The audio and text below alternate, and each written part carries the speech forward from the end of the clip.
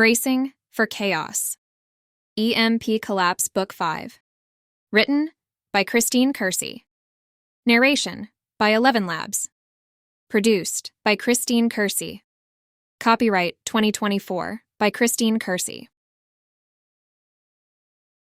Chapter 1. Heather. When the power blinked out on a cold March afternoon, Heather Easton didn't know she would look back on that moment as a bright red line marking the time before and the time after. Instead, she took the blackout in stride. She and her family lived in a rural part of southern Utah, and outages happened once in a while. If you were doing something that required electricity when there was a blackout, you simply picked another task that didn't require it and you moved on. This time, though, it only took a few minutes for her to notice that it was more than a run-of-the-mill outage.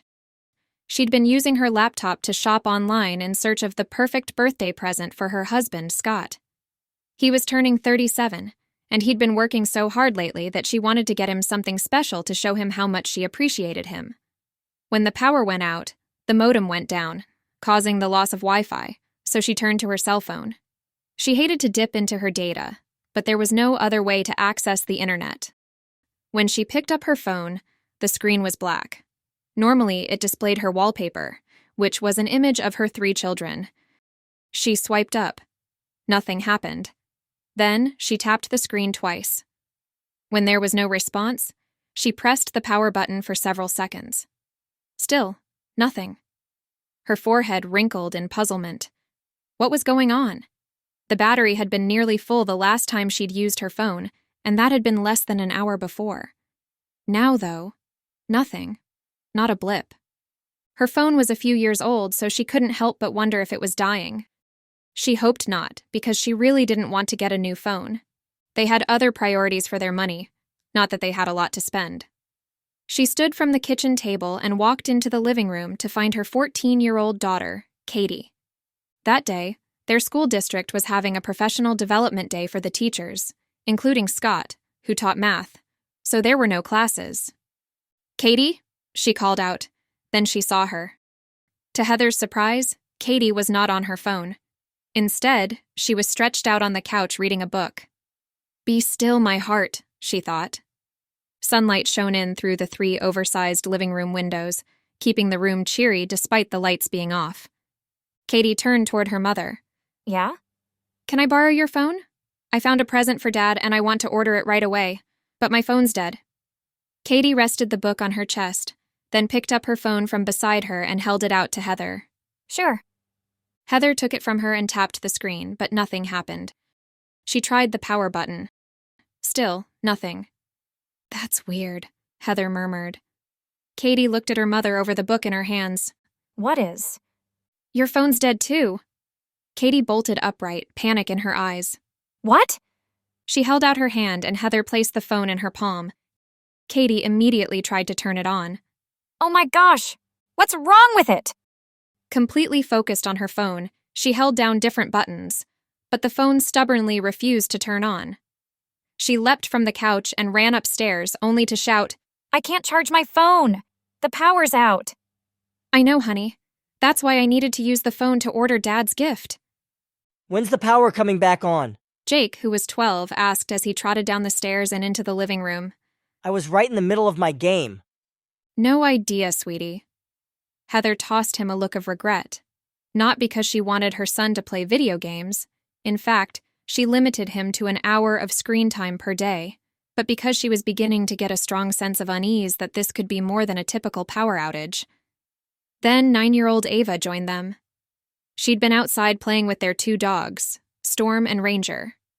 The German Shepherds were 3 years old, and brothers from the same litter. "Mom, I'm hungry." Jake plopped onto the couch. "Me too." It was 2:30, and Heather realized she was a little hungry herself. "How about some of the chocolate chip cookies I made last night?" Jake grinned. "Yeah." Laughing, Heather said, "Can you get them? But no milk. I don't want to open the fridge." Jake jumped up from the couch. "Okay, be right back." Katie trudged down the stairs, her face glum. "I can't believe my phone's not working." Heather gave her a sympathetic smile. "I know, honey." It suddenly occurred to her that she had no way to contact Scott to see if the power was out at the school, which was in a neighboring town, because she had a sinking feeling that this issue extended far beyond their little community of Springmont. With both her and Katie's phones completely dead, she couldn't help but think that this was more than a typical outage where the power would come back on in a couple of hours.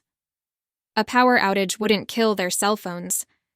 This felt different, more serious, more permanent. She didn't want to give life to the idea that was beginning to fill her head, but she couldn't deny what she knew. As an avid follower of world events, she was well aware that the U.S. had many enemies, some who would be happy to bring the U.S. to its knees. What better way to make that happen than to detonate a nuclear weapon high in the atmosphere, causing a high-altitude EMP? The ramifications of that made her heart plummet.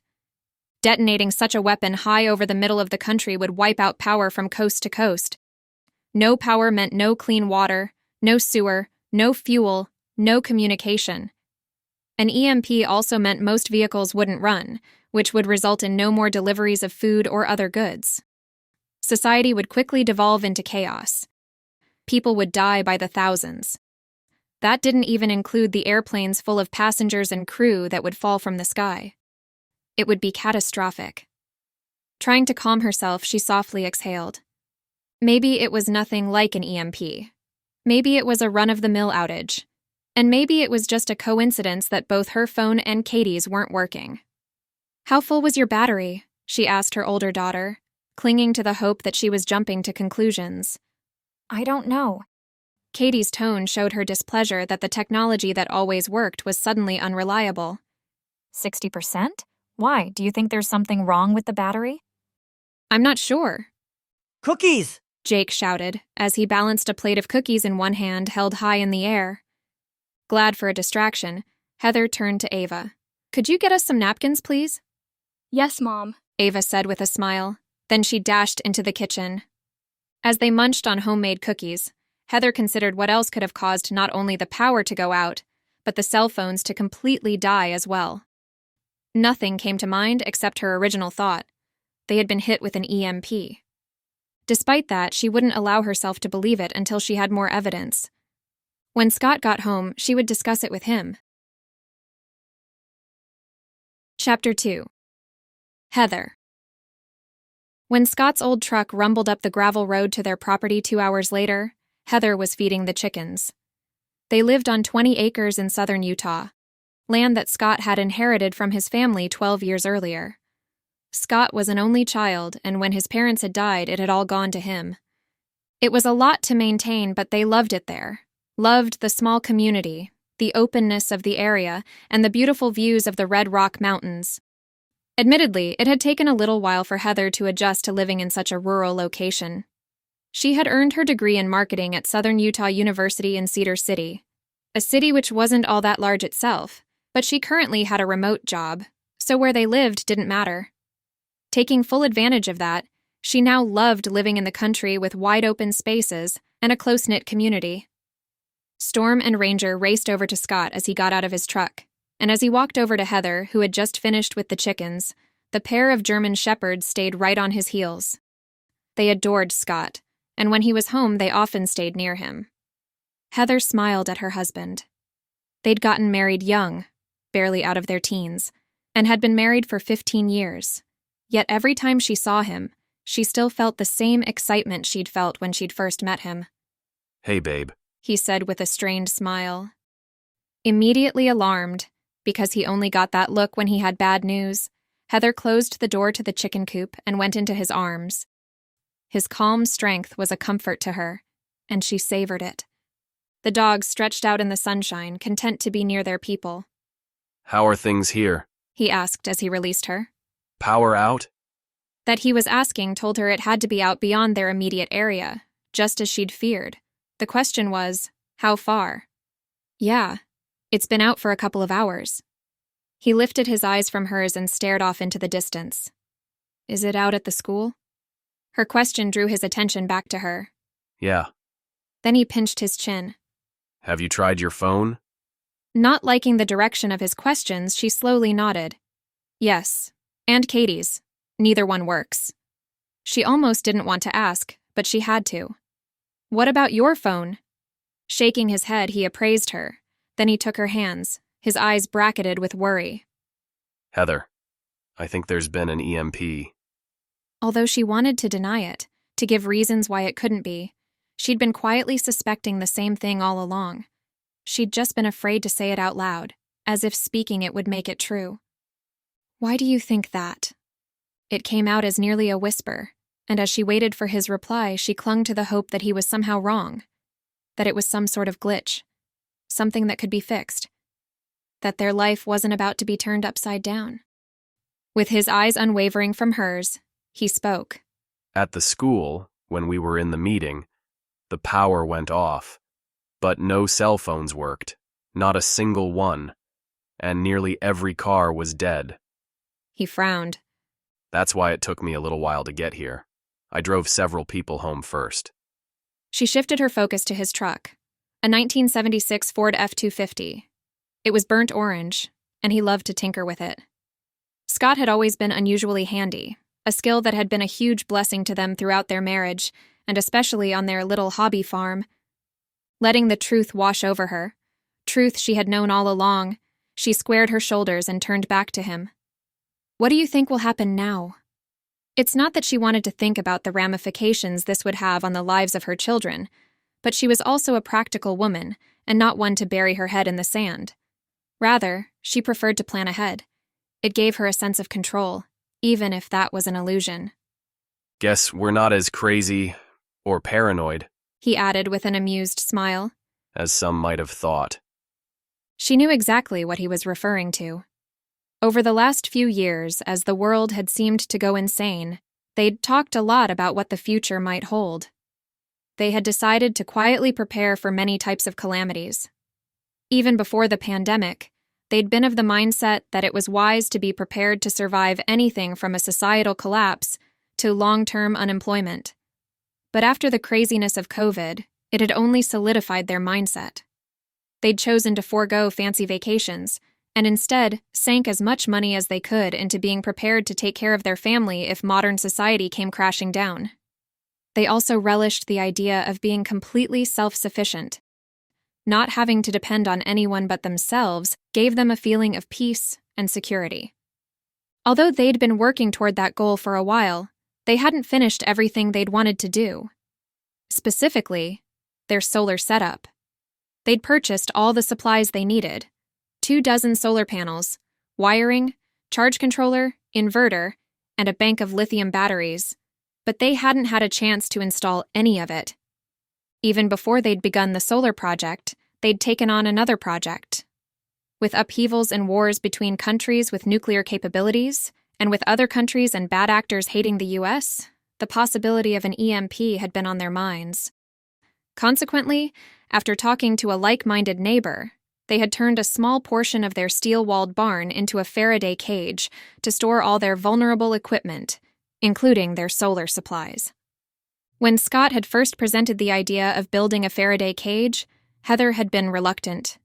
It would not be cheap, and she argued that the likelihood of an EMP didn't really seem that high, and that she'd rather use those funds to increase their preps. But Scott had talked her into it. "You're not going to say, 'I told you so,' are you?" she asked with a smirk, which was better than bursting into tears, which was the other emotion pushing against her chest. His expression held no hint of teasing, but broadcast unhappy resignation. I wish you'd been right, Heather. I could go my whole life without an EMP ever happening and be quite content. Drawing in a shaky breath, she nodded. "You and me, both. But at least we don't have to panic like 99% of the population will." That earned her a small smile. I like how you always find the silver lining to any situation. One of her eyebrows arched. "Ask me again in a few weeks how I'm feeling. It might be harder to come up with a lining then, silver or otherwise." He drew her into his arms. We're going to get through this. Beyond grateful to have him by her side, she settled against him. Chapter 3. Scott. As Scott held Heather in his arms, he stared off into the distance, taking in the beauty of their land. Although 20 acres was a decent size for a hobby farm, it still wasn't all that large. Their neighbors were within a short walk, but that wasn't necessarily a bad thing. Scott liked his neighbors. Most were of a similar mindset as he and Heather, wanting to be self-sufficient, wanting to be prepared. And with what he feared had just happened, they would need to join forces to keep their community safe. But that was something to think about later. Right now, he and Heather needed to take stock and figure out what exactly they should do next. You're home! Jake shouted as he, Katie, and Ava came bounding out of the house, joining him and Heather near the chicken coop. Heather stepped out of his embrace and turned to their children. "Indeed I am," Scott said with a smile. There's something wrong with my phone. Katie's expression said she just knew Scott could fix it. Reluctant to tell her that her phone was permanently dead, Scott couldn't stop the pained look from appearing on his face. What? Katie's body was tense as her head tilted. It's because of the power being out, right, Dad? Jake asked, his face open and eager, like he wanted to prove that he knew what was going on even if his older sister had no clue. Something like that, Scott said as he ruffled his 12-year-old son's hair. With a glance at Heather, he motioned to the house. "Let's go inside where it's warmer and talk about it." The 5 of them trooped toward the house. Storm and Ranger leapt up and followed, always preferring to be with their pack. Scott led the way, walking up the 3 steps to the wraparound porch, then into the house. He turned to the right and went into the living room. The 3 oversized windows that ran the length of the space let in plenty of sunlight. That was one thing, one of many, that Scott loved about this house. When his parents had built it, they'd opted to install large windows to not only take advantage of the beautiful view, but to bring in as much natural light as possible. Now, with electricity no longer available, sunlight was even more critical. Even once they installed the solar equipment, they would want to conserve as much energy as they could, so having the house lit by the sun was extra important.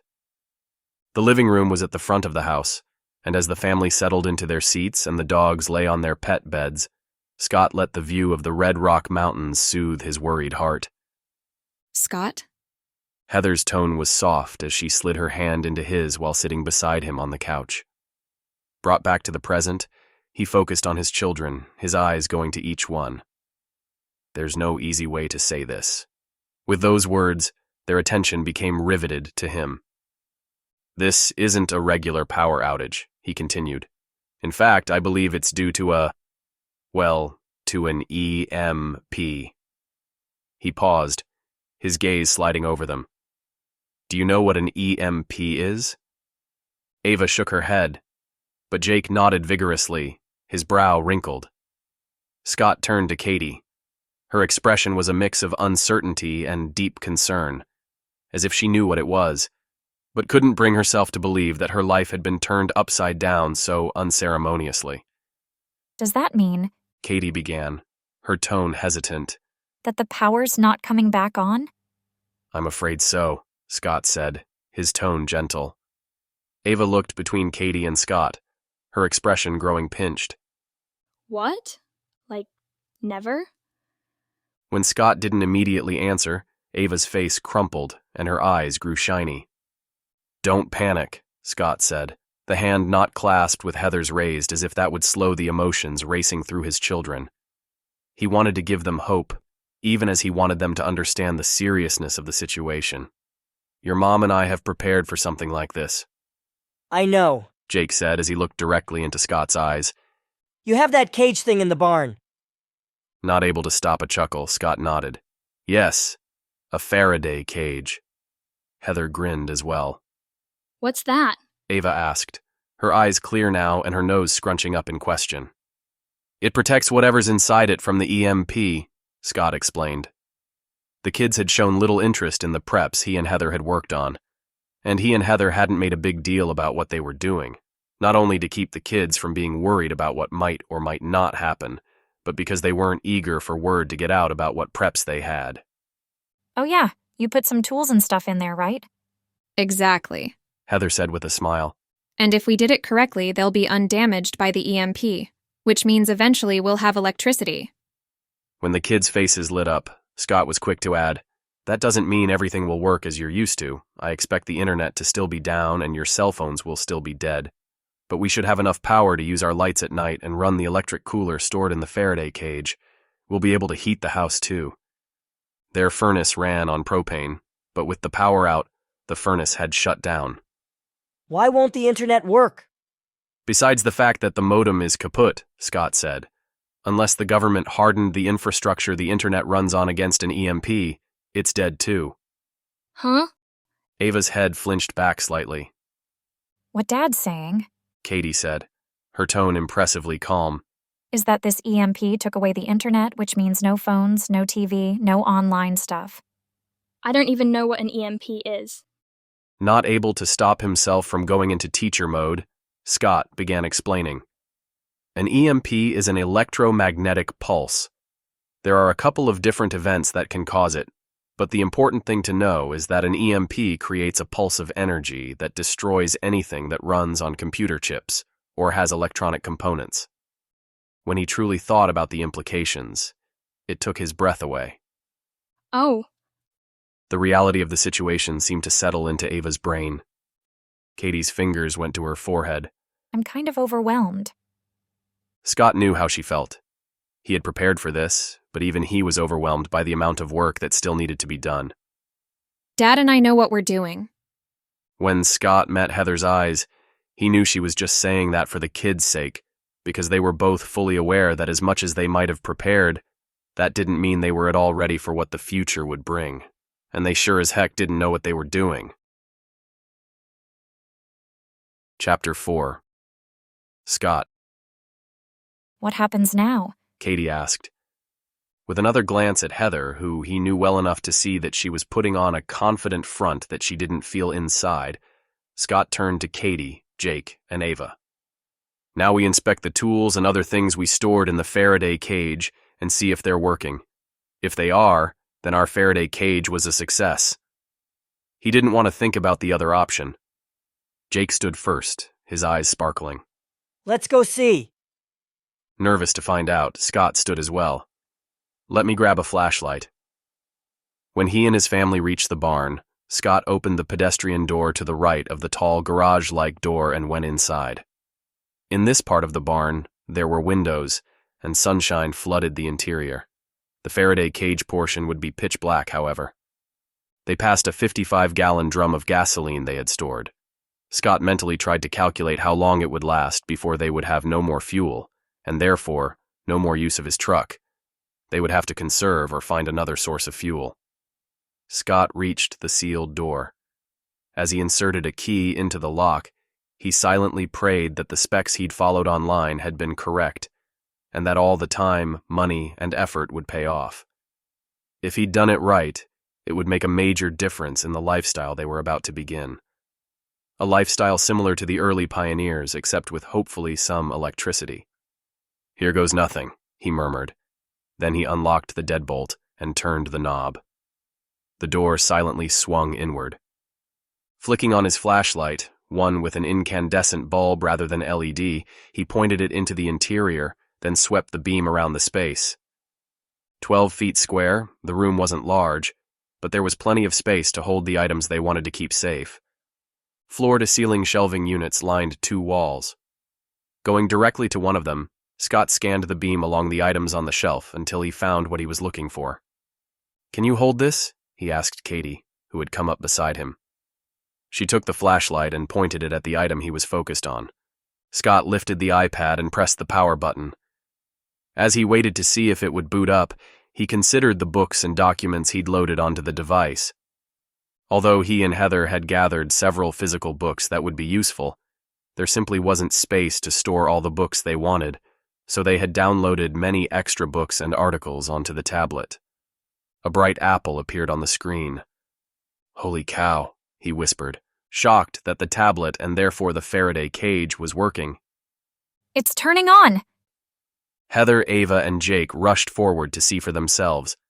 I can't believe it. Heather breathed out. It really worked. Turning to her with a grin, Scott could only laugh. After checking the battery and seeing it was at 23%, he shut the iPad down. He'd tried to keep the battery-operated devices charged up, and now he was glad he had. Next, he turned to a drill. He lifted it, then squeezed the trigger. The bit moved, although slowly, like the battery was low. He released the trigger, set the drill back on the shelf, then pressed his palms to his eyes. As he'd built the Faraday cage, he'd desperately hoped it would work, but deep down he'd had some doubts. Regardless, he'd proceeded with his plans, and now it had paid off, handsomely. Having these tools would make all the difference, as long as the solar equipment worked. Otherwise, he wouldn't be able to recharge the batteries. But there was no reason to believe they wouldn't. It seemed as if the Faraday cage had been a resounding success. As another source of electricity, they'd purchased 2 portable solar generators and their accompanying solar panels. Those were stored in a corner of the Faraday cage. In addition, they'd gotten an electric cooler and a chest freezer, expecting the units in the house to be fried in the event of an EMP. Until they got their solar up and running, they wouldn't know for sure if those large appliances inside the house were actually now dead. He moved to another shelf and picked up a pair of handheld radios. "Hello, the barn!" A voice shouted from outside. Startled, Scott spun around, the walkie-talkies in his hands. It sounds like Mark, Heather said, referring to the man whose land was adjacent to their property on one side. Scott turned to his children. "Let's keep our Faraday cage and its contents to ourselves, all right?" Okay, Dad. Of course. Okay. Ava said with a shrug, like it didn't matter to her. Heather focused on Ava. It's important, Ava. Ava stared at her mother, then nodded solemnly, like she was catching on to the seriousness of keeping some things to themselves.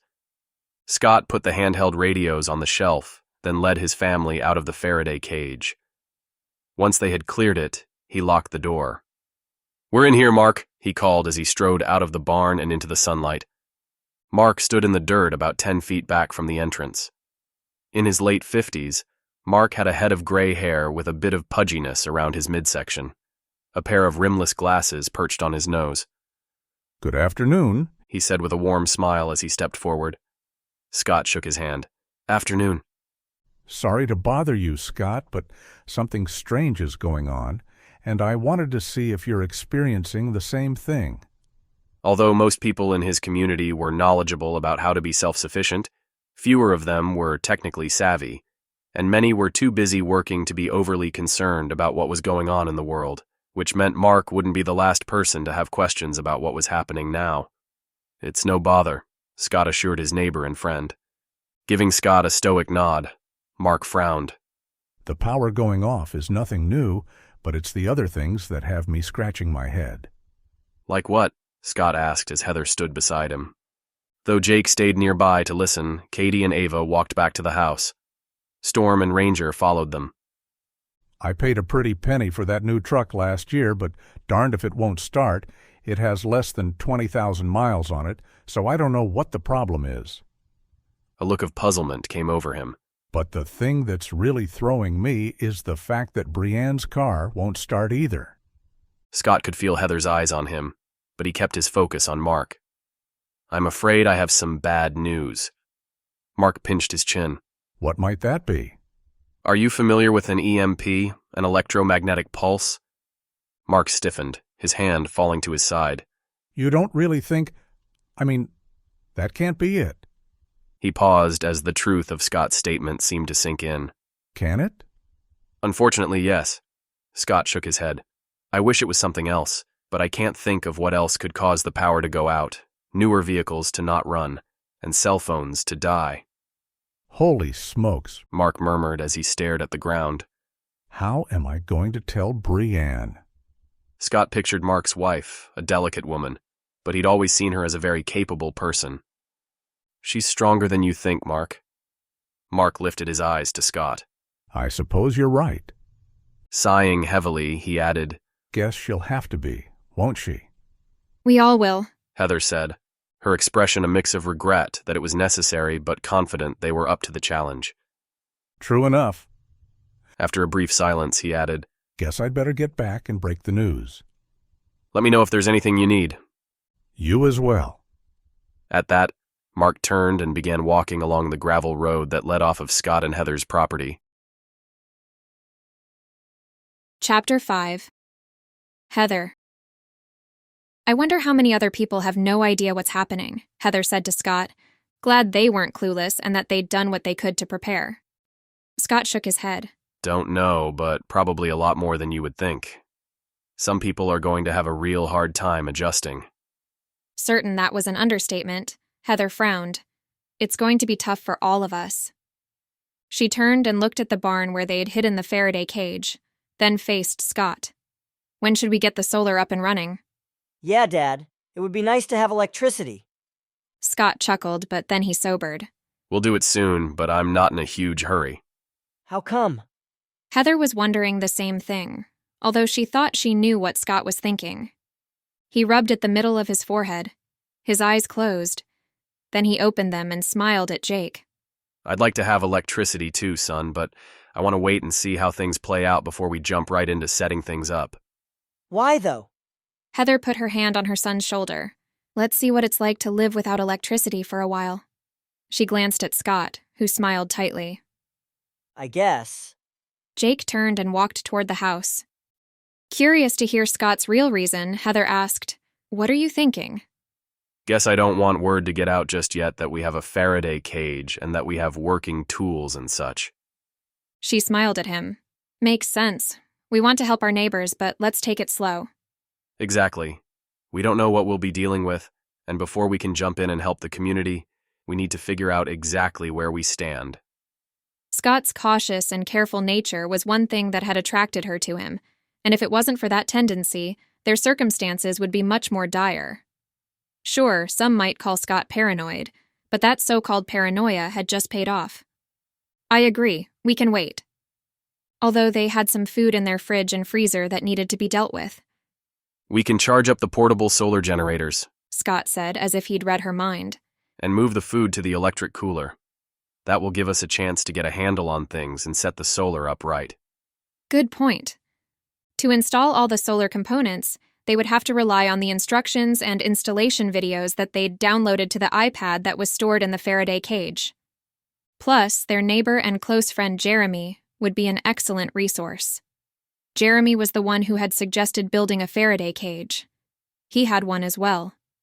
Heather was curious if his had worked. A small square building a short distance from the barn caught Heather's eye. She turned to Scott as worry threaded through her. Do you think Melissa, Alex, and the kids will come down?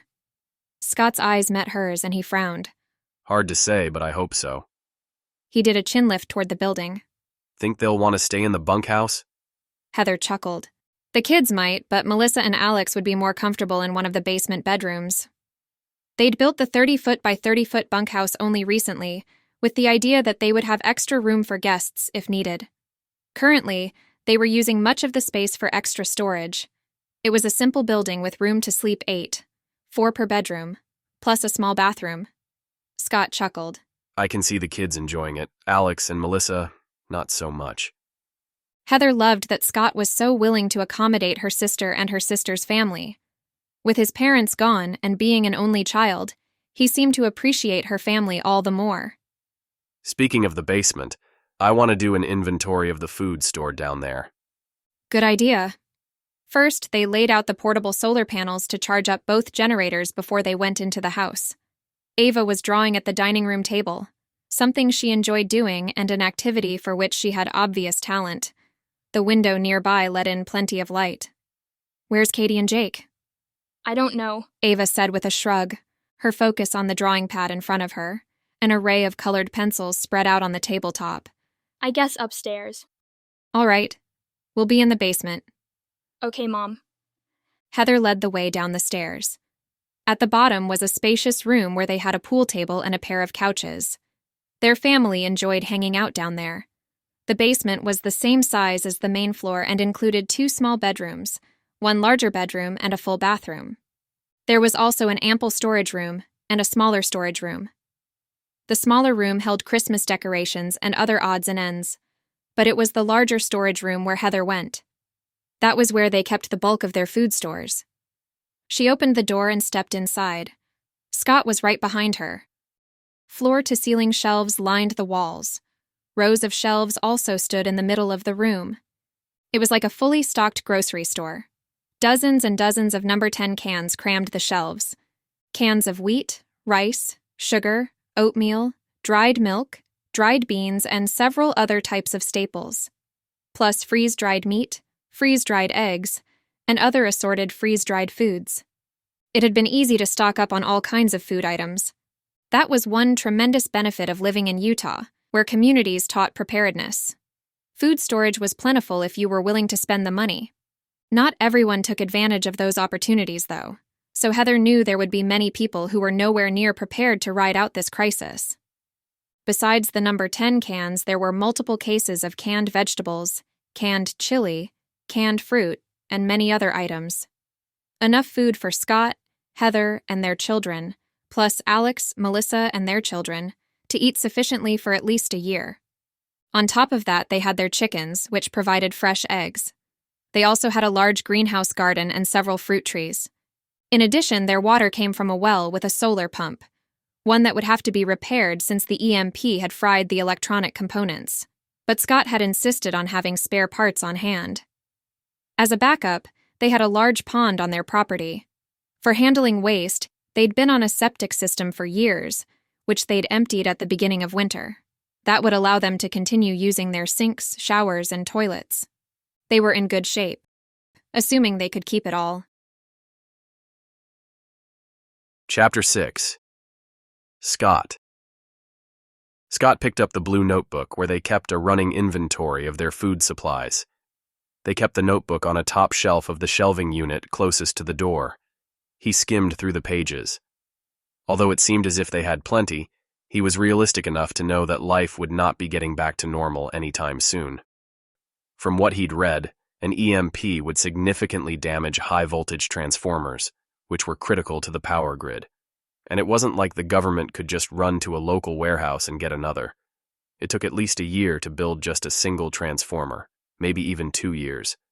If the EMP was as widespread as he suspected, dozens, if not hundreds, of transformers were now needed. How long until his little corner of the world would get one? 2 years? 5? 10? The thought of life as he knew it coming to a screeching halt for years was breathtaking. How many people would be dead by then? Would his family be among them? Scott? He lifted his eyes from the page he'd been staring at, his terrible train of thought broken by Heather's voice as she stood near him. Yeah. Are you okay? You seemed really deep in thought. There was no need to share his worries with his wife. It wouldn't help her. All it would do would make her as worried as he was. More, actually. Although she was more logical than emotional, she still worried, especially when it came to their kids. I'm fine, he pushed a smile onto his lips. Staring at him as if she didn't quite believe him, she smiled in a way he could tell was forced. She gestured toward the shelves of food. What do you think? We have a decent supply, but we should be careful with consumption. At her look of surprise, as if she thought they were completely set, he added, We don't know how long will depend on it, or when, or even if, your sister and her family will be coming, not to mention your brother and his family. Ben and his wife and kids lived in Los Angeles. Scott could only imagine what it would be like there once the populace realized they'd been knocked back to the Stone Age. Maybe the EMP didn't hit LA. Heather's voice held a tone of doubtful hope. Maybe. If that was the case, and if the damage was more localized, that would be amazing. But southern Utah didn't seem like much of a target. It made more sense for the big cities to be the targets of whomever was responsible. Where they lived would just be collateral damage, not the primary objective. It would help if they could get information from the outside world, but he didn't have a ham radio. That was one thing he hadn't bought, which meant he would have to depend on others in their community to discover the extent of this calamity. There was much to do, but they had to prioritize, and checking their food stores was high on the list. They got to work comparing what was on the shelves to what the blue notebook said. Dad? Ava called down the stairs. Mom? We're down here. Moments later, Ava appeared in the doorway of the storage room. I'm cold. With a glance at Heather, Scott said, "All right, let's get the heat going." Until they got the electricity running again, the only source of heat would be their wood-burning stove. It did a decent job of heating the main level, and they had more than a cord of wood they had yet to burn. When it came to staying warm, they had what they needed. For a while, at least. It didn't take long for Scott to get the wood-burning stove going and fully stoked. While he'd been working on it, the whole family had gathered around.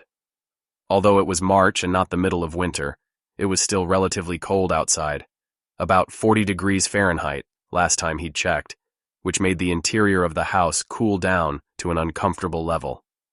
"We all need to help keep this going," Scott said to his family as he crouched in front of the stove. The 3 kids huddled in front of the stove, seeking warmth from its heat. Motioning to the wood stacked neatly to the side, Scott added, "If you notice this pile getting low, bring in more wood." Okay, Dad. Jake's tone was earnest, like he was going to make it his personal responsibility to keep the woodpile stocked. Glad his son was taking this seriously, he smiled. What are we doing for dinner? Katie asked. We need to use the food in the fridge. Heather turned to Scott. Let's grill the ground beef. "Good idea," he said as he stood. "I'll heat the grill." He turned to Jake. "Come help me." Scott led the way to the back patio, and as he gave Jake instructions, he watched his son turn on the propane, then use a barrel lighter to light the gas grill. Once the grill was heating, Scott pointed to the solar generators, which were drawing power from the solar panels. "Let's see how far they've gotten." Together, they walked to the pair of generators. The smaller one was at 78%, and the larger one was at 62%.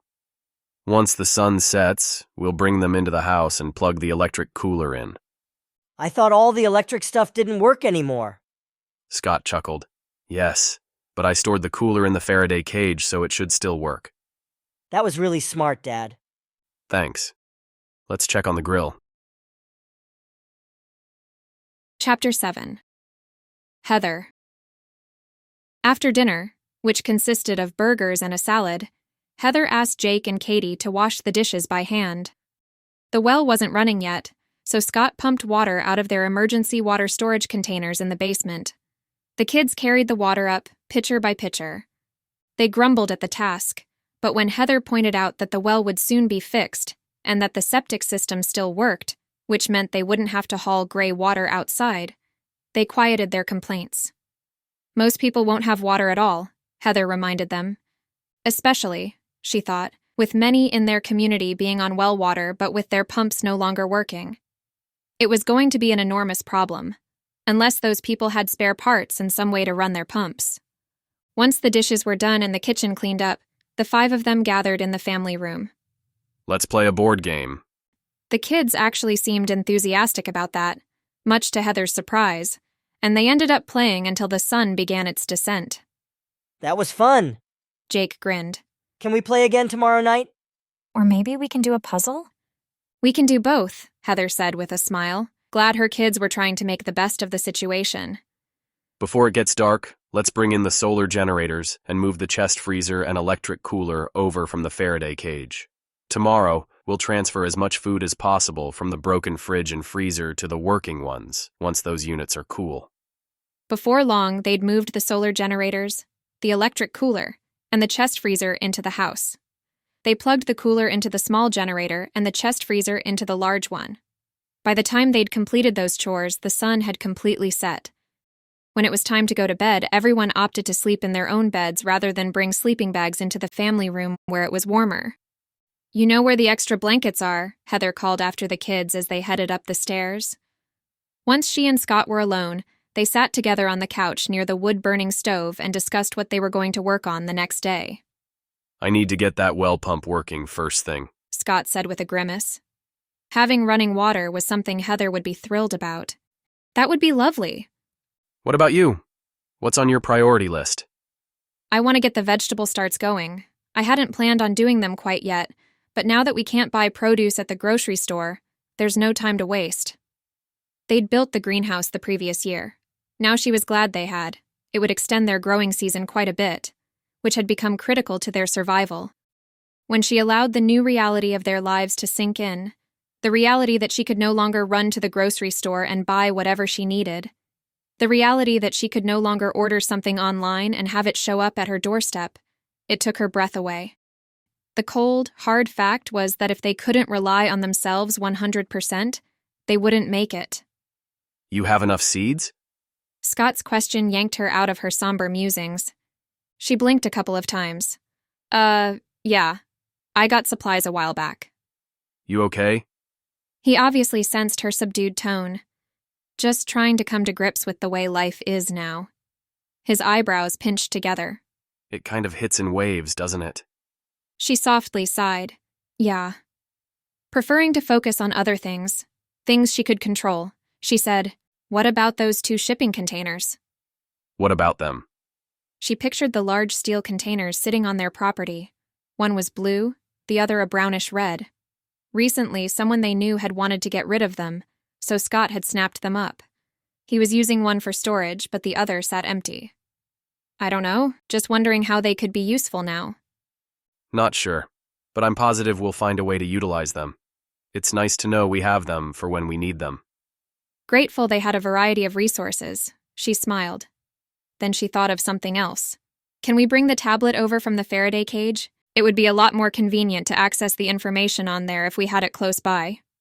Scott looked thoughtful. I don't disagree, but what if we're hit with another EMP? The idea of a second EMP destroying what they'd saved from the first one sent a pulse of alarm right through her. She didn't want to consider the ramifications of fixing the solar well pump and setting up the solar on the house only to have them destroyed later. What would they do then? Do you think there will be another EMP? She couldn't stop her face from scrunching up in concern. Should we wait to fix the well pump? What about the solar for the house? Her chest compressed with anxiety. I don't know if there will be another EMP, but I kind of doubt it. What would be the point? The first one was pretty darn effective. That made sense, and she relaxed just a little. That's true. Which brings up another question. Who do you think is responsible? Could be a lot of people, or countries. It could also be from the sun. A coronal mass ejection. He tilted his head. I don't know if that would be better or worse. Why do you say that? It would be better if the EMP wasn't caused by a dictator who hates the US, but if it was from the sun, then we don't know if there will be another burst. But if it was from a CME, I would have expected news coverage about a solar flare prior to it happening, since the government usually knows about any solar flares before they reach Earth, and I've heard nothing about solar flares recently. Heather hated not knowing, and without access to the internet or even a news broadcast, they were completely in the dark, figuratively and literally. After being used to so much information at the touch of a button, not being able to find out anything was extremely difficult. Before, they'd had information overload, but what she wouldn't give to have access to just a bit of news now, to know what the heck was going on. All we can do is move forward. Scott smiled in a way that Heather knew was supposed to be reassuring. Do the best we can. Yeah. What else could they do? Chapter 8. Scott. Try it now, Scott said to Heather as he walked into the kitchen and motioned to the faucet. It was the next day, and after they'd moved what food they could fit into the electric cooler and chest freezer, they'd spent the morning working on the solar well pump. He thought he'd finally gotten it working, but now was the moment of truth. Heather lifted the handle on the faucet. It bucked and wheezed, but then it spit water before a steady stream began. Yes, Scott said with a triumphant grin. Heather laughed. That's awesome. You're awesome. Not too bad. You got it working? Jake asked with wide eyes. Woohoo! Are you surprised? Katie asked as she joined them in the kitchen. Dad can fix anything. Not able to stop a burst of pride from washing over him, Scott chuckled. Don't jinx me now. A knock sounded at the front door. They rarely had visitors, but when they did, those visitors usually called ahead. Of course, that was impossible now, so it could be anyone. Scott glanced at Heather, who didn't seem worried. Maybe it's Mark or Jeremy. Maybe. His tone was cautious. He walked toward the front door. As he crossed from the dining room into the entryway, he glanced out the dining room window. An older Ford Bronco was parked out front. He didn't recognize it. He moved to the front door.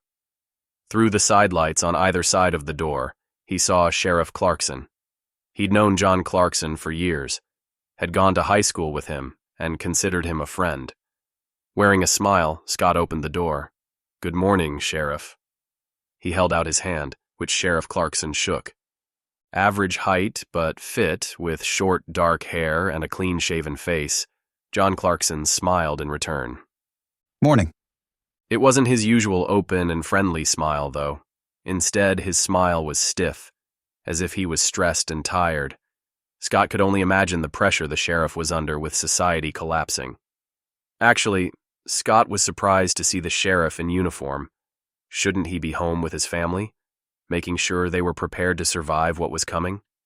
"What can I help you with?" Scott asked, as he stood in the open doorway. Wanted to check in, see how your family's doing.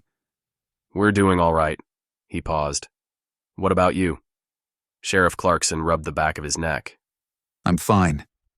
Scott decided to say what was on his mind. "Kinda surprised to see you, Sheriff. Thought you'd be home with your family."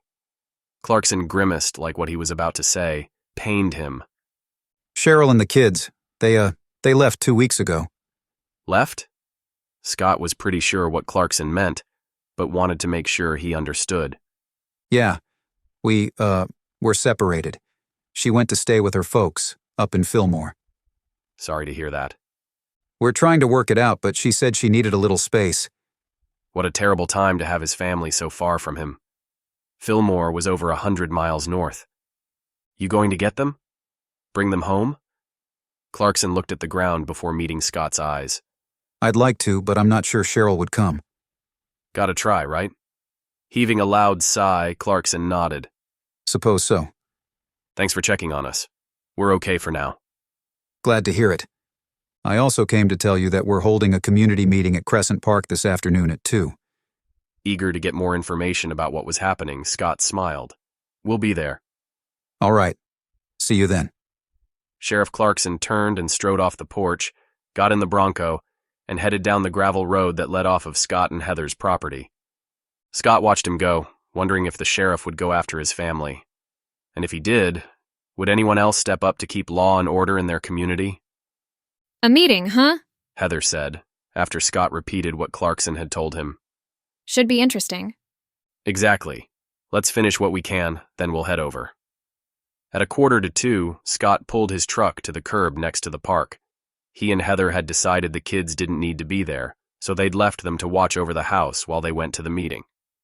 Half a dozen older vehicles plus several ATVs were at the park. There were also quite a few bicycles and even some horses. Pleased to see the people of Springmont adjusting to their new situation, Scott shut off the engine. He and Heather stepped out of the truck and walked toward the loosely gathered group. They greeted several people they knew, stopping to chat with one couple in particular, Jeremy and Kelly Porter. The pair lived on acreage next to Scott and Heather's, and were a couple they enjoyed getting together with from time to time. Jeremy and Kelly had 5 children, 3 boys and 2 girls, ranging in age from 8 to 16. The Porters weren't preppers per se, but rather were into being prepared and self-sufficient, a lot like Scott and Heather. Jeremy and Kelly were the only people who knew the extent of the preparation Scott and Heather had made. In fact, it was their example that had led Scott and Heather to build their Faraday cage. Did it work? Jeremy's voice was low as the 4 of them huddled together while they waited for the meeting to begin. Scott knew exactly what he was talking about, and he couldn't stop the huge grin from splitting his face. Like a charm. What about yours? Keeping his expression neutral, Jeremy nodded. Likewise. Thrilled to hear that, Scott schooled his features. That's great. He glanced around, then met Jeremy's eyes. We're waiting to install the solar equipment for now. Want to make sure the threat is over. Jeremy slowly nodded. Good call. Let me know if you need help setting it up.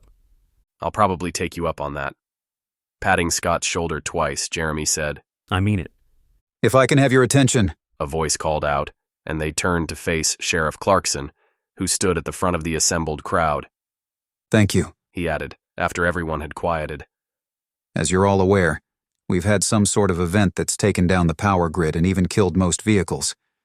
I don't have an official confirmation, but I suspect it's because of an EMP, an electromagnetic pulse. A murmur arose in the crowd. Scott glanced at Heather, whose lips pursed like she was saying, "Just like we thought." How widespread is it? A man called out. Sheriff Clarkson turned to the man. From what I've been able to find out through a relay of ham radio contacts, this is affecting the entire country. This caused the crowd to go into an uproar. Even Heather gasped. Scott drew in a sharp breath himself. If the entire country had been hit, no help would be coming. They were well and truly on their own. Chapter 9. Heather. Heather was stunned to learn that the entire country was in the same situation as Springmont. As she listened to the murmur of voices around her, it was clear that everyone was in the same state of shock. When a natural disaster had struck the country in the past, it had always affected only a small region, usually within a state. That allowed the rest of the country to step in and help the affected region. Now, though, every single state in the U.S. had no electricity and very few vehicles that worked. Food deliveries would be impossible. Without food, people would quickly become desperate, which would put everyone in danger. Although their community was small and better able to take care of itself, Springmont wasn't completely isolated. The interstate was only a few miles away. People who had been traveling would now be stranded. They would come looking for help. What would that mean for their community? Would they be willing to take people in? Take strangers in? A few, maybe. But there would be much more than that. Because not only would stranded travelers be looking for help, but eventually people who lived in larger cities would search for a safe place to take their families, and they would assume that the rural areas would be the perfect spot. As all these thoughts flooded Heather's mind, she scanned the faces of those gathered at the meeting. These were her neighbors and friends. They would need to rely on each other for security and more. Perhaps they could trade with each other for what they didn't have. They would need to rely on their neighbors for everything. People shouted questions at Sheriff Clarkson. He raised his hands, and once everyone quieted, he said, "You know all that I know, which, unfortunately, isn't much." People spoke among themselves in quiet tones. Then someone called out, Who did this? Does anyone know? When no one offered an answer, Clarkson focused on the man who had asked. Plenty of people have guesses, but no one knows for sure. If any of you have working radios, I suggest you listen for any broadcasts you can find. Maybe someone will be transmitting. He glanced around the crowd. If you learn anything, spread the word. Clarkson's lips flattened. Now, we need to talk about security. Heather noticed anxious looks pass between people as if they'd been worrying about the same thing. Others appeared slightly confused, like when it came to security there was nothing to worry about. One woman even called out, "Do we really need security? We're all friends here." Sheriff Clarkson cleared his throat. It's not necessarily for each other, but for outsiders. Then he shared his concerns about people who were stranded on the nearby interstate. They'll be looking for help. Of course, you're welcome to help whoever you want, but I recommend vetting those strangers first. I agree. You never know who you're dealing with. We can't just leave people to starve and freeze. People debated the best way to proceed. What are you thinking? Scott called out to Clarkson. The sheriff turned to Scott. We ought to set up a barricade at the main road into town, then take turns guarding it. How will we decide who can come in and who can't? Clarkson seemed to think that over. Depends on all of you. What do you mean? How many of you will take in strangers? Several hands went up, but fewer than a dozen. Scott and Heather kept their hands down. It wasn't that she was unwilling to help a stranger, but she had her children to consider. And she hoped that Alex and Melissa and their kids would join them at some point. They needed to keep space available for them. Besides, who knew what the potential strangers were really all about? Would they be helpful or dangerous? It was the unknown that made her nervous, and she wasn't about to risk the safety of her children for people she didn't know. Okay. Clarkson went on. Some of you want to let people in. But how do we know it's safe? You tell me. Heather could see what the sheriff was doing, trying to lead the people to conclude that they couldn't just throw the door to their town open to anyone who asked. She agreed, wholeheartedly. Although she considered herself a compassionate person, she was also realistic enough to know that supplies were limited, and once they ran out, people would turn on each other. She and Scott didn't need the complication of extra people on their property that they didn't know and trust. "We can't let people in," one man shouted. "That would be foolish." "But what about helping others?" someone loudly asked. "Aren't we supposed to do that?" "You go ahead and do it," the man snapped. "I'm going to put my family first. I have to. It's up to me to make sure they have what they need." "Let's take a vote," someone suggested to the group at large. "Good idea," someone else called out. "All right," Clarkson said, his voice loud enough to be heard over the conversations that were happening in small groups. Once the crowd had quieted, he said, "If you want to let strangers in, raise your hand." To Heather's relief, less than 10% of the hands went up, and some people seemed uncertain if they should vote that way. "If you want to send strangers on their way, raise your hand." Chapter 10. Scott. Scott was glad to see that the vast majority of hands went up, including his and Heather's. "Looks like most of you want to keep our community closed." Clarkson's tone was calm. "However, this is still a free country. So, those of you willing to open your homes to strangers, you'll need to be at the barricade when those strangers come by so you can speak to them and decide if you really want to bring them into your homes." Those that had raised their hands seemed less certain now, staring at the ground or turning to their families to consult, although a few nodded, their lips pursed like they thought this was an excellent solution. Despite understanding Sheriff Clarkson's line of thinking, Scott had a concern that he believed needed to be addressed, so he called out, "I have a question." Clarkson turned to him. "What is it?" "What if someone wants to allow a stranger in that seems questionable? Will the rest of the community have a say in it?" "What do you all think?" Even though a part of Scott would have liked Clarkson to just tell everyone the best way to go about this, he respected the fact that the sheriff was leaving it up to the community.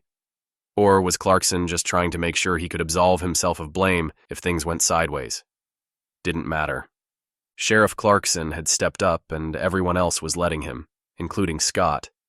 With his family his primary concern, Scott had no interest in leading the community, so he was content to let Sheriff Clarkson take the lead. "If a stranger who seems sketchy is vetted by someone else in the community and invited into their home, should we allow that?" Many people seemed uncertain about how to answer, but one man called out a confident, "No." Then he added, "Our families are here. We can't take a chance on sketchy characters being among us." Slowly nodding, Clarkson scanned the crowd. "Any other thoughts?" "It's my home, too. I can invite whoever I want." A low murmur of voices filled the air as people discussed the pros and cons of each position. Finally, Clarkson said in a loud voice, "All right, if you'd allow me to share my thoughts." The crowd hushed and turned to face him. "I think those willing to open their homes ought to be able to invite in whomever they choose." Voices rose in protest, but Clarkson held up his hand. Once everyone had settled down, he went on, "However, this is a community with families. So I propose that before anyone is allowed to join our community, we bring them in to chat with a group of people you all designate. We can call this group the vetting committee. That committee will decide if the person can stay. We'll have to hammer out the guidelines the committee will follow, but what the committee decides will be the final decision." "What about family? I believe my adult children will eventually come here. I'm not turning them away." This caused a loud murmur. It seemed many people had loved ones they expected to eventually show up. Scott turned to Heather, whose eyes broadcast worry as she met his gaze. Giving her a reassuring smile, he said loudly enough for all to hear, "Family should be different. When my family gets here, they must be allowed to come in." Scott watched the reactions of the people, and to a person they either nodded their agreement or made their assent known by saying, "That's right," or "I agree." The sheriff didn't smile, and Scott remembered that his family had left him. He hoped Clarkson could work things out with his wife, especially now that society was in the midst of a collapse. Having them so far away had to be agonizing. "Sounds like we don't need to vote on that measure." Scott heard soft chuckles of relief and silently nodded. "But on the other measure, the one where any stranger needs to go before the vetting committee before they're allowed to join our community, let's take a vote. All in favor, raise your hand." Nearly every hand went up, including Scott's. Now that we've settled that question, we need to assign people to create and then man the barricade. If you're willing to help. He narrowed his eyes. And I expect at least one person from every household to take part, then come talk to me after this meeting, and we'll get things figured out. After a brief pause, he added, I suggest you take stock of your resources. Perhaps others in the community will have what you need, and you can arrange a trade. Also, think about who you would like to see on the vetting committee, and we'll get that set up. Despite the severity of the situation, the fact that Sheriff Clarkson was coming up with solutions to important problems gave Scott hope that they would figure this out, and that they would be okay. All right. Clarkson's tone said the meeting was over. If you're able to help with the barricade today, please come see me now. Let's see what he has to say, Scott said to Heather, Jeremy, and Kelly. The four of them walked over to the sheriff, along with nearly 24 other people.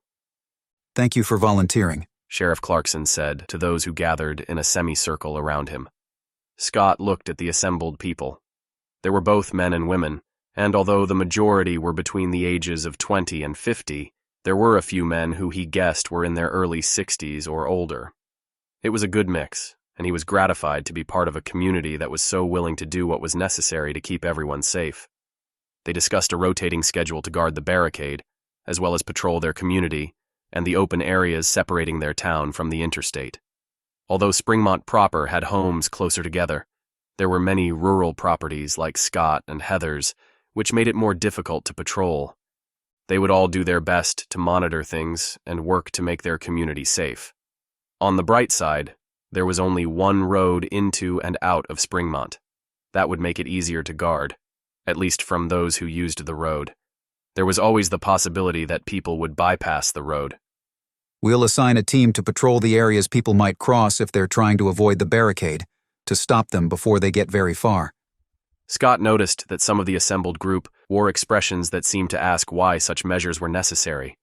This early in the collapse, a part of him also wondered, but he considered himself well-informed, and he'd seen what happened when calamity hit and people were in dire straits. As much as he wanted to believe that most people were good, it only took a few evil people to bring havoc down on everyone. In addition, as things grew more challenging and people became more hopeless, their capacity to do terrible things would only grow. Better to establish preventative measures now, before things got out of hand. Scott was grateful that Sheriff Clarkson was thinking ahead, which would benefit everyone in their community. Once they'd created a schedule they all agreed on, half of the group volunteered to work on building the barricade. Scott and Heather were not part of that group, but they offered to drop off as many as could fit in their truck.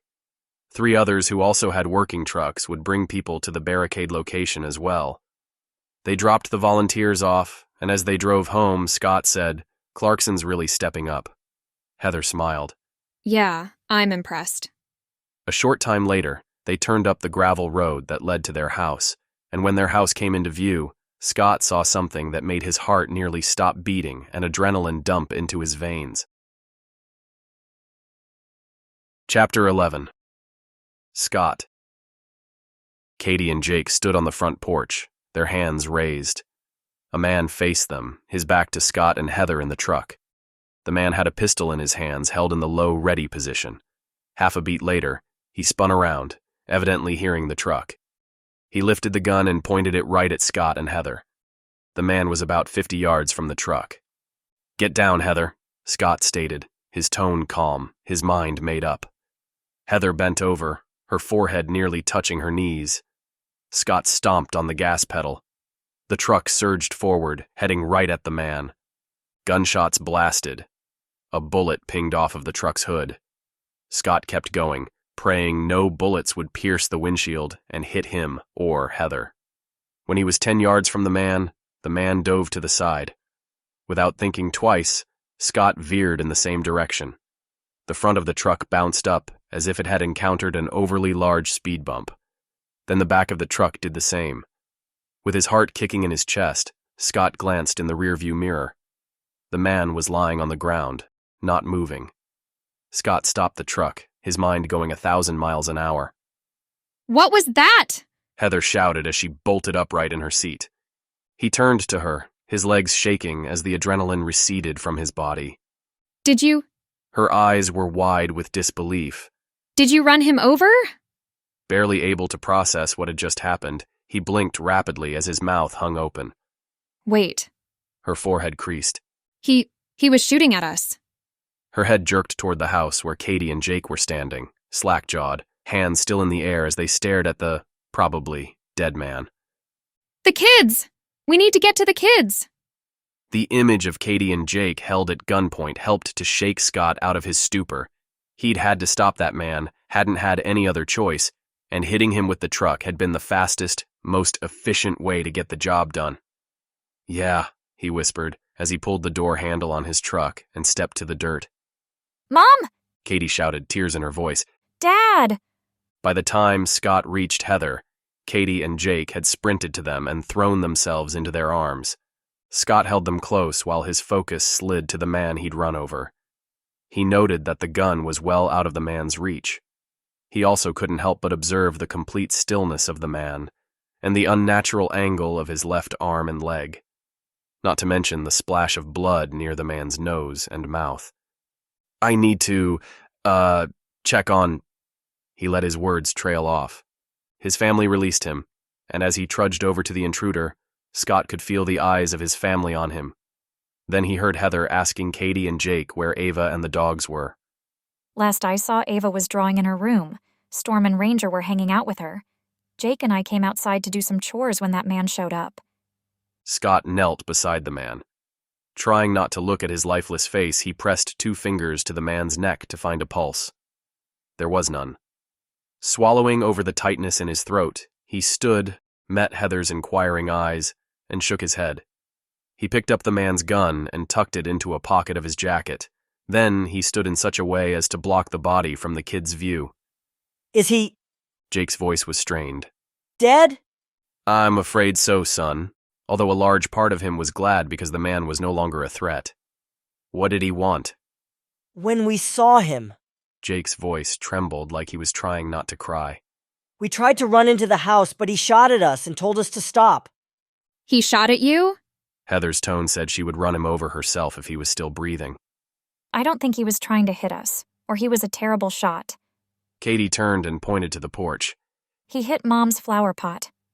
Scott looked at the porch and saw that the blue ceramic pot where Heather planted flowers in the spring had been shattered, and the dirt that had been inside was a mess on the wooden porch. He said he needed food and water. I told him I would get something for him, but he wouldn't let me go inside alone. He insisted on coming with me, but I didn't think that was a good idea, so I told him no. By the time you guys got home, he was getting pretty mad. What if he and Heather hadn't gotten home in time to stop the man from harming his children? The notion made Scott's gut churn with horror and agitation. He never wanted to leave his family alone ever again, but he knew that was completely unrealistic. He took some comfort in knowing the barricade Sheriff Clarkson was building would stop most of these kinds of people from ever reaching his home. Storm and Ranger barked frantically inside the house. Then, the front door opened and they burst out, racing to the dead man and sniffing him vigorously.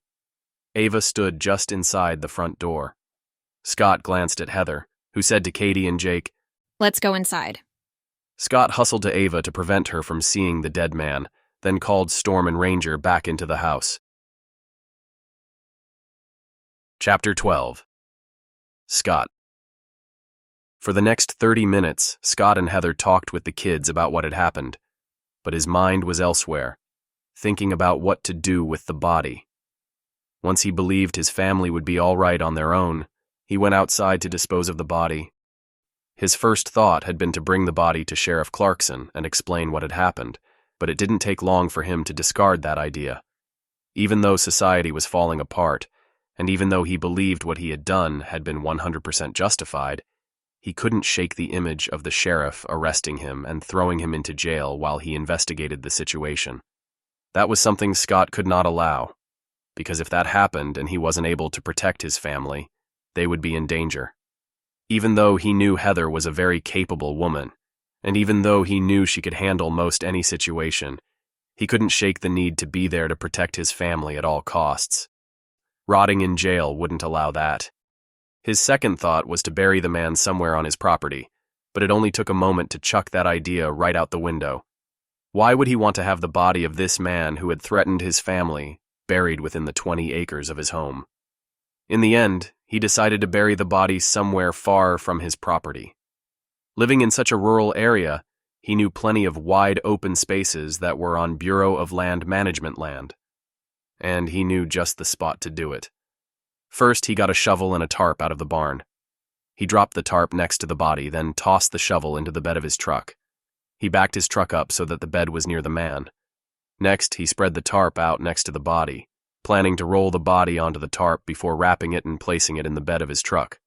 But just as he finished positioning the tarp beside the body, he heard the approach of horses' hooves. His head jerked up in alarm. It was Jeremy, his neighbor and friend, trotting toward him on his favorite horse, Rio. Not able to take his eyes from Jeremy's face, Scott could tell the moment Jeremy spotted the dead man. His eyes flared and his mouth fell open, but he didn't slow. When he was a few feet away, he stopped. By then, his expression had smoothed out, and his gaze ricocheted between Scott and the dead body, finally stopping on Scott. What happened? Jeremy's tone said he could see something terrible had taken place, but he wasn't jumping to conclusions. He slid off of Rio and stood on the opposite side of the body from Scott. Slowly getting to his feet, Scott swallowed over what felt like a boulder in his throat. He glanced at the body as the memory of deliberately running over the man flashed through his mind. Guilt stabbed at him until he replayed the part where the man had been holding his children at gunpoint and then had shot at him and Heather. That assuaged most of the self-reproach. He wouldn't let Katie and Jake go in the house. When Heather and I pulled up, he was holding them at gunpoint. The kids said he actually shot in their direction. Jeremy recoiled at this.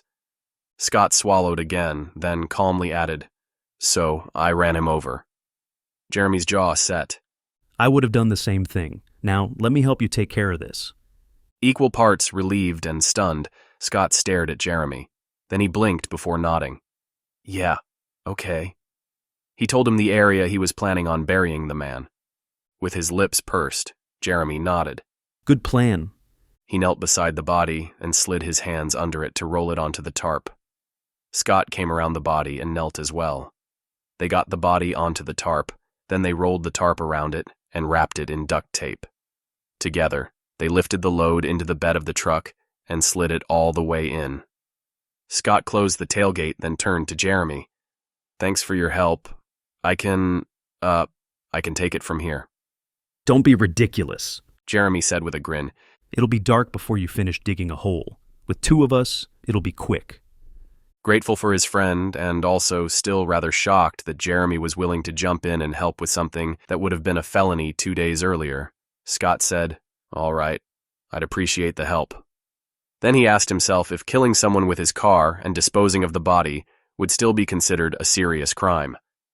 Although he believed he'd been completely justified, he wasn't about to go ask the sheriff his opinion. He shoved down his misgivings. If you'll follow me and Rio home, I'll drop Rio off and let Kelly know that I'm going to run an errand with you. Sounds good. I'll grab another shovel. Scott watched Jeremy mount his horse and head off. He grabbed another shovel from the barn, tossed it in the truck's bed, then got behind the wheel and headed to Jeremy and Kelly's place. Once he arrived, it didn't take long before Jeremy came trotting up on Rio. Jeremy went into his house, and when he came back out, his oldest boy, Liam, was with him. Liam took Rio's reins, then led him to their barn. Jeremy hopped into the passenger side of Scott's truck, and they drove off. It took 20 minutes for Scott to find the turnoff he'd been thinking of, and as they'd been looking for it, Scott had made a concerted effort not to discuss the errand they were on. Instead, he'd talked about the things he needed to do to make sure his home and family were secure. It turned out that Jeremy hadn't thought of everything either, and they both had a lot to do to make sure they were ready for whatever might come. They exited the main road, and after driving several miles along a rough dirt road, Scott pulled into a relatively flat area and turned off the truck. Now he couldn't avoid discussing what came next. "Let's find a suitable spot." Scott's tone broadcast his lack of enthusiasm over this whole situation. Both men got out of the truck, then stood near the hood as they surveyed the area. What about over there? Jeremy pointed to a place near trees. yet also open enough to accommodate the size hole they needed to dig. Works for me. Scott was eager to get this over with. By the time they were smoothing over the hole where they'd buried the body, the sun had nearly set. Even though a chill had set in, Scott was sweating. Digging a large enough hole had been a good workout, especially with wanting to complete the job as quickly as possible. If he'd had to do it on his own, he would have been there for way too long. They tossed the shovels into the bed of the truck. Both men had dirt smeared on their arms and faces. Both of them had taken off their jackets and had been down to t-shirts. Thanks for your help. You would do the same for me. As he reached for a bottle of water from inside the cab, Scott silently thought, yeah, I would. It felt good to have a friend who had his back. Hold out your hands. When Jeremy did, Scott trickled water on them to rinse the dirt off. Once Jeremy's hands and arms were relatively clean, Jeremy cupped his hands. Scott dribbled some water into them. Jeremy used it to splash water onto his face and scrub the dirt off. Then Jeremy did the same for Scott. They guzzled some water, then climbed into the cab of the truck. Scott turned the truck around and headed back down the dirt road. When they reached the main road, Scott felt a sense of relief. The ugliest part of his day was now done.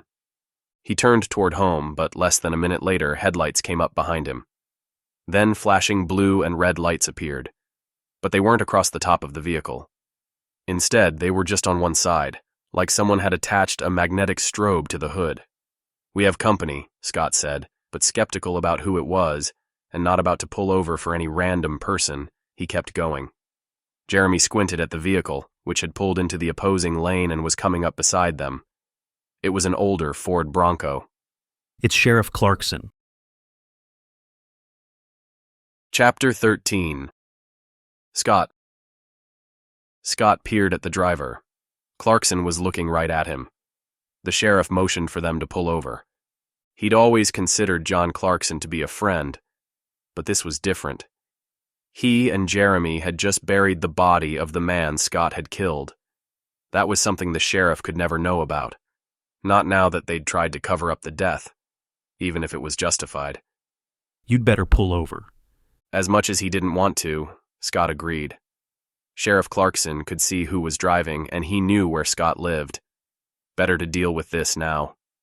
Scott pulled to the shoulder. Although with so few cars running, it wasn't as if they would impede traffic even if they stopped in the middle of the road. He shut off the engine and used the handle to crank the window down. Moments later, Sheriff Clarkson stood next to the driver's side window. Evening, Scott. His tone was friendly. He held a flashlight, which he shone into the cab. Hey, Jeremy. Hey, Sheriff. Scott was gratified that his voice sounded normal, not like that of a man who had just buried the body of a person he'd murdered. What are you all doing out here tonight? Clarkson swung his light in the direction they'd come from. Saw you coming from the turnoff. He faced them again, the flashlight illuminating the inside of the cab. Scott cleared his throat. Although he knew that could be a tell, he couldn't help it. We were, looking for a place to gather firewood. What did you find? The sheriff's tone made it difficult to tell what he thought. Glad they'd cleaned the dirt off of themselves. Scott just hoped there weren't any other signs they'd spent the last couple of hours digging a grave. The 2 shovels were in the bed of the truck. He just hoped the sheriff didn't notice them. No luck, Jeremy said. We'll have to search other places. Ready to turn the conversation in another direction, Scott asked, "Did you finish the barricade?" In the reflection from the flashlight, Clarkson didn't look completely convinced by their story, but he didn't ask more questions. Yep. There were plenty of dead vehicles. We managed to move them, and now they're blocking the road completely. At the word dead, Scott flinched, ever so slightly. Pushing past that, he said, "Glad it's in place. With any luck, it would keep the riff-raff out of their community. Riff-raff that had the gall to shoot at children." At the thought, he felt a small rush of adrenaline. Any issues with strangers? Asking that was ironic, since he'd been the one with an issue, but he had to know if that was a one-off or if it was going to be a regular thing now. Actually, Clarkson began, which got Scott's attention. While we were putting the barricade together, several people came by, travelers whose cars crapped out on the interstate. They were looking for help. No one was there to take them in, so we had to send them on their way. A pair of men became hostile at the rejection. Had to draw down on them. That got them to leave. Clarkson looked to his right and sighed deeply before turning back to Scott and Jeremy with a frown. I'm afraid it's only the beginning. Things are going to get ugly. It's inevitable. Swallowing the confession that pushed at his chest, Scott nodded.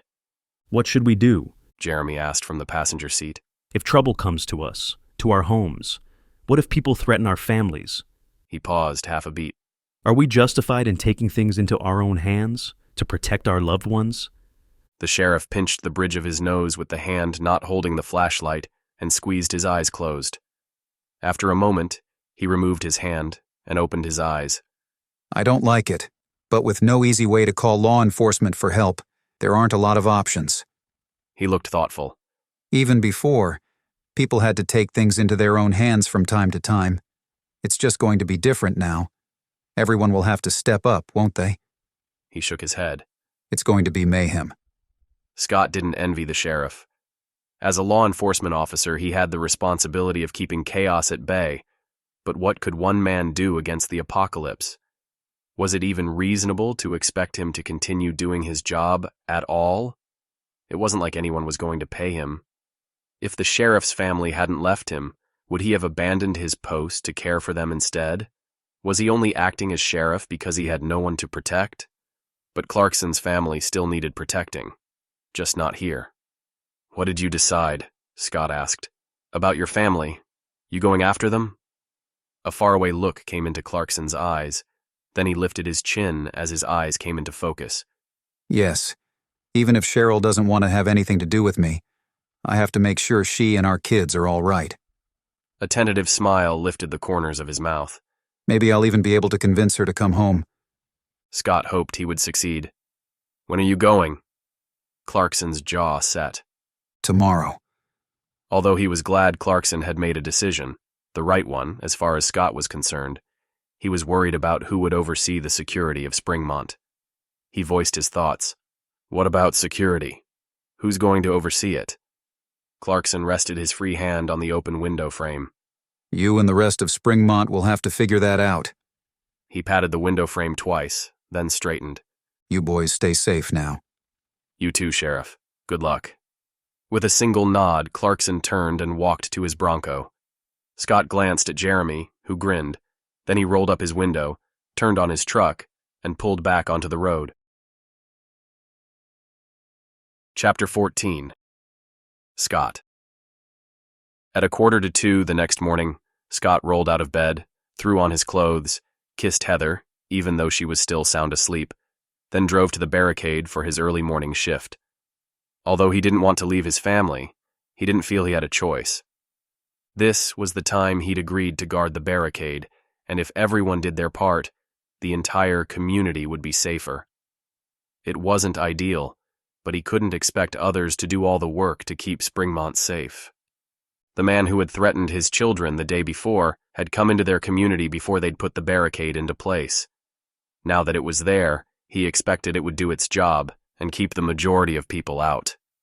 Of course, the most determined, and therefore the most dangerous, would find a way into Springmont if they really wanted to get in. But the roving patrols would do their best to mitigate that threat. He arrived on time to find 2 other men keeping watch. The men from the previous shift had already left. Hey, he said, his voice low. Although he hadn't felt rested when he'd gotten up, especially since he hadn't slept well after burying the body, he was wide awake now and ready to repel anyone who had bad intentions. He knew the 2 other men who were on duty, Nathan and Brad. Any news? Scott asked. Nathan, who was in his mid-40s, wore glasses and was balding, shook his head. The guys from the last shift said it was pretty quiet. Not surprising, Scott said, with it being the middle of the night. Although he suspected as the days turned into weeks, the time of day wouldn't matter so much as the desperation level of those trying to come in. For the next 3 hours, the only sounds Scott heard were the occasional howls of distant coyotes, but at 5 a.m., a vehicle approached from behind them. Someone from their community. Scott studied the vehicle, but from this distance, and with the headlights shining in his eyes, all he could make out was the shape of the vehicle. It was an SUV. It drew closer. Looks like Sheriff Clarkson, Brad said as he squinted at the vehicle, which Scott could now see was a Bronco. It stopped 10 yards from the barricade. Clarkson got out and approached them. Scott noticed he wore jeans and a long-sleeved shirt rather than his sheriff's uniform. Morning, Clarkson said. Morning, the men replied. Everything quiet? Clarkson asked. Yep, Scott answered. No one's come by. Good. Clarkson lifted his eyes and stared into the distance, which was pitch black. Then he shifted his attention back to the men. I'd like to get through, so if you could make a gap. Sure thing, Sheriff, Brad said. It took some effort, but they pushed one of the dead cars out of the way so Clarkson could drive through. Once he was on the other side, he stuck his hand out the window and waved, then drove off, his taillights glowing in the dark. The men pushed the car back into place. Wonder where he's headed, Brad said. He's going to get his family. Brad tilted his head. Where are they? Visiting her folks. That was enough information to share. It wasn't his place to tell them Clarkson's personal business. He was glad the sheriff was going after them. It was the right thing to do. He just hoped it all worked out. When his shift was over, Scott headed home. Once the sun came up, he would start the solar system installation. Jeremy had offered to help, and Scott had readily agreed. Scott had zero experience installing a solar setup.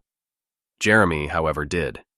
His knowledge and experience would be invaluable, and Scott was grateful to have such a good friend to call upon. Initially, Scott had wanted to wait to get the solar up and running, but he'd changed his mind. For one thing, they would be able to use their furnace, which would be beneficial since the nights were near freezing. Once home from his shift, Scott wanted nothing more than to climb into bed, but the sun would rise in another hour, and he had too much to do to spend his time sleeping. Instead, he kissed Heather, who was waking up, then went down to the kitchen to put a pot of water on the stove. He couldn't use his normal coffee machine without electricity, but he could boil water and use his pour-over. They had a 500-gallon above-ground propane tank on their property, which fueled the kitchen stove and oven, as well as the water heater and furnace. Although without electricity, the furnace stayed off and the electric starter on the stovetop didn't work. Instead, he used a barrel lighter to ignite the stovetop flame. He put several quarts of water in a pot and placed it on the stove, lit the flame, and waited for it to boil. Not only would they use the water to make coffee, but it would also be necessary to cook the oatmeal they would eat for breakfast. By the time Heather and the kids joined him, the sun was peeking over the mountains to the east. Scott had gotten the iPad from the Faraday cage and had studied the instructions on how to install the solar components. With Jeremy's help, he was confident he could get it done. After breakfast, the kids cleaned up the few dishes they'd used, then went outside to do their chores. Scott went to the Faraday cage to gather the components he would need to install the solar system. Chapter 15. Scott. For the next few days, Scott and his family kept busy. With Jeremy's help, Scott got the solar system installed.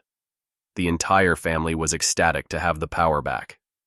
Never again would Scott, or any of them, take electricity for granted, not now that they knew how tenuous their hold was on having it at all. If any of the components went out, the luxury of electricity would be over. He had a few extra parts, but certainly not duplicates of everything. Sure, he could have gotten doubles of all the components, but not only would that have been rather expensive, but it would have been over the top. At least it had seemed that way when he'd considered it. Now, though, having backups of all the parts seemed prudent. Too bad the opportunity to get those items had passed.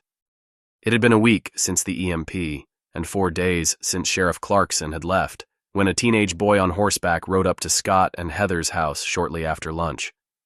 Most of the family was outside doing chores. When Storm and Ranger barked a warning, Scott called them to him and approached the boy, a young man he'd seen around town. "Afternoon," Scott said with a smile. "Hello," the boy replied as he trotted up to Scott, stopping when he reached him. "Came to deliver a message."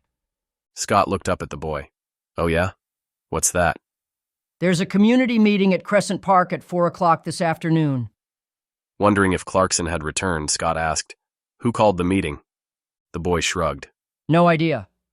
Although he wanted to ask the boy if he knew what was on the agenda, it was clear he was just a messenger and had no information beyond the time of the meeting. All right, thanks for letting us know. The boy nodded, then turned and trotted away, his horse soon going into a gallop as he headed down the gravel road away from Scott and Heather's property. Can we all go? Katie asked. Scott glanced at Heather, who gave him a look that said she was worried about leaving the kids home by themselves after the last time the two of them had gone to a community meeting. Scott was concerned as well, but in the forefront of his mind was the need to make sure their home was protected. If something were to happen to it, their very survival would be at risk. Let me talk to Mom, he finally answered. Katie nodded, then walked toward the house. One of us should stay here, to guard the house. I agree, he replied, glad they were on the same wavelength. You stay. Katie and I can go to the meeting. He must have given her a look that said he wasn't so sure about that arrangement because she added, We'll be fine. But if someone shows up at the house, you need to be here. Torn about which place he would be needed most, he chewed on his lip. Finally, he nodded. Okay, yeah. I think that's probably the best way to handle it. You, Katie, and Jake take the truck to the meeting. Ava and I will stay here. Though she looked uncertain about the decision, she nodded her agreement. There was no perfect solution. They would have to do the best they could. The rest of the afternoon was spent finishing chores, and when it was time for Heather, Katie, and Jake to go to the meeting, Scott had second thoughts. I should go to the meeting. It's probably safer here. Heather tilted her head with a frown. We'll drive into town, attend the meeting, and come right back. It will be fine. Nothing was fine, not any longer, and he knew there was no guarantee they would be safer at home. So, he reluctantly agreed, and as they drove off, trepidation tightened his chest. Chapter 16. Heather. As Heather drove, she was cautiously optimistic. It felt good to leave their homestead, even if it was only to go into town. But something about taking the drive she'd been on hundreds, if not thousands of times, gave her a feeling of normalcy. Before long, they arrived at Crescent Park. There were several dozen people there, clustered in small groups.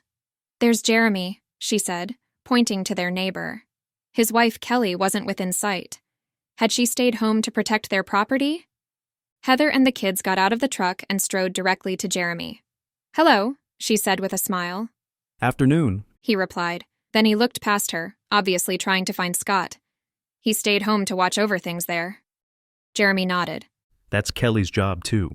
I figured. Katie and Jake went off to visit with friends. As Heather kept an eye on them, she chatted with Jeremy. 5 minutes later, a man she was vaguely familiar with called the meeting to order. Who's that? She asked Jeremy. Jeremy wore a sour look. That is Lance Poole. Heather gave Jeremy a questioning look. He's on the town council. Welcome. Poole boomed out, a wide smile on his face. Where's Sheriff Clarkson? One man called out. Poole turned his attention to the man. Packed up and left. Poole frowned deeply, as if he was severely disappointed in the sheriff's actions. No explanation, no notice, just left. Heather knew there was much more to it than that, but she said nothing. Instead, she glanced at Jeremy, who she knew was aware of Clarkson's reasons for leaving. Jeremy was shaking his head as he glared at Lance Poole. Wondering what their history was, Heather turned back to Poole. What about Mayor Jorgensen? Someone else asked. Poole wore an expression of regret. Mayor Jorgensen was away at a conference. I have no idea when or if he'll be back. When no one else spoke, he went on. Thank you for coming to this meeting. I know you all have better things to do, but I felt it was important to keep you apprised of what's happening in our community. He paused as he scanned the assembled crowd. It was almost as if he wanted to soak up being in charge for as long as he could. I do have some disturbing news to share. His gaze went to the pavement at his feet as if he was taking a moment of silence before he shared whatever it was he had to say. Jeremy frowned, then shook his head as he muttered. Always such a showman. Poole slowly lifted his head, his expression grave. I'm sorry to tell you that Bruce and Ginger McAdams' house burned down 2 nights ago. Heather heard several people gasp. Are they all right? Someone asked loudly. I don't see them here. Someone else said. No. Poole's face was downcast. They're not here. Unfortunately, they and their children didn't make it. What do you mean? Are you saying they're dead? Poole looked right at the man, his eyebrows tugging together. Yes, that's exactly what I'm saying. How? A woman began, her voice shaky. How did the house catch fire?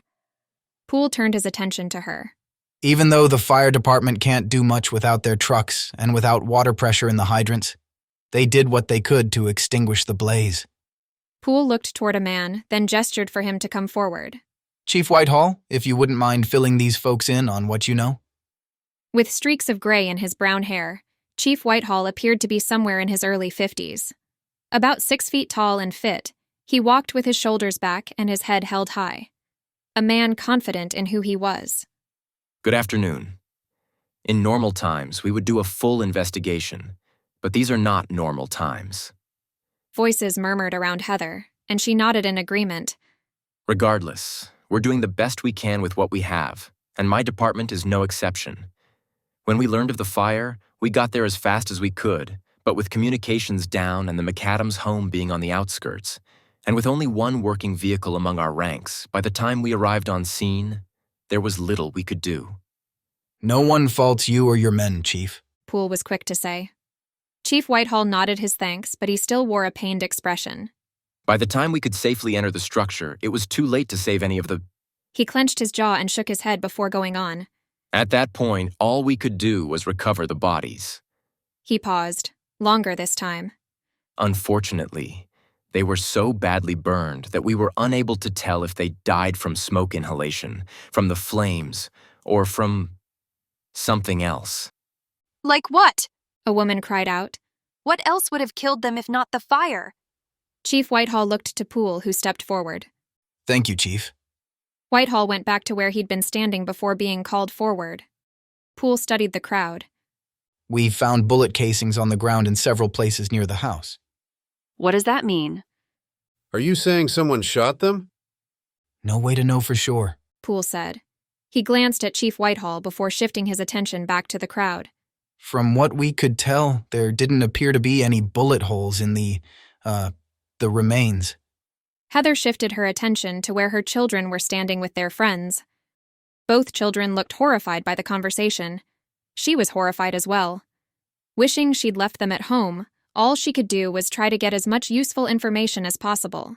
Because if someone had come into their community and attacked and murdered a family, none of them were safe. But we've been patrolling, a man pointed out. How would someone have gotten in? You can't assume it was an outsider, a woman stated loudly. Everyone was quiet as they considered the ramifications of the woman's statement. Was it possible someone within their own tight-knit community had attacked and killed one of their own? The thought was deeply disturbing. If they couldn't rely on their own people, who could they rely on? How are we going to stay safe? The woman's tone broadcast the worry Heather felt. That's a good question, Poole replied with a sage nod, like he'd already asked himself the same thing. Your concerns are my concerns, and because of that, I've come up with a solution that I want to present to you. Chapter 17. Heather. Heather was getting an idea of why Jeremy didn't like Lance Poole. The man gave off strong politician vibes, and not a politician the constituents could count on or trust. More like the slimy, used car salesman type, the kind that would stab you in the back if it furthered his career. When she and Scott had projects to do, they preferred to get them done with as little fuss as possible. Going through a bureaucracy covered in red tape had always been a huge point of annoyance for them. She knew Jeremy was of the same mindset. She wondered if Poole was the type who not only liked red tape, but would buy it, unroll it, and wrap it around whatever he wanted to prevent citizens from accessing. Unless it was to his advantage, of course. I've spoken to people I know and trust in Cedar, Poole said, referring to the nearby city. And they've offered to gather a group of men to move down here and patrol our town full-time, to protect you from those who would do you harm. The crowd went silent as they considered this. Then a murmur began as people discussed this in quiet tones. What do you think? Heather asked Jeremy. Jeremy looked skeptical. There's something he's not telling us. Then he shifted his focus to Poole, calling out, What's the catch? Poole turned to Jeremy, and when they made eye contact, Poole looked slightly uncomfortable, like he knew Jeremy wouldn't let him get away with gaslighting people. There's no catch. You're saying these guys are willing to patrol Springmont out of the goodness of their hearts? Frowning, Poole shifted from one foot to the other. They would need to be compensated, of course. There it is, Jeremy said as he threw his hands up. What kind of compensation? Someone else loudly asked. Turning away from Jeremy, Poole focused on the new questioner. Basic stuff. Food and a place to sleep. He shrugged as if to say, no big deal. Who's going to provide the compensation? Heather asked, although she was already pretty certain what the answer would be. Those being protected. Poole swept his hands out to encompass the crowd. Our community. Conversation erupted all around Heather. How will that work? A woman shouted. We barely have enough for ourselves. The details are yet to be ironed out. We can't agree to this until we know what the details are. Anyway, we can take care of our own. We don't need outsiders coming in to help. Heather agreed. Although it would be necessary to have more people patrolling, that was something they could do from within the community. As a bonus, they wouldn't have to give up their precious resources to strangers, which made her wonder why these people would leave their own loved ones to help the residents of Springmont, people they didn't know. Was it because they had no resources of their own?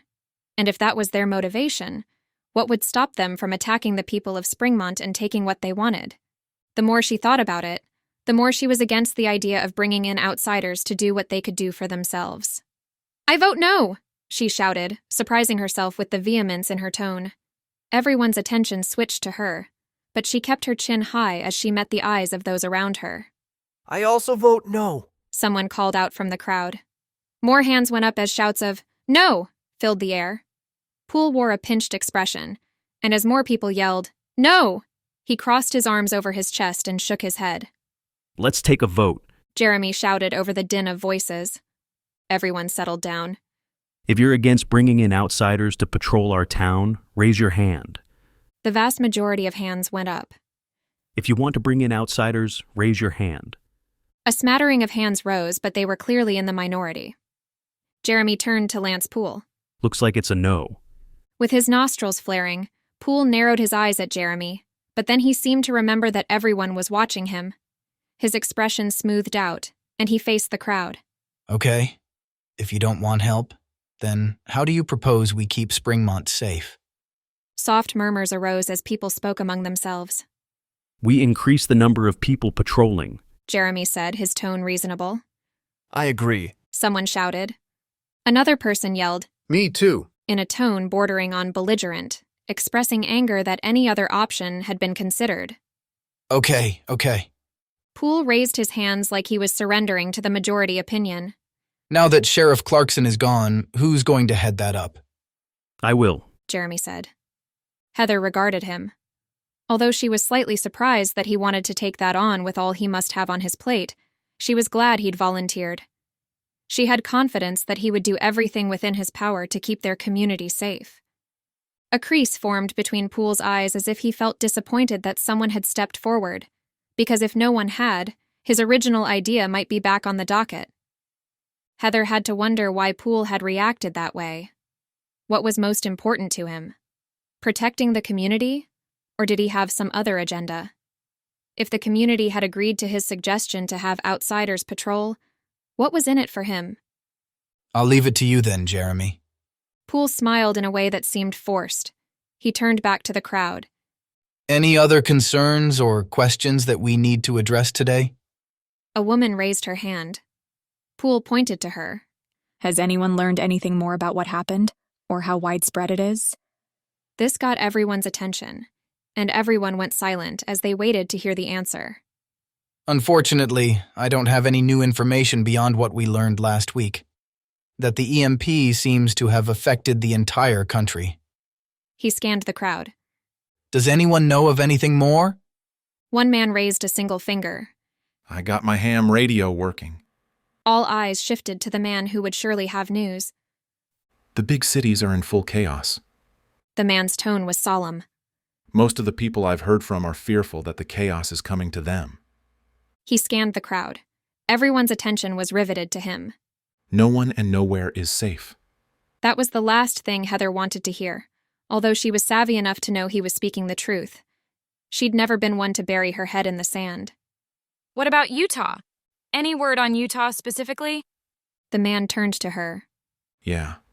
Things are rough in Salt Lake City and the surrounding cities, but it's much worse in Chicago, New York, and Los Angeles. He shrugged. It's bad everywhere. People are looking for ways to survive, and many believe the place to go is rural. He waved his hands around to show he meant right where they lived. They believe we have plenty of food and that it's safe here. It did feel safe, at least as safe as any place could be. But that would only last as long as they kept careful watch over their community. We can't feed everyone. That's right. Our food supplies will only go so far. Doesn't matter. The man replied. People believe what they want, and they will come. We've just got to be ready for them. Heather thought about the man who had shown up on their doorstep the day after the EMP, and the way he'd threatened her children, had shot at them. And then Scott had run him over with the truck. She feared that incident was minor compared to what was coming. Chapter 18. Scott.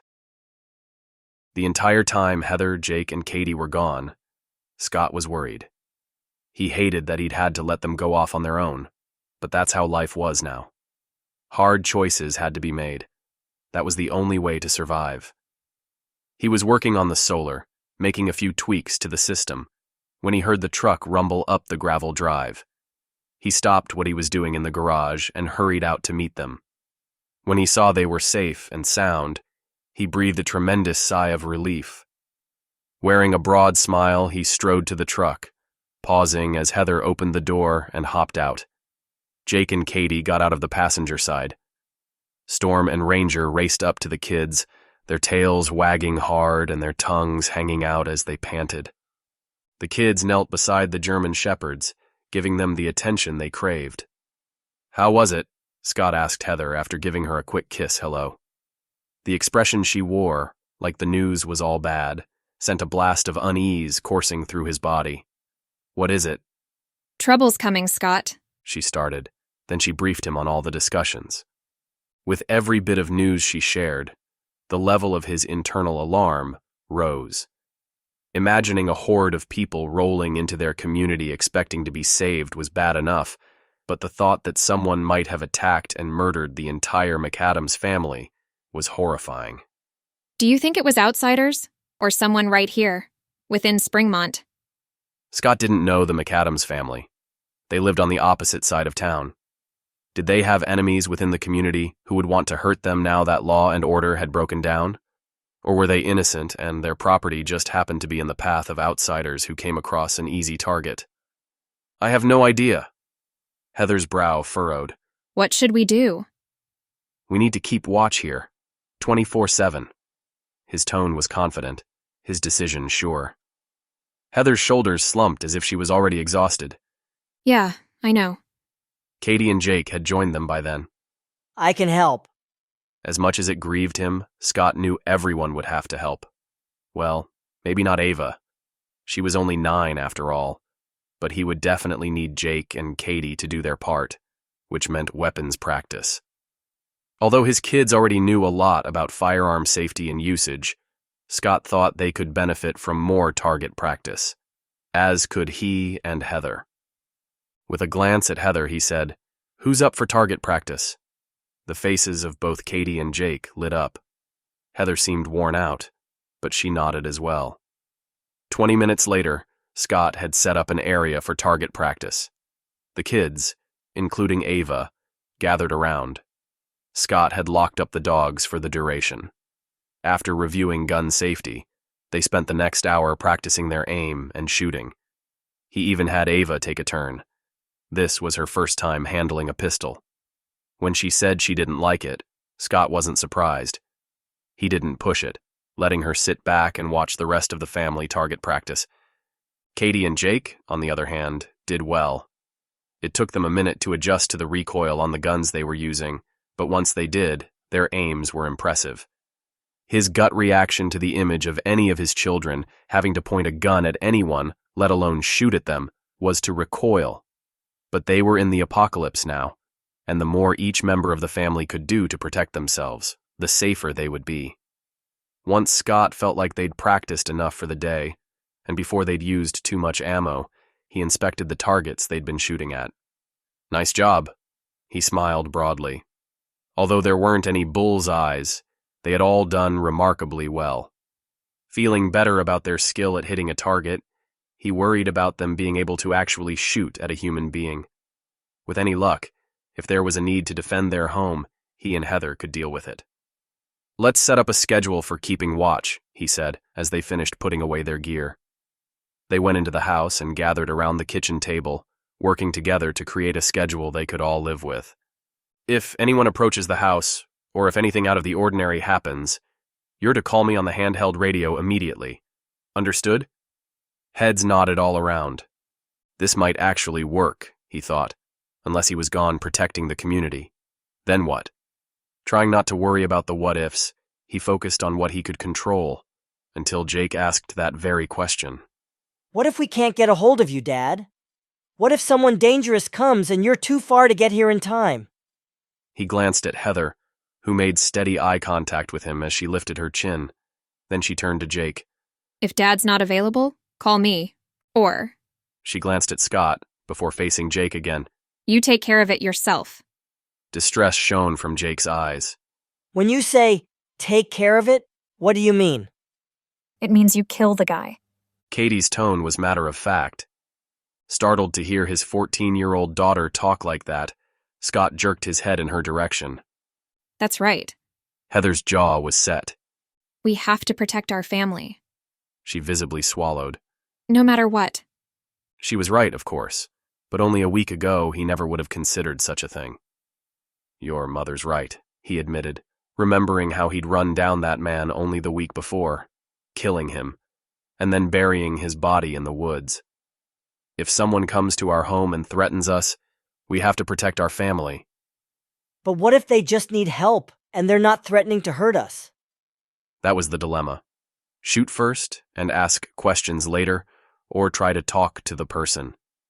Not wanting to encourage his children to shoot at anyone who approached the house, yet needing to give them concrete answers, he took a moment to consider his reply. "You have to listen to your gut, but if it's at night, and someone is sneaking up on the house, you have to assume they're up to no good. That would be a situation where you would need to take out the threat." It made him sick to be giving his kids instructions on when to shoot at people, but that was the world they lived in now.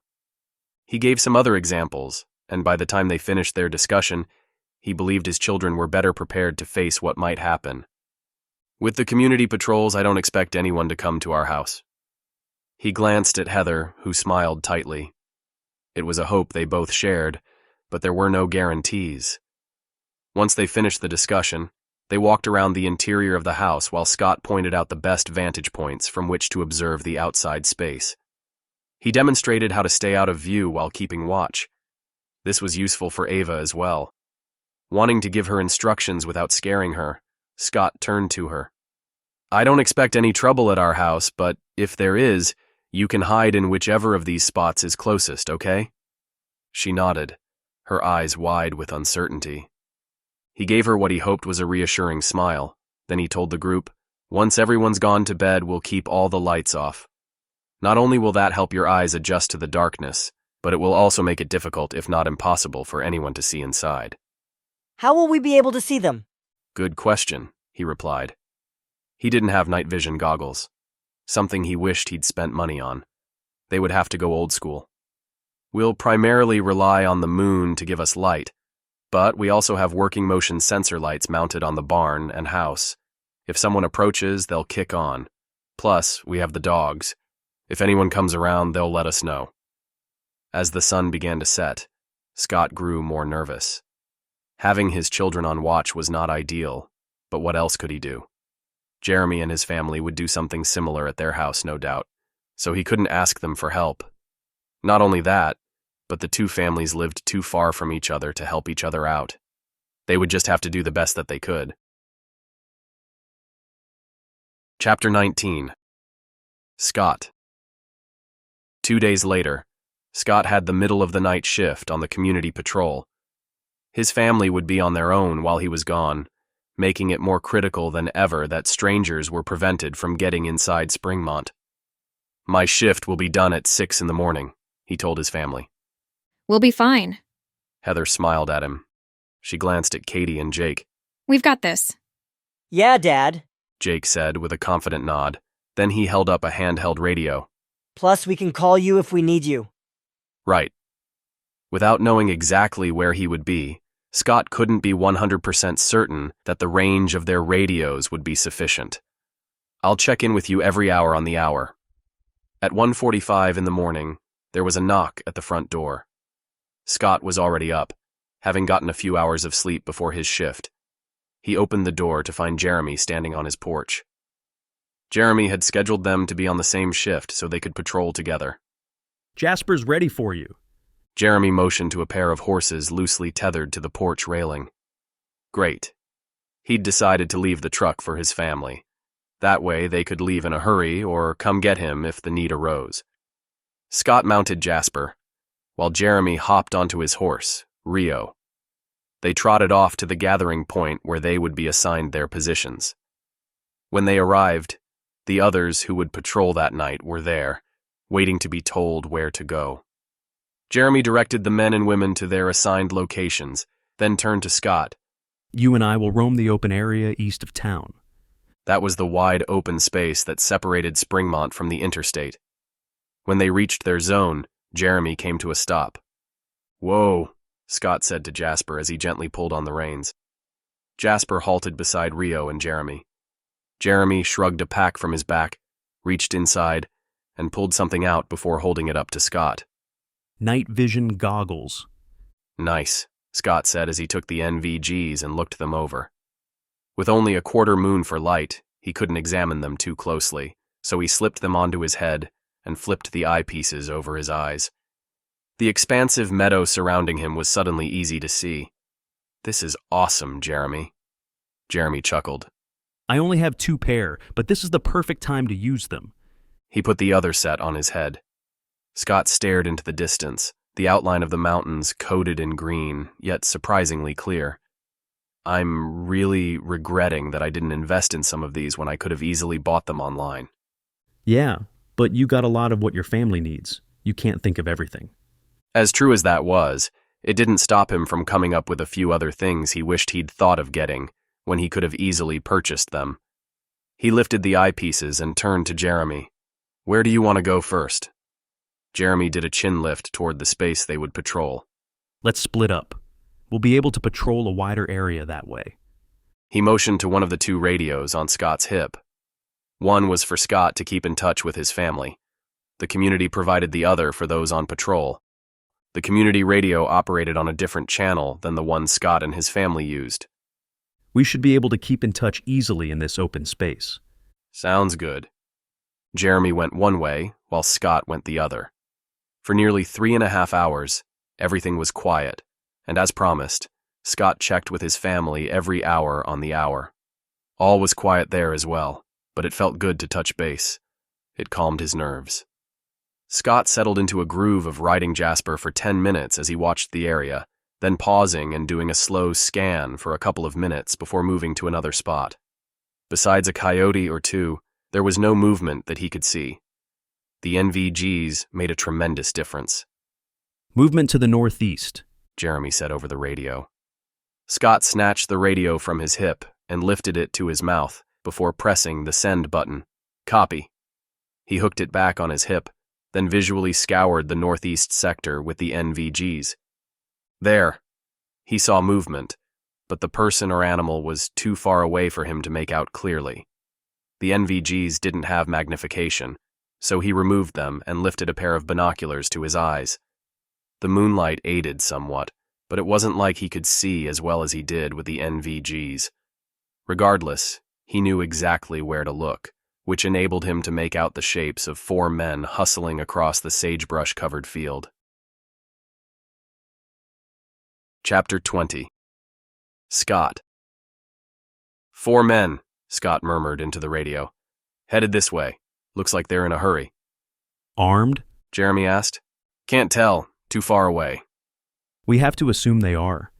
Wyatt, Brad, join Scott and me in the east field. He gave instructions to those remaining on duty to cover the areas Wyatt and Brad would be leaving. Wyatt and Brad were two of the guards who had horses, which Scott suspected was why Jeremy had called them over. It would make it easier to deal with the intruders in such an open area. By the time Wyatt and Brad joined him and Jeremy, the intruders had made steady progress across the field, quickly crossing the open areas while pausing behind bushes and trees where available. Scott could see them with the NVGs now. How far do you think they are? Brad murmured as the four men gathered in a loose huddle while still on their horses. Best guess? Less than a mile. How do you want to handle this? Scott was determined to repel anyone who could potentially harm his family.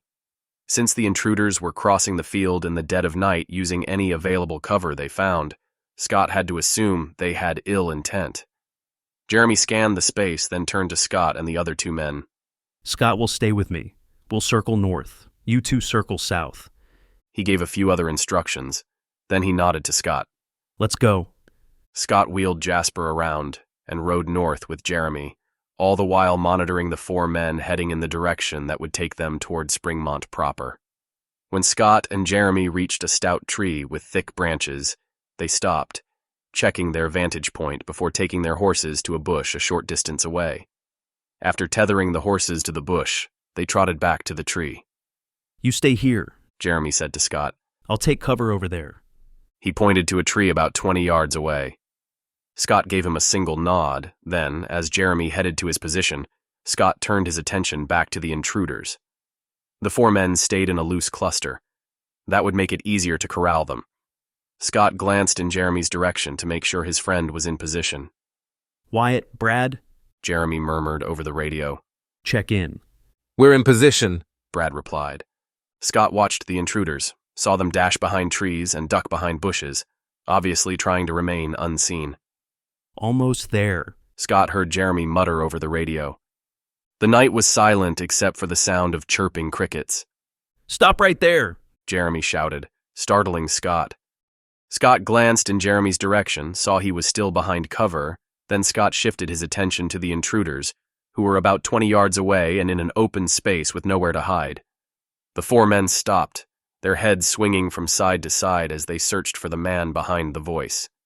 You're surrounded, Jeremy shouted. Drop your weapons or we will shoot. The intruders whispered among themselves, but didn't do what Jeremy had demanded. A gunshot rang out. Scott's eyes widened in shock.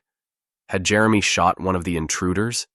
Squinting through the NVGs, he tried to figure out exactly what had happened. All four intruders were still standing, although their arms were now raised skyward. Scott assumed Jeremy had fired a warning shot. After what had happened at his house with the man taking a shot at his children, Scott was inclined to shoot first and ask questions later. Why risk the safety of those he cared about? Two things kept him from acting on that impulse. First, Jeremy was in charge at the moment, and if Scott opened fire, all hell would break loose, putting everyone in danger. But even more was his second reason.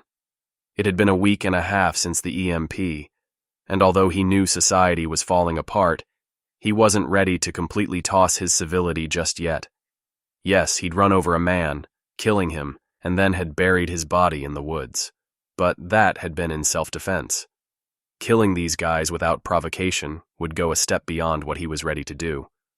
On the other hand, he didn't want to give them a chance to shoot first. Toss your weapons, Jeremy shouted from cover. Scott kept his rifle pointed at the men, his finger on the trigger, ready to put the intruders down. To his immense relief, the men complied. Keep those hands up, Jeremy shouted. And take 5 steps back. The intruders did as instructed. Brad, Wyatt, Jeremy said over the radio. Search them. Scott, let's move in. Shoot them if they move. Copy that. Scott lifted his NVGs from his eyes, and with his rifle trained on the men, marched forward. Jeremy, Wyatt, and Brad moved in as well. When Scott was 10 feet away, he stopped, his rifle moving from one man to the next. Wyatt and Brad searched the men, coming up with a pair of knives and 4 handguns. Once Wyatt and Brad were done, they stepped back and pointed their pistols at the intruders. Hands behind your heads, Jeremy demanded. The men did as told. On your knees, Jeremy said, his tone brooking no argument. Again, the intruders did as commanded. Jeremy strode up to the men, his pistol aimed at them with one hand, a flashlight pointing into their faces with the other. Scott shifted his rifle so it was slung across his back, then pulled out his handgun. With it up and ready, he joined Jeremy. Wyatt and Brad hung back, monitoring the surrounding area, on the lookout for additional intruders. Why are you here? Jeremy asked the men, his tone calm, reasonable. Why are you sneaking into our community in the dead of night? The men stared at him, defiant in their silence. Picturing these men going to his house, pointing a gun at his children, at Heather, Scott felt his brewing agitation beginning to boil over. "Answer the question!" he growled as he stepped closer. 2 of the 4 men glanced at him, but stayed stubbornly silent. Without trying to talk himself out of it, he smashed the butt of his handgun into the skull of the intruder closest to him. The man grunted and fell into the man beside him. "Why'd you do that?" One of the other intruders cried out, his eyes going from Scott to the downed man and back to Scott. "You're next if you don't start talking," Scott said, his anger growing at their audacity in creeping toward his town in the middle of the night, and now refusing to give him any information. The man's focus shifted to his companions, lingering on the downed man, then came back to Scott. He blinked twice. "Someone promised us food." Shut up, the man beside him roared before punching him in the head. The talker fell onto his back, his hands going to his head. You, Jeremy said, pointing with his flashlight at the man who seemed willing to speak.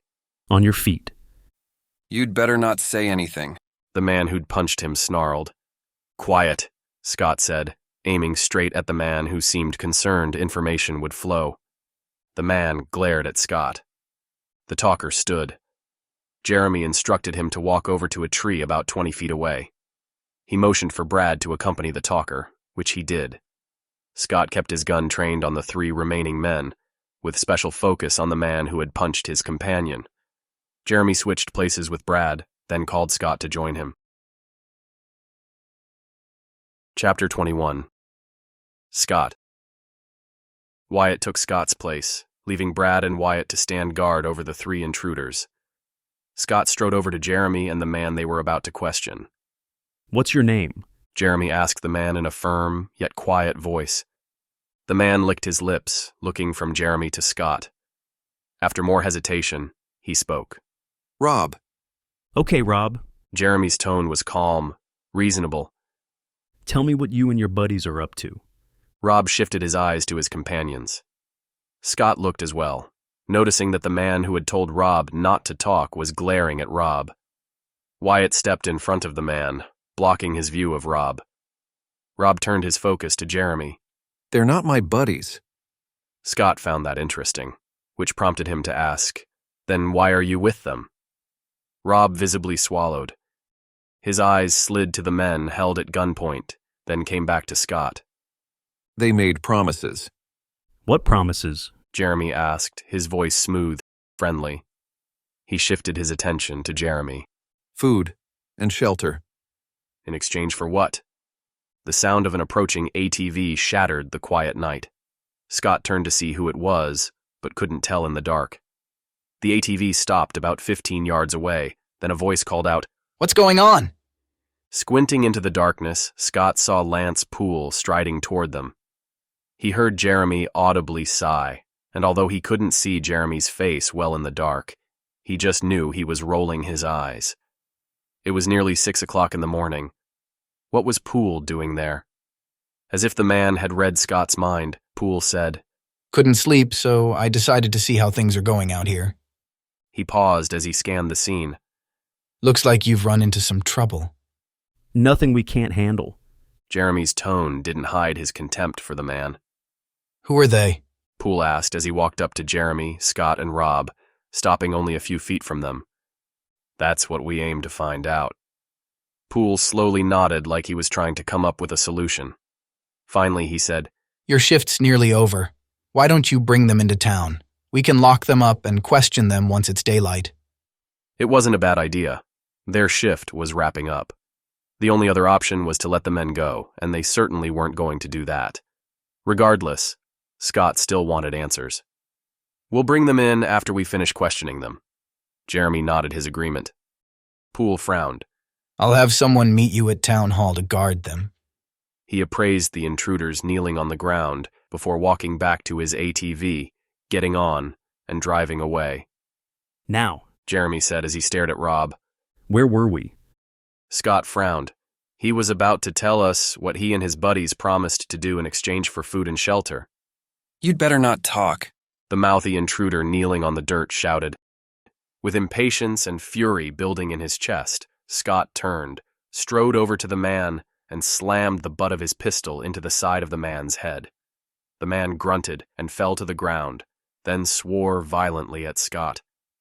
Ignoring him, Scott turned to the third man and calmly asked, You have anything to say?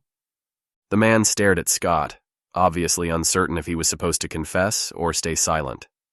When the man didn't reply, Scott narrowed his eyes and said, Don't worry. You'll get your turn to speak. He wondered if Rob would be their best opportunity to get information, seeing as how he'd already told them more than any of the others had. The intruder Scott had knocked unconscious earlier was coming around. With Brad and Wyatt watching the three intruders, Scott strode toward Jeremy, staring hard at Rob as he approached. Rob began. I have nothing more to say.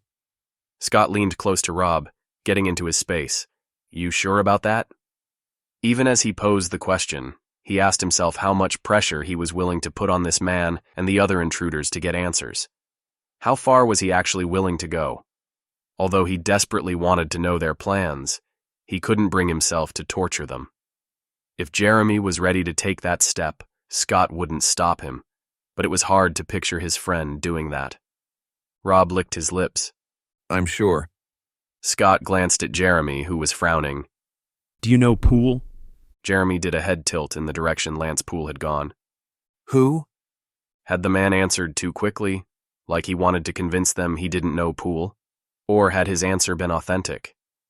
Scott couldn't tell. The man who was just here, Scott said. No. Rob shook his head as if to emphasize his answer. Jeremy turned to the other intruders. What about any of you? Know him? The man who Scott had clocked in the head but had stayed conscious glared at Scott. But the man who hadn't been hit shook his head. The other man had been unconscious when Poole had stopped by, so Scott didn't bother pressing him on the question. Scott? Jeremy gestured with his head for Scott to step to the side with him. When they were out of hearing range of all four intruders, Jeremy said, As much as I'd like answers, I'm not prepared to beat it out of them. He grimaced. At least, not yet. Same. I'm a math teacher, for crap's sake, he thought, not a special forces operator. He'd never been trained to torture people to extract information.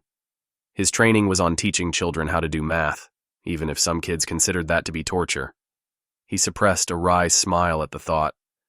All right. Jeremy audibly sighed. When the next shift gets here, we'll take these guys to town and lock them up. We can use my truck. We'll toss them in the back. Before long, the men assigned to the next shift arrived to relieve them. Scott and Jeremy explained what was going on while Wyatt and Brad left to go home.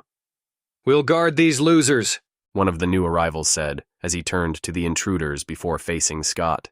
You get your truck. Maybe we can get some answers, the other one said with a smirk as he glanced at Rob, who remained standing beside a tree. Not too hopeful that they could, Scott shook his head. Good luck with that. We'll be back as soon as we can. Scott rode Jasper while Jeremy rode Rio. As they neared their properties, Jeremy said, I'm going to check on my family. Mind picking me up in the truck? Not at all. Jeremy broke off, heading toward his property while Scott made his way home. Once there, he tied Jasper's reins to the porch railing, then went inside where he found Katie on watch in the living room. Any movement? He asked her. No, this is pretty boring actually. Kind of hard to stay awake. I know, but it's important that you stay alert. We only have about an hour until the sun rises. She stifled a yawn with her hand. I know. Hating that his 14-year-old daughter had this placed on her shoulders, but not knowing how else to protect his family, he forced a smile. "You've got this, Katie." She straightened, her shoulders going back. Thanks, Dad. Patting her arm, he smiled again, then headed up the stairs. First, he looked in on Jake, who was sound asleep. When he got to Ava's room, her door was closed. He opened it a few inches, saw her asleep in her bed with Storm and Ranger curled up on the floor nearby. The dogs lifted their heads, but didn't get up. Scott quietly closed Ava's door, then went to the room he shared with Heather. Although he didn't want to wake her, he gently kissed her forehead. She stirred, then opened her eyes. Scott, you're home. Her voice was sleep-filled. "I didn't mean to wake you." She stretched her arms over her head. That's okay. How was it? Anything happen? "We captured 4 men who were sneaking across the east field. That's why I'm here. To get the truck so we can take them to town and lock them up." Okay, be safe. I'll see you when you get back. He gave her another kiss, then headed downstairs, where he grabbed the keys to his truck. When he got behind the wheel, he made a mental note to add fuel to the tank from his supply in the barn. Knowing he had a finite amount sent a jolt of concern through him. Once that 55-gallon barrel was empty, it would be a challenge to get more. The gas stations wouldn't be able to pump gas, not without a generator. And even if they had one, was there any fuel in their tanks? It had been just over a week since the EMP, which meant the only fuel the gas stations had was what had been on hand when the EMP had hit. No more had been delivered, and no more would be coming. Then he considered all the abandoned vehicles on the interstate. He could siphon gas from those. Not to mention the dead vehicles in town. Glad to have a backup plan, he turned on the engine, swung by Jeremy's house to pick him up. Then the pair headed to the road that ran near where they'd left the intruders. As Scott maneuvered his truck onto the shoulder, the truck's headlights briefly illuminated the intruders and the 2 guards, who stood among sagebrush and pinyon pine trees nearly 200 yards away, right where he and Jeremy had left them. Curious if the fresh guards had gotten any information out of Rob, Scott killed the engine. The moment his headlights went off, they were plunged into darkness. Scott took out his flashlight and flicked it on. Jeremy turned on a flashlight as well. They walked toward the group of men. Eager to wrap this up so he could get back to his family, Scott pointed his flashlight at the uneven ground, watching where he stepped.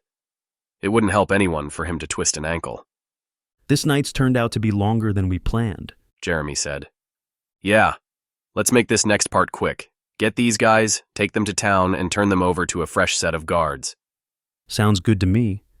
With that goal in mind, they strode forward. Then, 2 gunshots rang out.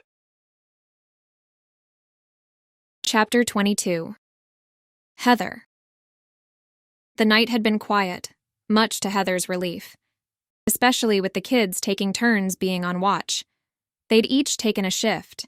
Jake first, Heather next, and now it was Katie's turn. With Scott away on guard duty, it had been difficult for Heather to sleep. Now that he'd come home and then left again, she was wide awake. The sun would begin its ascent soon, but she wanted to get more sleep. After tossing and turning, she finally drifted off. A shout startled her awake. Not sure if she'd been dreaming or if the sound had been real, she lifted her head from the pillow, listening intently. That's when she heard a commotion coming from downstairs. Then, a muffled scream. She flung the covers back and vaulted out of bed, then sprinted to the top of the stairs before rushing down, nearly tripping in her haste. "Katie!" she called out as she reached the main floor. No answer. "Katie!" she yelled again, this time more frantic. Storm and Ranger barked from upstairs. Must be in Ava's room, she thought, but Ava's door was closed. Torn between taking the time to go up the stairs to let the dogs out so they could help her search and immediately scouring the house for Katie, Heather chose the immediate option. She darted around the main floor, checking every room, flipping on lights as she went. Katie was nowhere to be found. "Katie! Where are you? Katie!" No reply. Confusion and terror crushed her chest. Thoughts flying, heart banging against her ribs, Heather tried to understand what had happened. Had someone come into the house? Taken her daughter? The very idea made her throat close up until she found it hard to breathe. Barefoot and in her pajamas, she yanked the front door open and stepped onto the porch. "Katie!" Still, silence. Peering into the pre-dawn darkness, she scanned everything within view. A horse was tied to the porch railing. Jasper. Jeremy's horse. She knew Scott had ridden Jasper home from his shift before taking the truck. Her eyes skimmed past Jasper, searching. She had to find Katie, had to find her daughter, had to protect her. Listening for any sign that Katie or whoever had taken her, was near. She strained to hear anything. Crickets chirped. A breeze lifted the hair from her neck, but that was all. Nothing else stirred. Jasper exhaled through his nostrils. Her focus went to him. He calmly stood at the railing, almost like an invitation. Despite living in a rural area, Heather had little experience with horses. Their size and strength had always intimidated her, but riding the horse would be the fastest way to search for her daughter, her baby. She needed to be smart. Charging into the night with no plan would only cause more problems. "Scott," she thought, frantic. "I need to get Scott." With him by her side, she could handle anything. She ran into the house, on the hunt for the radio that had been in Katie's possession, the one that would give her instant access to Scott, the way a cell phone used to before the world came crashing down. She scrutinized the living room. No radio in sight. It could be under the couch, in another room, anywhere. Panic climbed her throat. She wanted to scream. "What's going on, Mom?" Jake's voice was scratchy with sleep. "Why were you yelling?" Startled, she spun around. After half a beat, she gathered herself. "Help me find the radio, Jake." When he hesitated, clearly confused, she had to work to keep from getting hysterical. "Now, please, look in the kitchen." "Okay." He walked to the kitchen. Heather fell to her knees, her hands sweeping the carpet under the coffee table, the couch, the recliner. All she found was dust, crumbs, and dirt. "Did you find it?" she shouted. "No," Jake called back. Had whoever taken Katie also confiscated the radio? Or maybe Katie had it on her and whoever took her didn't know. That possibility gave Heather the tiniest bit of hope. But who had taken her daughter? And why? "What's going on?" Jake asked as he joined her in the living room, completely oblivious to the situation. Heather stood and faced him, then placed her hands on his shoulders as she studied him. "Katie's missing. I need to find her. And I need you to stay here and keep Ava safe." His eyes widened. "Missing?" Fear and confusion filled his voice. "What do you mean?" Struggling to keep her emotions in check, she closed her eyes and took a deep breath, releasing his arms as she straightened before meeting his bewildered gaze. "When she was on guard duty, I heard a commotion, and now she's gone." The memory made her second-guess her instructions for him to stay here. What if something happened to him and Ava while she was gone? But taking him and 9-year-old Ava with her to hunt for Katie seemed less safe. Who knew what she would find? Who she would find? Whoever took Katie didn't have her daughter's best interests at heart. That was for certain. Why else would they take her when everyone was asleep? Bringing her other 2 children toward potential danger was a horrible idea. Anyway, Storm and Ranger would protect Jake and Ava, right? As if thinking about them made them appear, the German shepherds rocketed down the stairs. Ava was behind them, rubbing her eyes. "Mom?" Heather hurried over to her young daughter, noticing that Storm and Ranger were sniffing all over the living room, as if they smelled an unfamiliar scent. "What's happening?" Ava slowly blinked. Before Heather could form an answer that would explain things without panicking Ava, Jake spoke up. "Bad guys took Katie." Ava froze. Then her lips and chin trembled. "What? Is she okay? Where is she?" Heather cupped Ava's face, forcing her daughter to meet her eyes. "I'm going to find her, okay? I need you and Jake to stay here." "But what if they take us?" Her voice nearly squeaked. Deeply torn about what to do, Heather felt a headache blossoming in her left temple. I'm sure you'll be fine." She was sure of no such thing, but what she did know was that Katie was gone, and she had to find her. "Dad will be home soon," she added, praying he was on his way at that very moment. Ava threw herself into Heather's arms as tears flooded her cheeks. I'm scared, Mom. I know, baby, I know. But everything will be all right. Storm came over to Ava and pressed against her. Heather gently pulled away from Ava. You and Jake and Storm will stay here. I'll take Ranger. Maybe he can help me find your sister. Ava straightened, then wiped her nose with the back of her hand. She pressed her lips together, though her chin wobbled. After several beats, she nodded. Feeling a mix of soul-deep worry about Katie and absolute fury at whoever had done this to her family, Heather turned to Jake. You'll watch over Ava? Jake's shoulders went back as he nodded. Yeah. He walked over to Ava and Storm and stopped beside them. Pride at her children's bravery sank into Heather's chest. Thank you. Where are you going to go? She hadn't thought that far ahead. I don't know. But if Dad gets home before I do, you tell him what's going on, okay? Yeah, of course. Jake looked pointedly at Heather's pajamas. Are you going like that? Oh. Suddenly aware that her feet were cold, she knew she would be asking for trouble if she went into the near-freezing weather dressed as she was. No. She hurried up to the bedroom she shared with Scott, changed into jeans, a sweater, and a pair of sturdy boots, then hustled back down the stairs before pulling on a jacket and beanie. Here, Mom. Jake handed her a day pack. I put some water and food in there, plus the flashlight, extra batteries, and a spare magazine. Grateful for her son's level-headedness, she hoisted the pack over her shoulders. Thank you, Jake. She tucked her pistol into a pocket of her jacket, desperately hoping she wouldn't need to use it, but feeling better knowing she had some protection, she hugged first Jake, then Ava, before opening the front door and stepping onto the porch. Come, Ranger. Ranger walked out behind her. She turned to Jake. Lock the door behind me. Jake nodded and she closed the door before approaching Jasper. He stood calmly, paying little attention to Heather. Although nervous about mounting the big horse by herself, her anxiety for her daughter forced her to overcome her reticence. She unwrapped the reins from the porch railing, grasped the pommel, put her left foot in the stirrup, and swung her right leg over Jasper's back, settling into the saddle. She made a clicking sound with her mouth and gently but firmly used the reins to guide Jasper away from the house and toward the road. Ranger trotted along beside them. Chapter 23. Scott. When Scott heard the gunshots, he dove to the ground. Jeremy hit the dirt beside him. Who was doing the shooting? Were the bullets aimed at him and Jeremy? They only had sagebrush and pinyon pines to use as cover, but getting low was an instinctual act. When there were no additional gunshots, Scott lifted his head, straining to see what was happening, listening intently for a clue as to what was going on. Had the intruders gotten one of the weapons? Or had the guards done the shooting?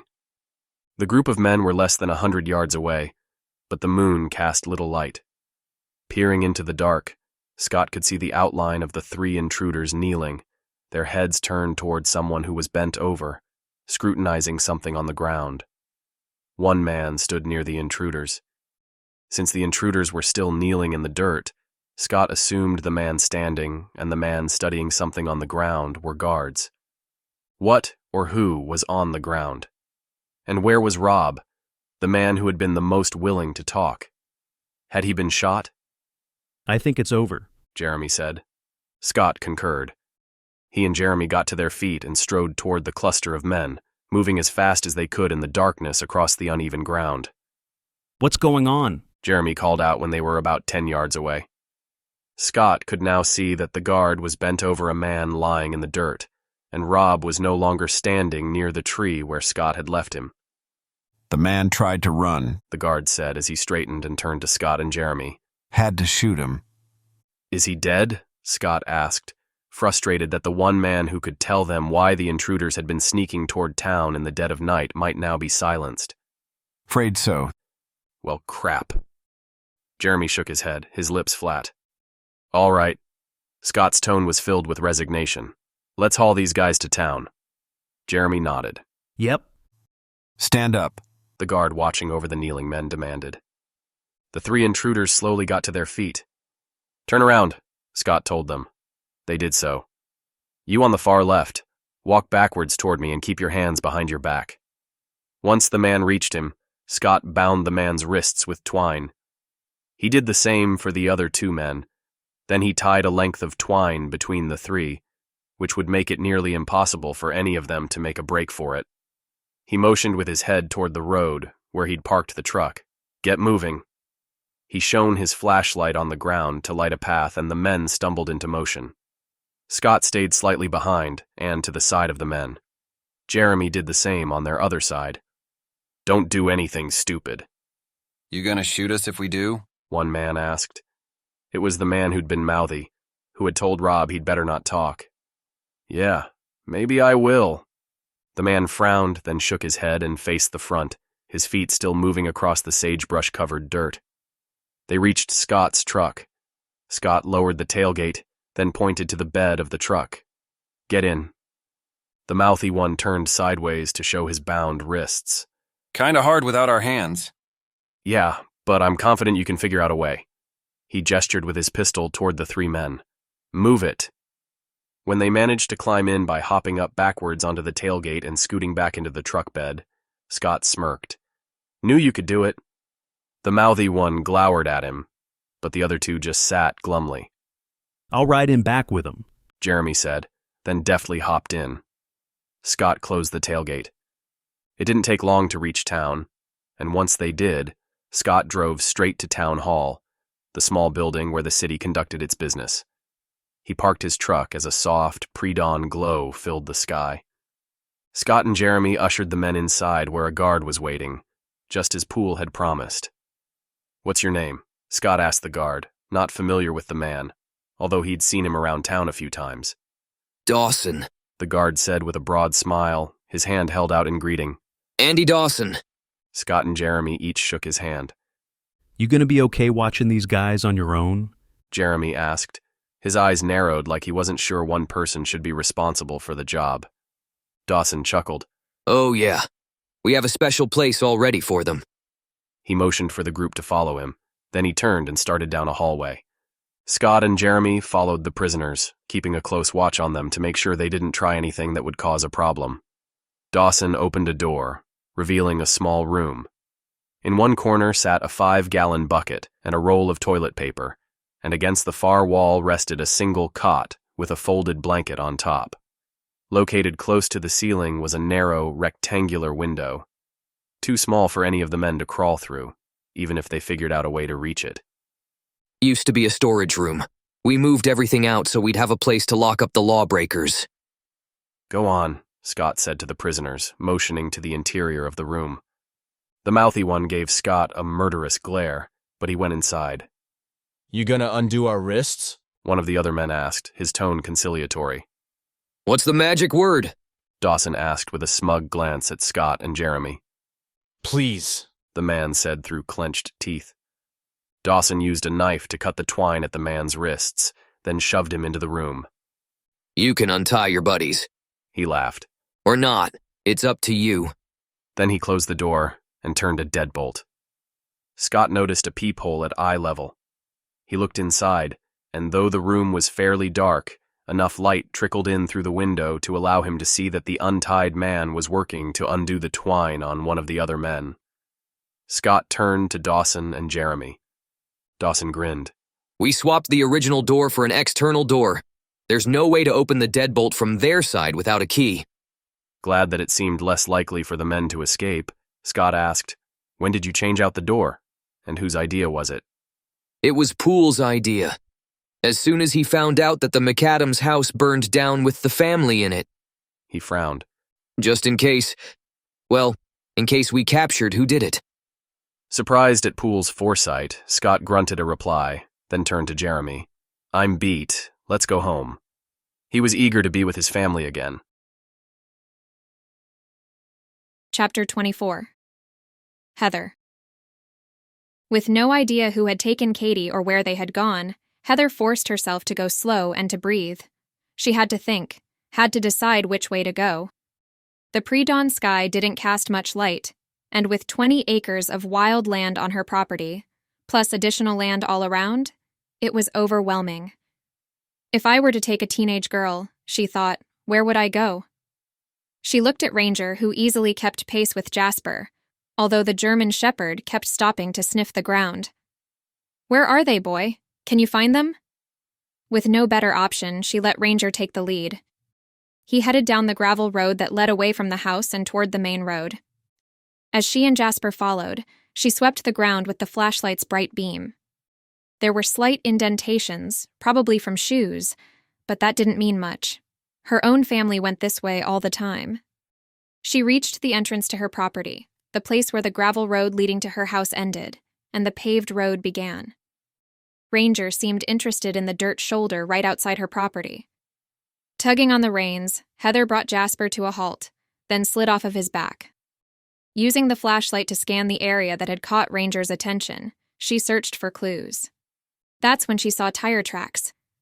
She was no expert, but they looked fresh, the soft red dirt puffy around the space the tires had occupied, leaving a distinct tire print. And with Ranger showing such interest, it had to mean something. Feeling a tiny spark of hope, she bent at the waist, studying the ground as she carefully walked around the space where a vehicle seemed to have been parked. Not wanting to disturb any evidence or add her own footprints, she gave the area a wide enough berth to stay on the perimeter while still being able to see.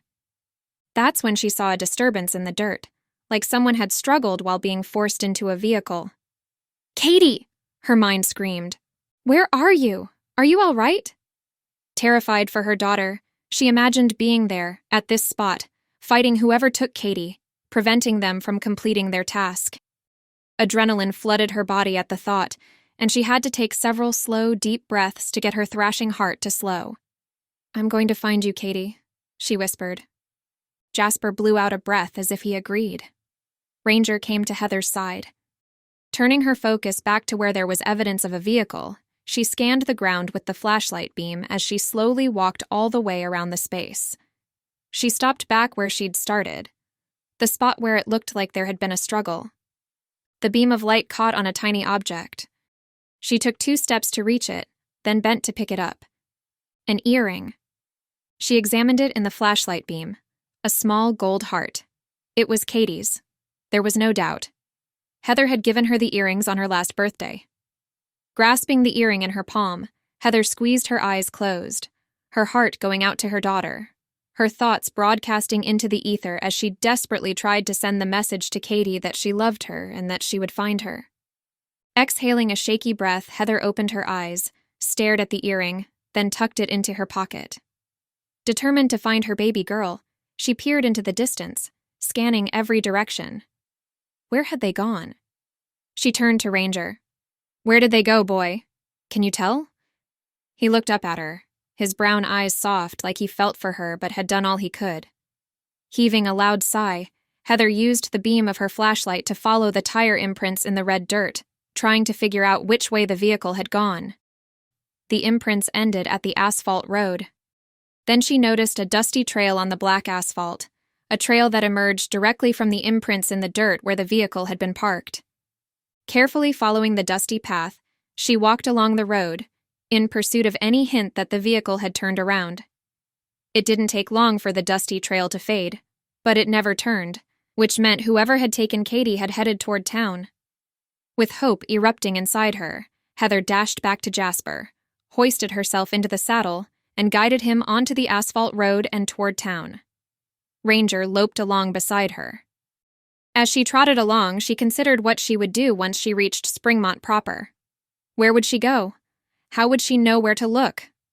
"I'll just start knocking on doors," she decided. It was early, not even 7 o'clock, but that wouldn't deter her, even if people were still asleep. With an overwhelming desire to find Katie as quickly as possible, she leaned forward on Jasper, urging him to go faster, then held on, not quite comfortable on the horse's back. Her movement told him to go into a gallop, but as he did, alarm swept over her. He was going too fast. She wasn't sure she could keep her seat. "Slow down, Jasper," she yelled, but that did nothing to reduce the horse's speed. She knew she needed to pull back on the reins, but it took all of her coordination to keep from tumbling off. Doing anything else was simply out of the question. Panic filled her chest, which not only didn't help, it made her hands sweat and her eyes fill with tears. The pommel was slipping from her grasp, and the reins were threatening to fall from her hands. She was going to fall off. She knew it. It was only a matter of time. The key question was, how badly would she be hurt? Close on its heels was the mystery of how anyone would know where she was and that she needed help. Not to mention, how would Scott know where to look for Katie? With those fears slamming into her, adrenaline poured through her body. The fresh burst of the powerful hormone gave her what she needed to strengthen her hold on both the reins and the pommel, and she felt her panic recede. I can do this, she thought.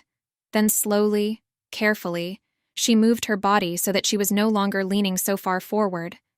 As she did, she pulled on the reins, and finally, Jasper slowed to a trot. Breathing hard as if she had been the one running, Heather straightened in the saddle. Now that she wasn't hanging on for dear life, she took in her surroundings. In the distance, she could see the outline of buildings. She was nearly to town. Chapter 25. Scott. Once in his truck, Scott started the engine and pulled away from Town Hall. Looks like Poole thought ahead. Yeah, good thing. I'd like to know what those men are really after. Absolutely. And who invited them here? Let's come back later today and question them some more. Scott was all for it. He was interested in discovering what they'd been up to, but for now he was eager to get home to his family. They were nearly at the edge of town, to the place where the road opened up to fields on both sides, when movement in the near distance caught Scott's eye. Someone's out early. And on horseback. Scott chuckled. Guess we'll be seeing a lot more of that now that most vehicles are out of commission. They drew closer to the horse and rider. Scott's eyes widened before he slammed on the brakes. Is that Heather? Jeremy asked, his head swiveling toward the horse and rider as Scott came to a halt just past them. And Jasper? He looked again. And one of your dogs? Yeah. Scott threw the truck into park and yanked his door open before hopping to the pavement. Heather! She had stopped and turned Jasper before trotting toward them. Ranger raced over to him. When Heather reached them, Jeremy took Jasper's reins and Scott helped her down. What are you doing out here? Scott was confused why she was coming to town at sunrise. Were you looking for me? No. I mean, yes, but no. She wasn't making any sense. What's going on, Heather? Frantic worry broadcast from her eyes. Someone took Katie. What? When? How? She threw her arms around him, sobbing. She's gone, and I don't know where she is.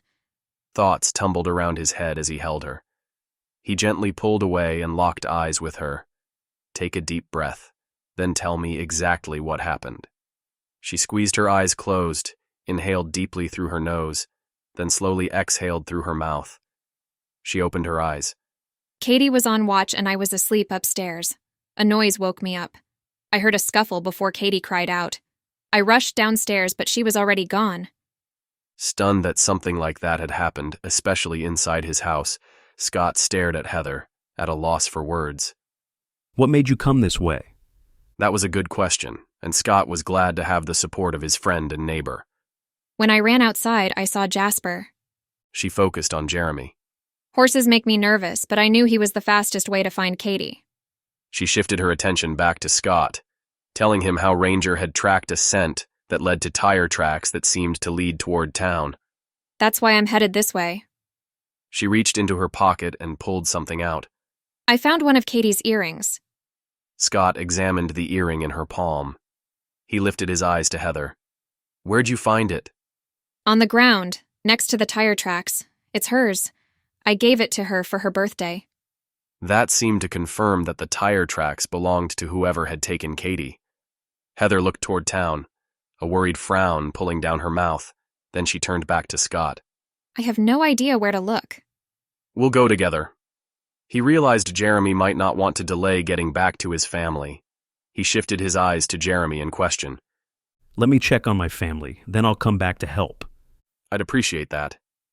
Jeremy got on Jasper and set off at a gallop. I couldn't find Katie's radio. I don't know if she has it or if her kidnappers do. Let's check. First, he verified that the channel on his radio was the same as Katie's. Then he pressed the call button. Katie, can you hear me? Katie, come in. He released the button, his eyes going to Heather, who stared at him, hope etched on her face. There was no reply.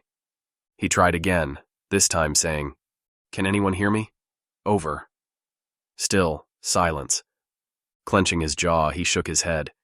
Either they turned it off, or they're not answering. Heather's shoulders slumped. Scott looked at her steadily. We'll find her. Hop in the truck and we'll drive around town. Heather nodded, her lips scrunched up like she was barely holding it together. Scott wouldn't allow himself to imagine what the people who had taken Katie might do to her, but he did wonder what their true motive was. That they'd come into his home to take her made him believe she was the target. Or at least, his family was the target. Had she been taken because she'd been on guard duty? Or had she been targeted specifically? As he, Heather, and Ranger drove through town, Scott went slowly, scanning the area, on the lookout for anything or anyone that could give him a clue to Katie's whereabouts. They'd passed through the main part of town, where stores lined both sides of the street. Now they were passing houses. A few had cars parked in their driveways, but the houses were silent and no people were visible. It seemed everyone was still asleep. We need more people to help, Heather said, as she kept her eyes locked on her side of the street. Jeremy will be here soon. He'll help. 3 people? That's not enough. And Scott, I don't like the idea of Jake and Ava being home by themselves, not after someone came inside our home. He'd been thinking the same thing. Torn between continuing the search for Katie and knowing his other 2 children could be in danger, he felt anxiety stretching his nerves tight. He turned to Heather. We'll get the kids and come back. A tentative smile lifted her lips. Yes, I think that's a good idea. It won't take long to get home in the truck. He did a U-turn in the middle of the street, then punched the gas in a hurry to get home and make sure Jake and Ava were all right, and then get back to finding Katie. Chapter 26. Heather. Heather couldn't express enough her relief at having Scott by her side. When he and Jeremy had driven past her as she'd been riding Jasper to town, she'd immediately known it was him. At first, she hadn't been sure he'd recognized her and had feared he would drive right by her, but then he'd stopped. Now, as they drove home, her worry over whether Jake and Ava were safe and sound was piled on top of her anxiety over where Katie was and if she was okay. What if whomever had taken Katie had come back and abducted her 2 younger children? She would absolutely die. Forcing aside the worst-case scenarios that paraded through her mind, she asked herself what the best-case scenario would be. The answer came immediately. Finding Katie at home. Allowing herself to imagine such a wonderful outcome, she had to remind herself to breathe as Scott drove, silently urging him to drive faster, faster. The moment the truck stopped in front of their house, Heather flung her door open and jumped out, then bolted to the front door. "Jake! Ava! Katie!" she called out as she reached for the doorknob. The door swung open and Jake stood in front of her, his eyes lit with hope and expectation. Did you find her? Did you find Katie? Heather's heart shattered at Jake's question, her high hopes crushed. No. Her voice was just above a whisper. Swallowing over the huge knot in her throat, she asked, "Are you and Ava all right?" Yeah, we're fine. Storm pushed past Jake onto the front porch, meeting up with Ranger and Scott. Ava was right behind Storm, throwing herself into Heather's arms. Heather hugged her younger daughter tight, grateful she and Jake were safe, despite her sharp disappointment at not finding Katie home. We're all coming to look for Katie. Heather released Ava and nodded her agreement. Scott closed the front door as they stood in the entryway. Storm sat beside Scott, and Ranger stood as if on alert. Heather set the backpack she'd taken with her on the floor.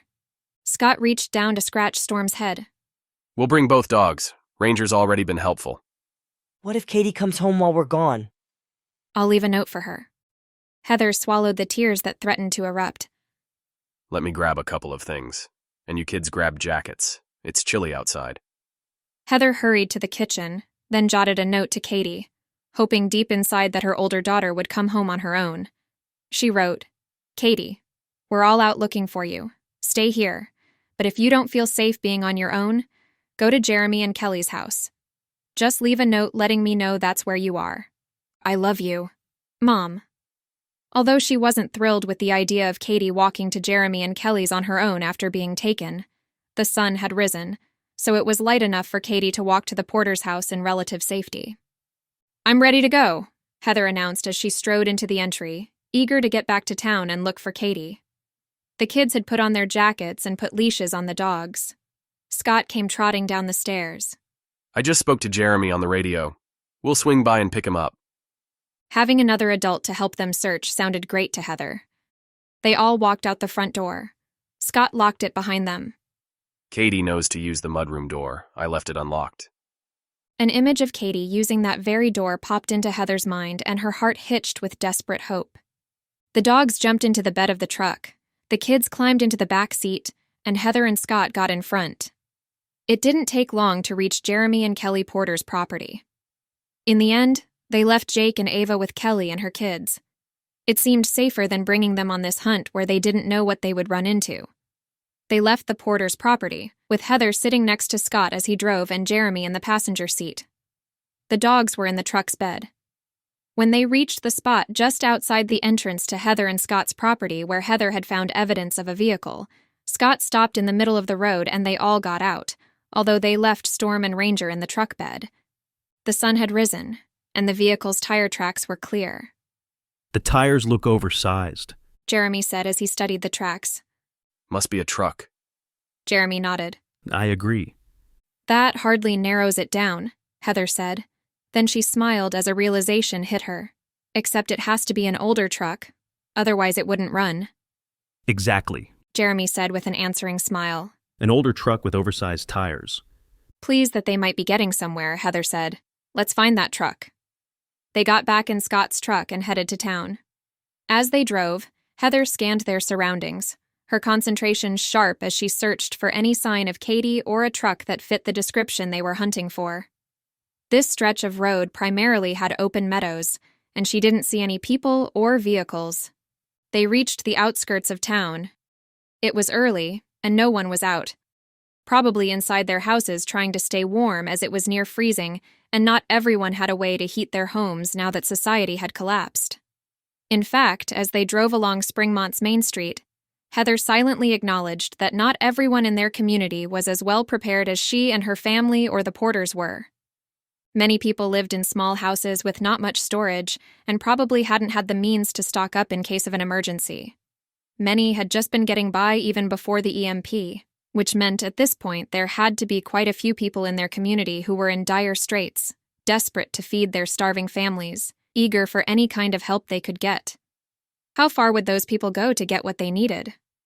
Is that... Scott began, his left hand raised as he pointed to something Heather couldn't see. Then she saw it.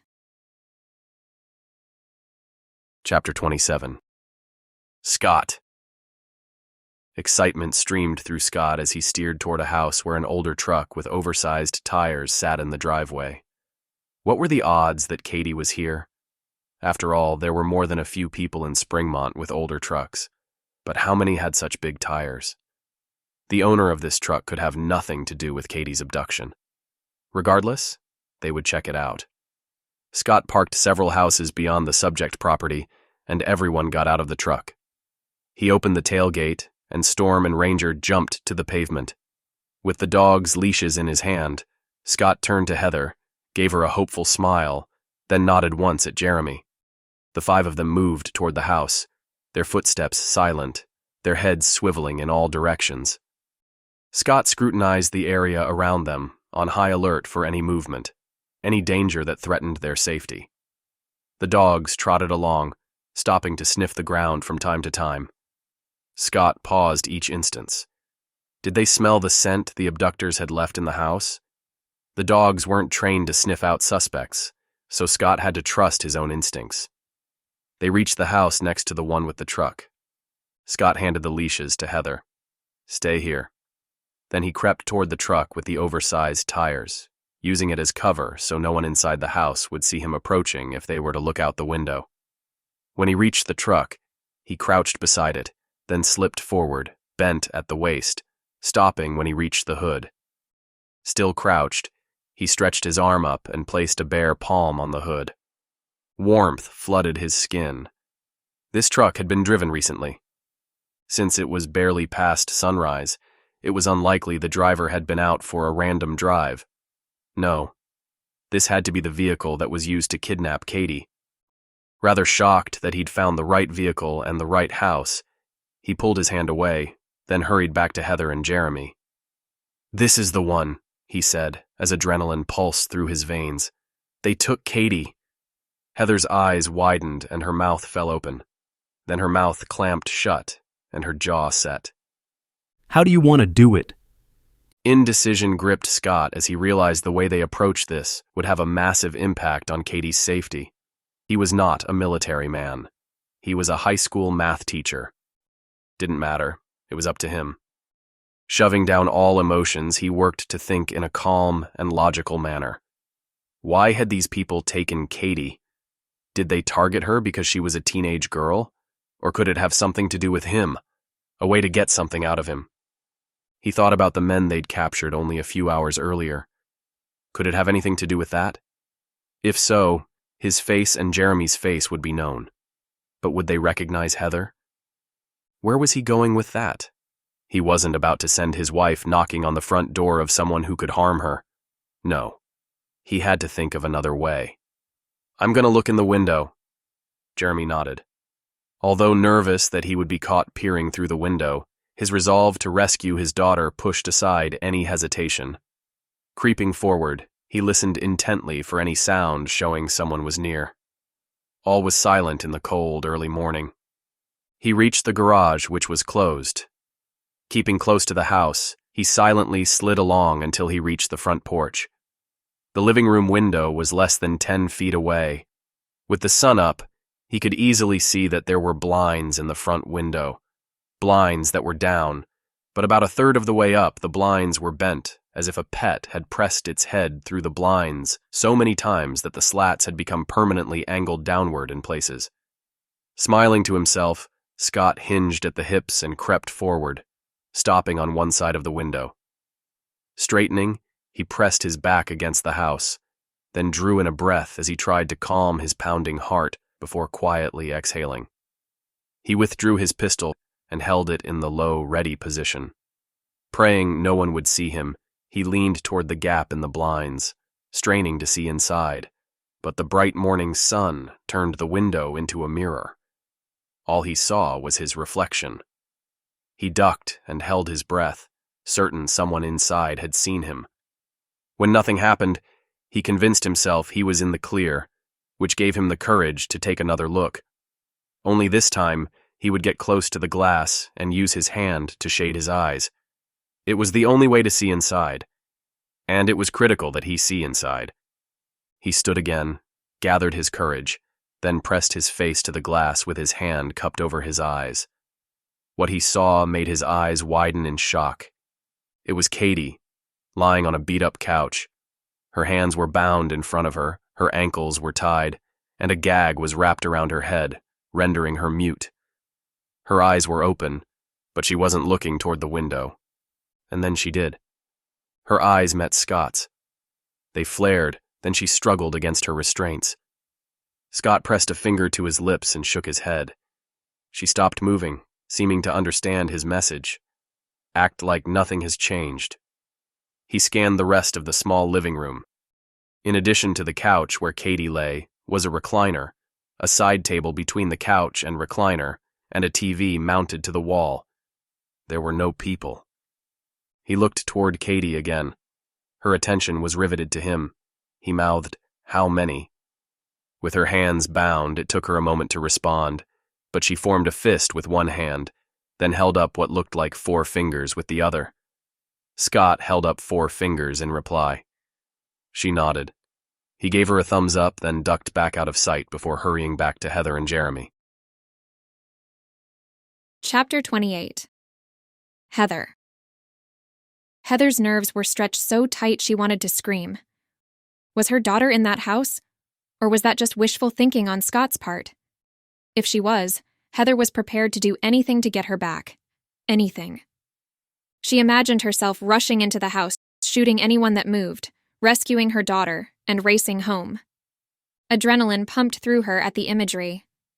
Frantic to get to her daughter, it took all of Heather's self-control not to rush over to Scott and see for herself what was going on. A hand rested on her shoulder. She jumped slightly, then turned to Jeremy, who smiled in a way she thought was supposed to be reassuring, which is when she realized she was nearly panting with anxiety. Forcing herself to calm, she squeezed her eyes closed and focused on her environment. The sound of birds trilling, the brisk air, the smell of smoke from fires people were obviously using to heat their homes. She's inside. Heather's eyes snapped open and adrenaline flooded her body once again. Let's get her! She was more eager to do that than she had ever been to do anything in her life. She was also angry, furious at the people who'd had the gall to come into her home and take her sweet daughter. What had they done to her? Was Katie okay?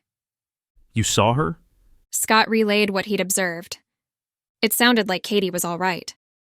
Relief cascaded through Heather's body, making her knees go weak. Katie signaled that there are 4 people inside. Hearing that, Heather realized she hadn't thought beyond bursting inside and getting Katie. It hadn't occurred to her to consider how many people they would have to deal with, or what that would even look like. Men or women? Don't know. Glad Scott and Jeremy were thinking this through, she shoved down her emotions as best she could. If she let her feelings get the best of her, it would put them all in danger.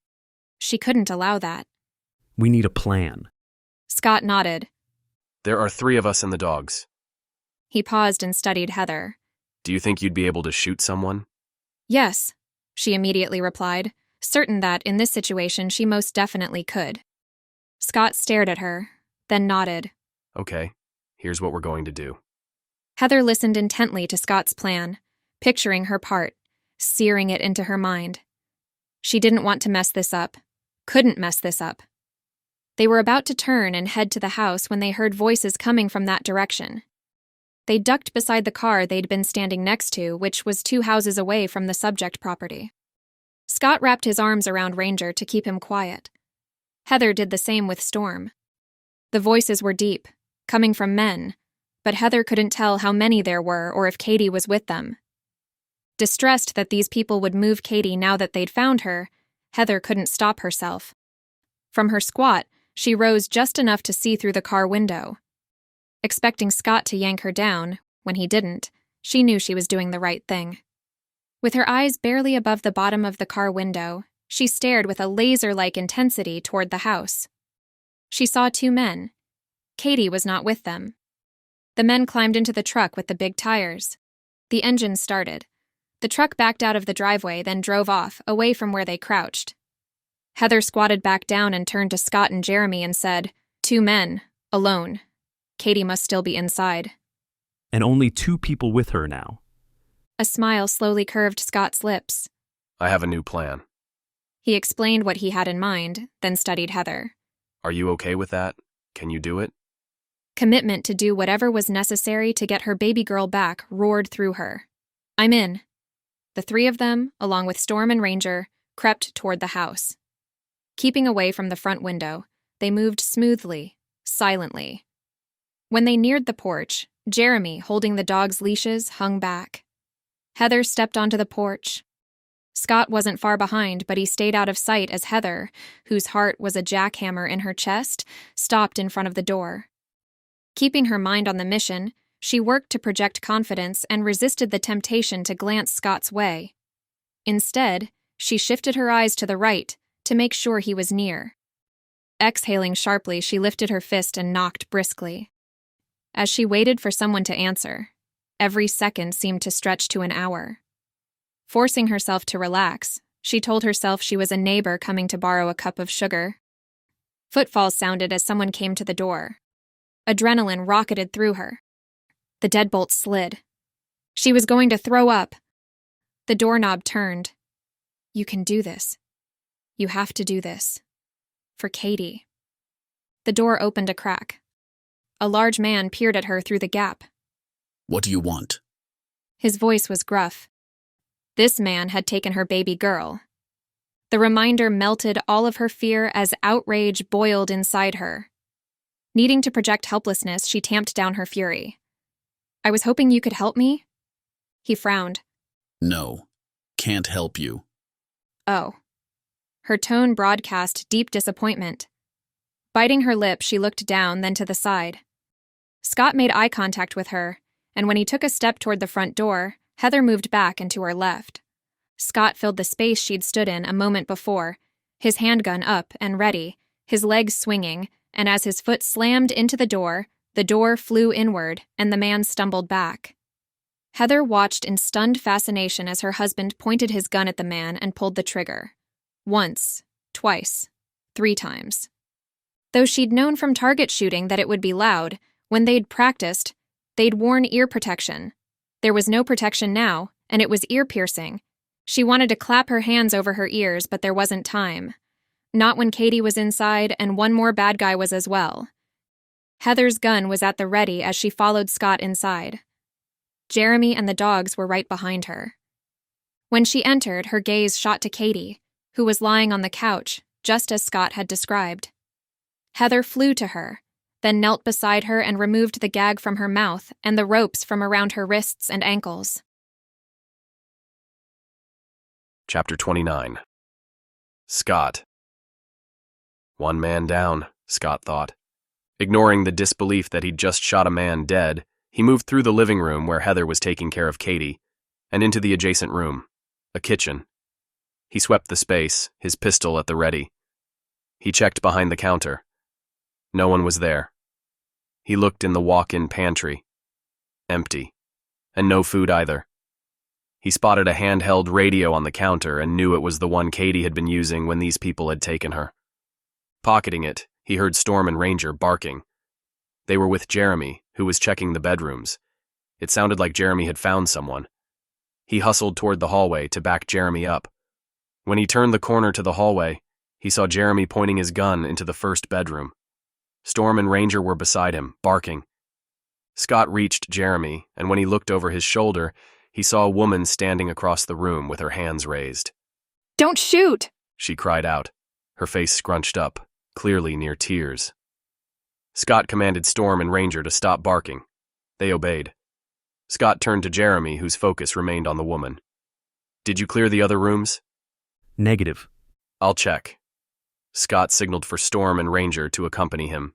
Then he went to the next bedroom. It didn't take long to clear it before he cleared the last bedroom and both bathrooms. This house didn't have a basement. The woman was the only person there. Scott strode back to Jeremy, who had remained in the doorway, his gun trained on the woman. Scott went into the room and searched her. Satisfied that she was unarmed, Scott faced her, but he stood to the side so Jeremy still had a clear shot if necessary.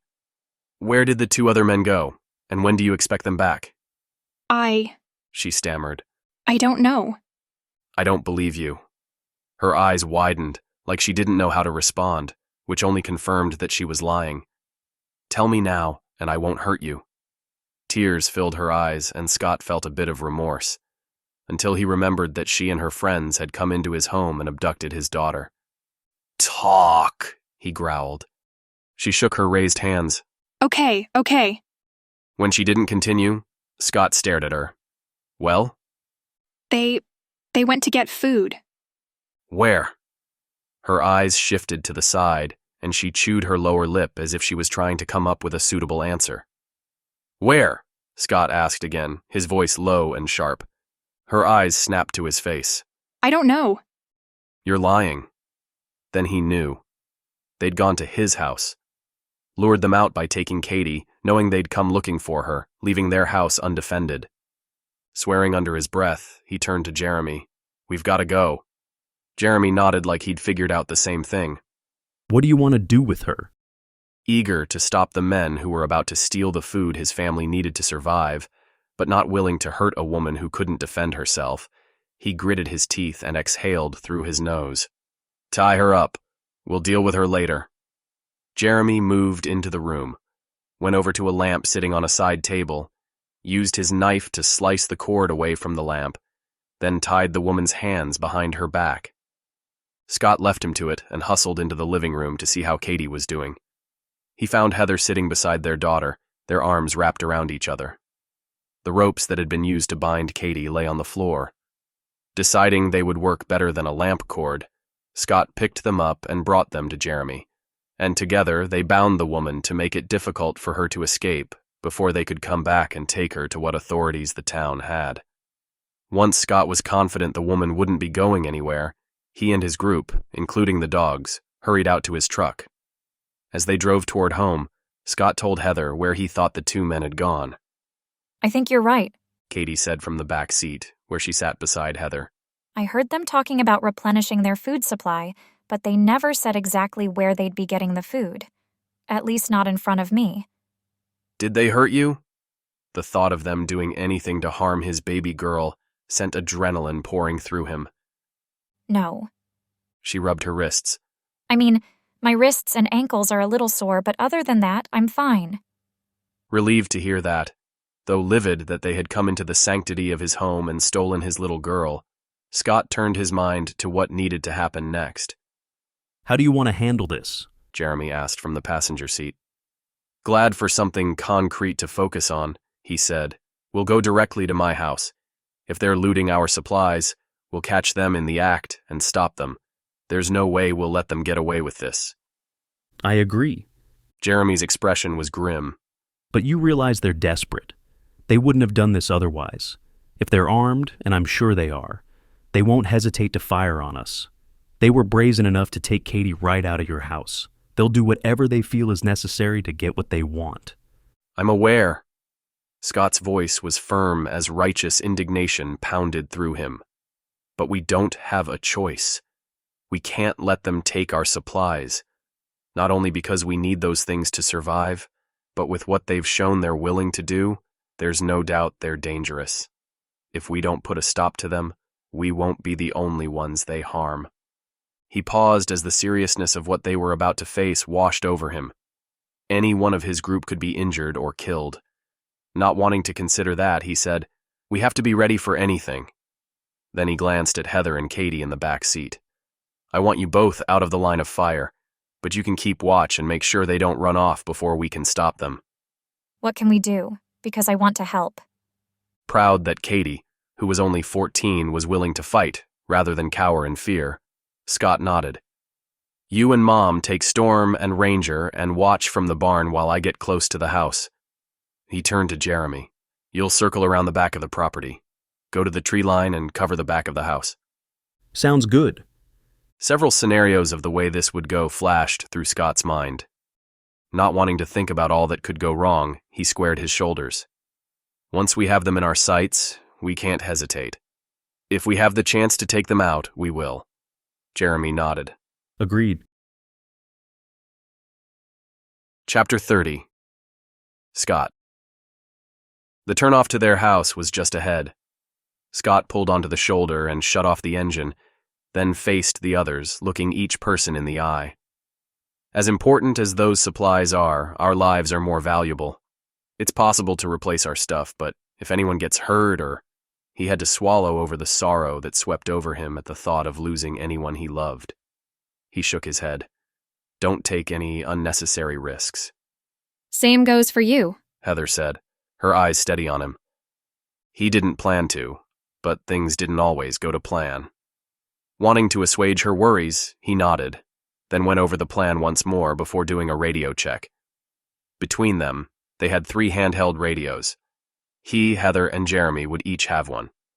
Katie would not, but the idea was for her to be well away from any action. The 4 of them, plus Storm and Ranger, climbed out of the truck and went into a quick trot toward their gravel road. When they reached the entrance to their property, they stopped. From where they stood, they couldn't yet see the house. "Stay here," Scott whispered. He crept forward, using thick bushes as cover to get closer to the house. There it was. The truck, with the oversized tires, parked right in front of his house like it belonged there. Outrage roared through Scott as he clenched his teeth and shook his head. More determined than ever to deal with these men, Scott trotted back to the group waiting for him. "They're here," he stated flatly. Heather touched her throat as if she was surprised to have their fears confirmed. Then she lowered her hand as her lips compressed. Scott turned his focus to Katie. Her brow furrowed, then it smoothed out as she lifted her chin. Jeremy just looked angry, a mirror image of what Scott felt. Glad to have his neighbor and friend to back him up, he was confident they could handle this. Storm and Ranger sat on their haunches, waiting to follow any commands. "Ready?" Scott asked, and when everyone nodded their assent, he said, "Let's do this." At that, he turned and jogged toward the house, veering to the side to stay out of sight of the men who were presumably inside. Jeremy ran past him, stopping when he reached a tree that offered a clear view of the back of the house. Katie went to one side of the barn, while Heather and the dogs went to the other side, the one closest to the house. "Let me know when you see something," Scott murmured into the radio, watching for any flicker of movement. "Will do," Jeremy replied, his voice low and calm. Fighting the urge to rush inside and confront the men who were probably ransacking his home, his sanctuary, Scott felt every muscle in his body go taut, ready for action. He crept forward, stopping beneath one of the 3 windows that ran across the front of the house. Risking a glance inside, he saw someone crossing the short hallway from the dining area into the kitchen. They quickly went out of view as the kitchen wasn't visible from where he stood. Wanting to get a better look before bursting inside, he ducked down and crept around the side of the house, stopping when he reached a window that would give him a clear view of the kitchen. With his heart pounding, he rose high enough to peer inside. There they were. The sight of 2 men rummaging through his pantry sent anger coursing through him. They were taking his family's food, scavenging through his home as if it were theirs to plunder. He squatted below the window, his eyes shifting to Jeremy, who stood behind a tree a short distance away. Scott lifted the radio to his lips. "They're in the house, both of them." "Copy that," Jeremy replied, his tone calm, which helped to calm Scott. Rising to peer through the window once more, Scott saw one intruder step back from the pantry with a box of food, a box of his food. "It's time," Scott said into the radio, tension radiating from him like a live wire. "We have to stop these losers." "Copy," Jeremy said, then added, "We have every right to take them out." Scott completely agreed, then asked himself how it had become so easy for him to take a life. But he knew why. It was the only way to protect his family and property. He had done nothing to these men. He didn't even know them. They had come onto his property, into his home, taken his daughter, his baby girl. If they had been willing to do that this early in the apocalypse, what would they do when things became even more dire? He would not hesitate to do what needed to be done.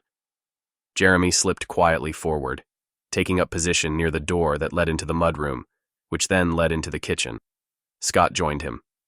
With a nod, Scott reached for the knob and turned it, then silently pushed the door open. They crept inside, staying close to the walls and out of sight.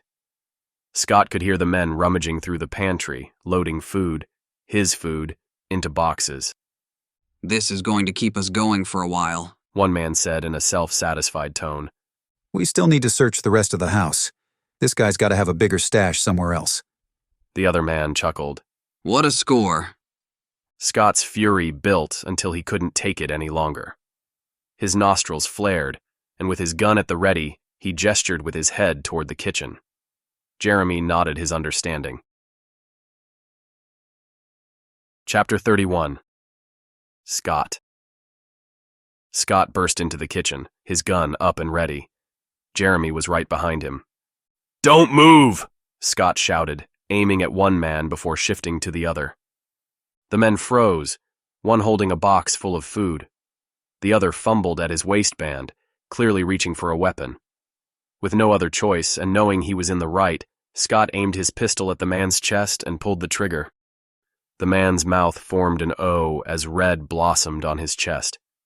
He staggered back, then collapsed to the floor before crying out, "You shot me!" The other man dropped the box of food, his hands jerking into the air. "Don't shoot!" Though sorely tempted to take the man out, Scott couldn't quite bring himself to do it when the man had surrendered, but he kept his pistol aimed at him. The uninjured man glanced at his companion, who appeared to be bleeding out. I told you this was a bad idea. Then he glared at Scott, his eyes broadcasting resentment, as if it was Scott's fault that things had gone awry. The downed man gasped, his hand on his chest, blood pouring through his fingers. "Turn around and put your hands on your head," Scott demanded, his tone unyielding. The man complied, the sight of his dying companion a powerful motivator. With his gun held steady on the intruder, Scott called to Jeremy, "Search him." Jeremy did so, finding a handgun. He put it in his pocket and stepped away. Now Scott wanted answers. "Turn around so I can see your disgusting face." The man did so, his hands still on his head, his expression a mix of apprehension and anger. We need that food or our people will starve. Scott pictured the man he'd killed at the house and the woman they'd left behind. Then he glanced at the man who was drawing his last breath on the floor of his kitchen before meeting the eyes of the man in front of him. He wasn't proud of the fact that bodies seemed to litter his wake, and he didn't want to point out that the number of people in this man's group had been cut in half. Instead, he said, "That doesn't give you the right to come into my home and take food out of the mouths of my children." The man clamped his lips shut, as if he knew there was no excuse for what he'd done. Needing answers, Scott appraised him. "Why did you take my daughter?" His tone said he was on the verge of putting the man down, but was using extreme self-control to hold back. Face paling, the man shook his head. Look, we didn't mean her any harm. She was just a convenient target. That did nothing to appease Scott's indignation. "Explain." We just needed food. Misery filled his voice. We were starving.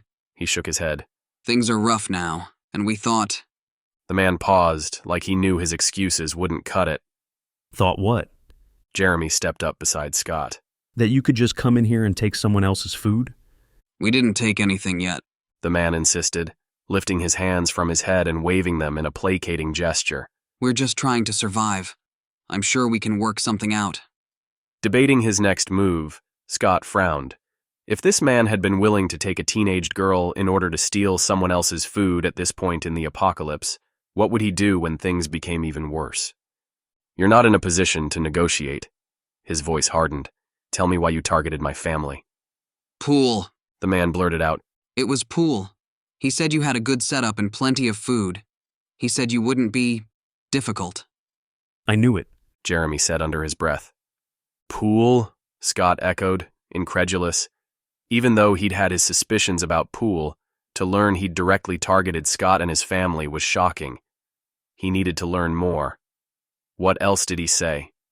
It wasn't supposed to go this way, the man stammered, panic creeping into his voice. We just needed food. He said if we took your daughter, you'd be more likely to comply. The man visibly swallowed. We didn't hurt her or anything, and we were going to give her back. Scott clenched his jaw as fresh outrage ignited within him. How dare Poole orchestrate this attack on his family? What had he been thinking? Had he really thought he would get away with it?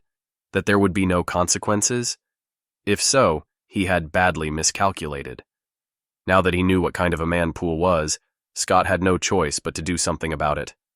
Poole was dangerous, and if he was scheming, who would be his next target? Where is Poole? I don't know, the man exclaimed, distress lacing his voice. I haven't talked to him in a couple of days. He told us to wait until you would be on guard duty and your family would be alone. The man suddenly closed his mouth like maybe he was saying too much. What else? Scott demanded, his anger growing at the sheer boldness of the premeditated scheme Poole had come up with. A scheme to take his child when he was away, and his family was at its most vulnerable. The man must have sensed Scott's hair-trigger emotion, because the words spilled out of him like he couldn't confess fast enough. Poole said something about bringing a group together, people who would take whatever food and supplies they could, and then they would control it all. Poole said he would dole the food out the way he saw fit, that it would be more fair. He insisted we take action now, early, before the town could get its act together. Scott's mind reeled. This was about more than just food. It had been about seizing control during a time of chaos. They had to figure out how to protect their family and their community, not just from outsiders, but from their own people. Jeremy glanced at Scott, his expression grim. Sounds like we have a whole new level of trouble brewing. Yeah. Scott swallowed hard, then focused on the man again. Who else is involved? The man shook his head. I don't know. It was just Poole talking to us. Unsure what to do with the man, Scott stared at him. I'm sorry, the man stammered.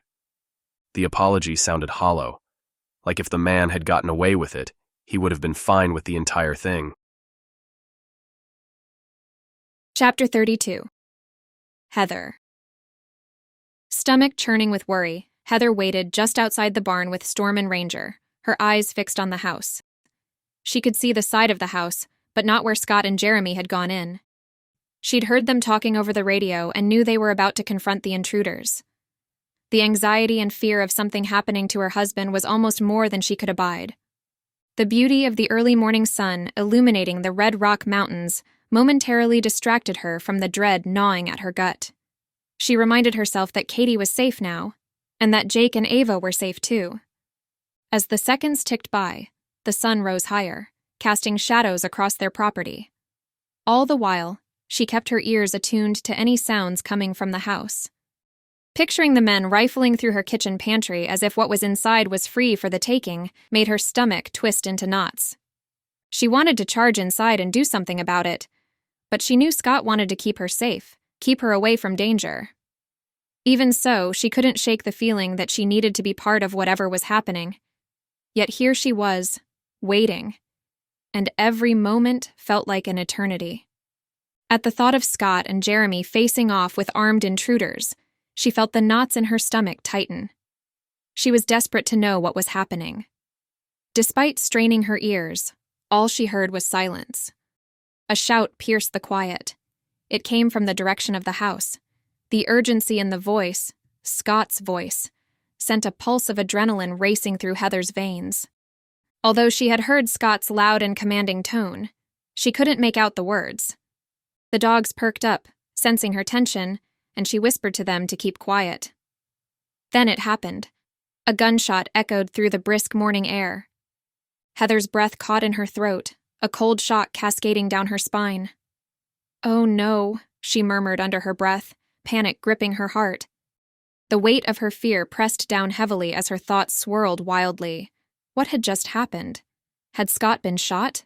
Was he all right? She clutched the radio, but it remained silent. Worst-case scenarios paraded through her mind, each one darker than the last. The anxiety was suffocating. She couldn't stay here any longer. She had to know what was happening, had to know if Scott was all right. Before she could talk herself out of it, and while gripping the dog's leashes, she vaulted toward the back of the house where she'd last seen Scott.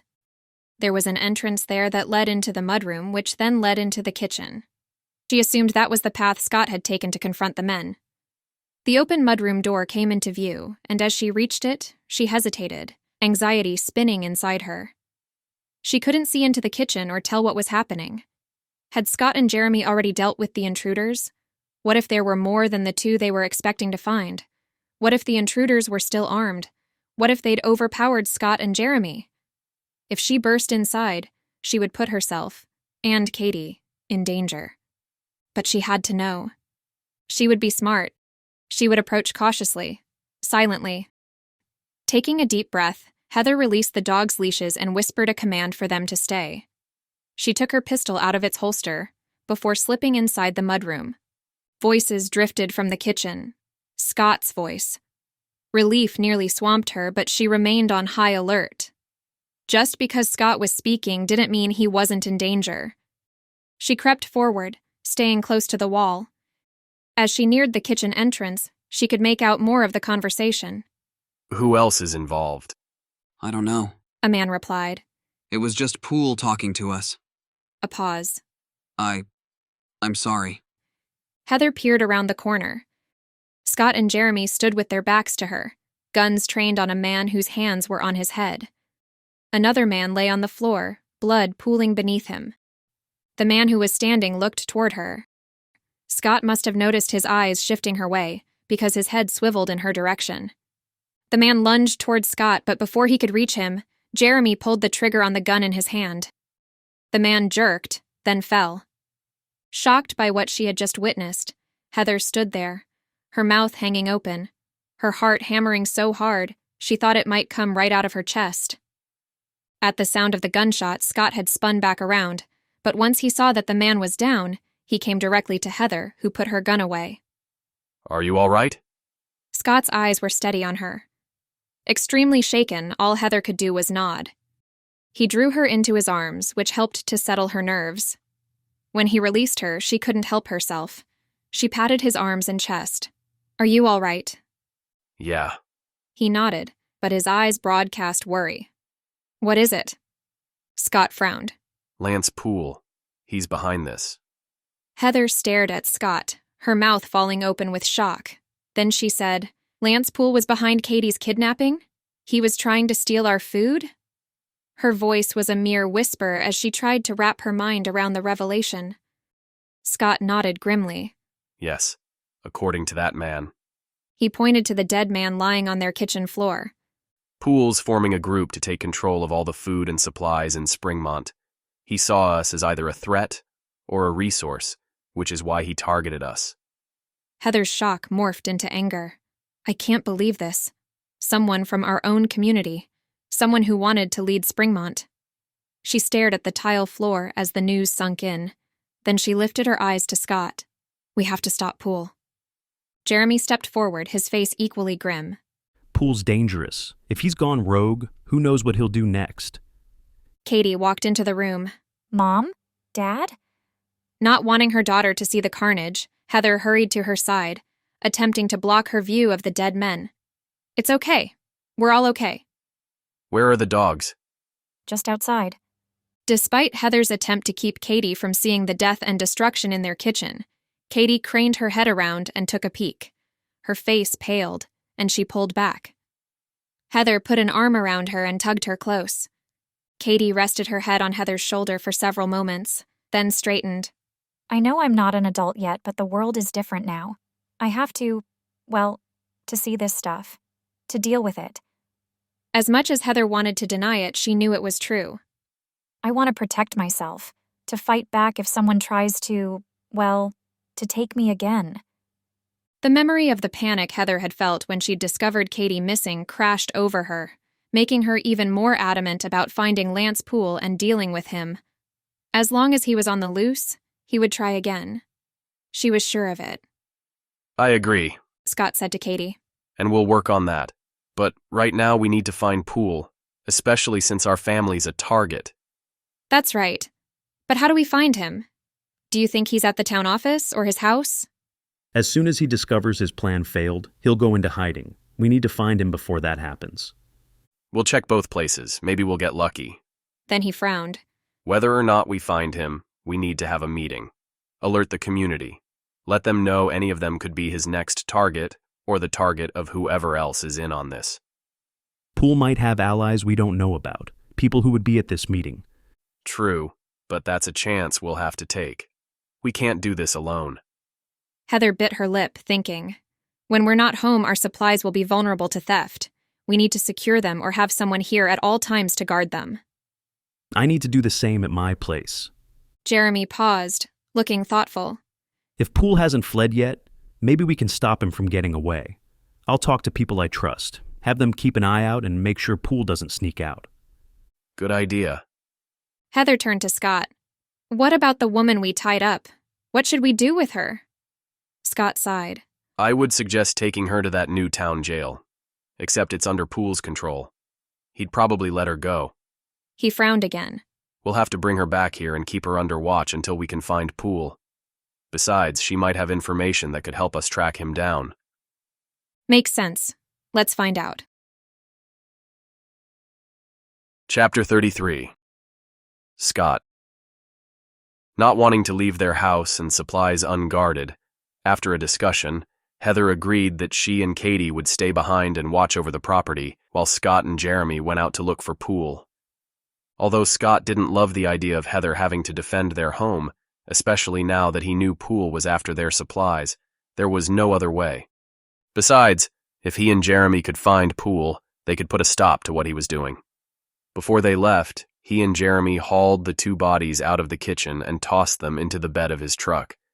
They would dispose of them somewhere away from his property, and he didn't want Heather to have to deal with them. She'd said she and Katie would work on cleaning up the mess in the kitchen. Storm and Ranger would stay with her.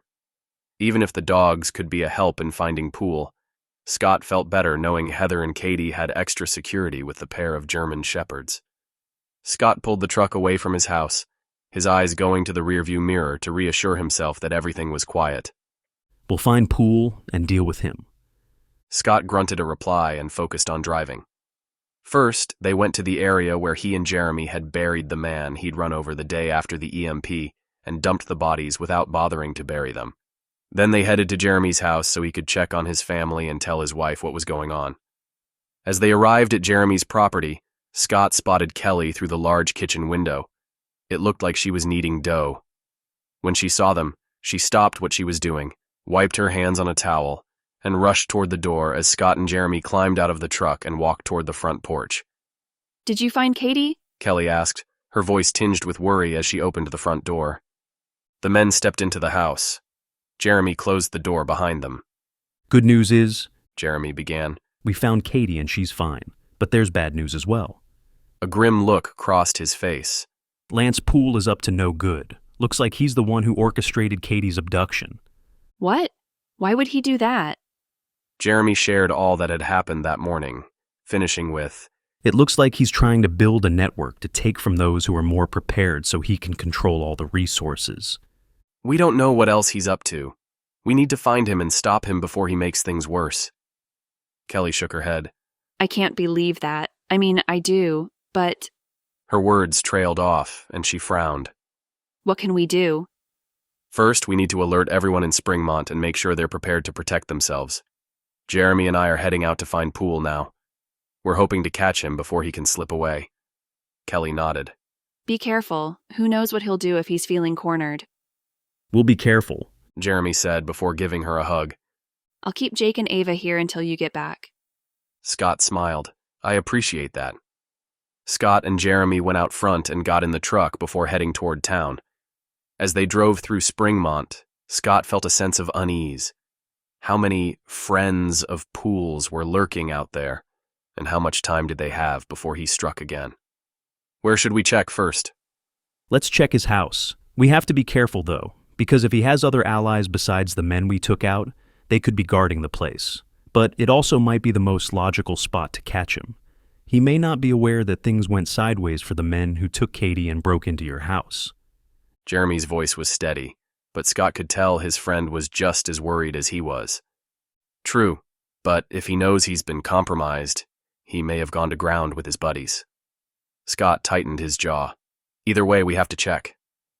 As they drove past the houses lining the street, Scott steeled himself against whatever they were about to face. It was late morning, but he didn't see anyone around. Let's make this quick and discreet. Since we don't know who else is in on it, we don't want them to catch wind of what we're doing. When they were a few houses away from Poole's place, Scott pulled to the curb and turned off the engine. They stepped out of the truck and started walking, trying not to attract attention. Poole's house, a modest structure on a small lot that looked well taken care of, came into view. They veered toward the wooden gate that led into his backyard. Scott lifted the latch and gently pushed the door. The hinges creaked softly as the gate swung inward. Scott glanced at Jeremy, who frowned. I'll go around front, then circle around and meet you back here. Scott tapped the handheld radio on his hip. Keep the volume low. Will do. Jeremy moved toward the front of the small property while Scott crept along the house toward the back. When he reached the corner of the house, he paused and listened, but heard nothing. Maybe Poole wasn't there. Maybe he was at the office in the center of town, orchestrating his next move. Or maybe he'd heard his plan had failed and had fled Springmont. Not sure which option he preferred, Scott poked his head around the corner of the house to get a quick look at the backyard. It was about 1/4 of an acre.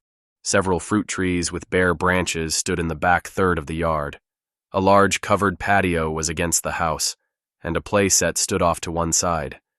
Scott didn't know Poole well, but he knew he had a wife and a few elementary-aged kids. With everything so quiet, he decided it was safe to venture to the glass slider. Being as stealthy as he could, he made his way to the large glass door. He saw what he guessed was the kitchen window, but it was too high for him to see through easily, so he stayed low as he passed beneath it. He stepped onto the covered patio, passed a grill, then reached the slider. He went into a squat before leaning to the side and quickly peering inside. He saw nothing at first glance, so he leaned toward the glass slider again, this time pressing a hand to the glass to make it easier to see inside. Nothing moved. Nothing made a sound. Then he heard a noise, to his right, from the other side of the house. Startled, he jerked his head in that direction, his hand going to his holster. It was Jeremy. Heart hammering, Scott frowned. "I thought you were Poole." Jeremy's eyes went to Scott's hand resting on his gun and his face blanched. "Sorry, I should have told you I was coming." "Yeah." In an effort to reduce the sudden tension, he chuckled as he stood. "Don't want to shoot the one man on my side." "No." Jeremy grinned. "You don't want that." "I don't think he's here." "I agree, but let's look inside to be sure." Scott tugged on the handle of the sliding glass door, but unsurprisingly, it wouldn't open. They ended up breaking in through a pedestrian door that led into the garage, and another door that led from the garage into the kitchen. It didn't take long to search the house. Not only did they not find Poole or his family, but there wasn't a trace of food. I get the feeling he fled. Same. A disturbing thought came to him. Does that mean we've seen the last of him, or will he come back with reinforcements? Jeremy shook his head. Before we speculate, let's check the office at Town Hall. There's a chance he's there, or maybe whoever's there will know where he's gone. Sounds good. Chapter 34. Scott. Scott and Jeremy drove directly to Town Hall. Someone had to be there because the 3 men they'd brought in early that morning were in the makeshift jail. They'd left Andy Dawson to guard them. They pulled up to the building, got out of the truck, and walked briskly to the door, impatient to find Poole. "Dawson?" Scott called out as they stepped into the foyer. No one answered. With a glance at Jeremy, Scott drew his weapon. Jeremy pulled his gun out as well. Using extreme caution, they crept toward the hallway, and when they turned the corner that led to the jail cell, Scott stopped. Andy Dawson was crumpled on the carpeted floor, blood pooling under his head. Scott went to him, and although he was confident the man was dead, he still checked for a pulse. He didn't find one. "They're gone." Scott looked up to see Jeremy standing in the doorway to the jail cell, the door wide open. Scott stood. Poole must have found out we were onto him and let them out. "How'd he know?" Jeremy stepped into the hallway.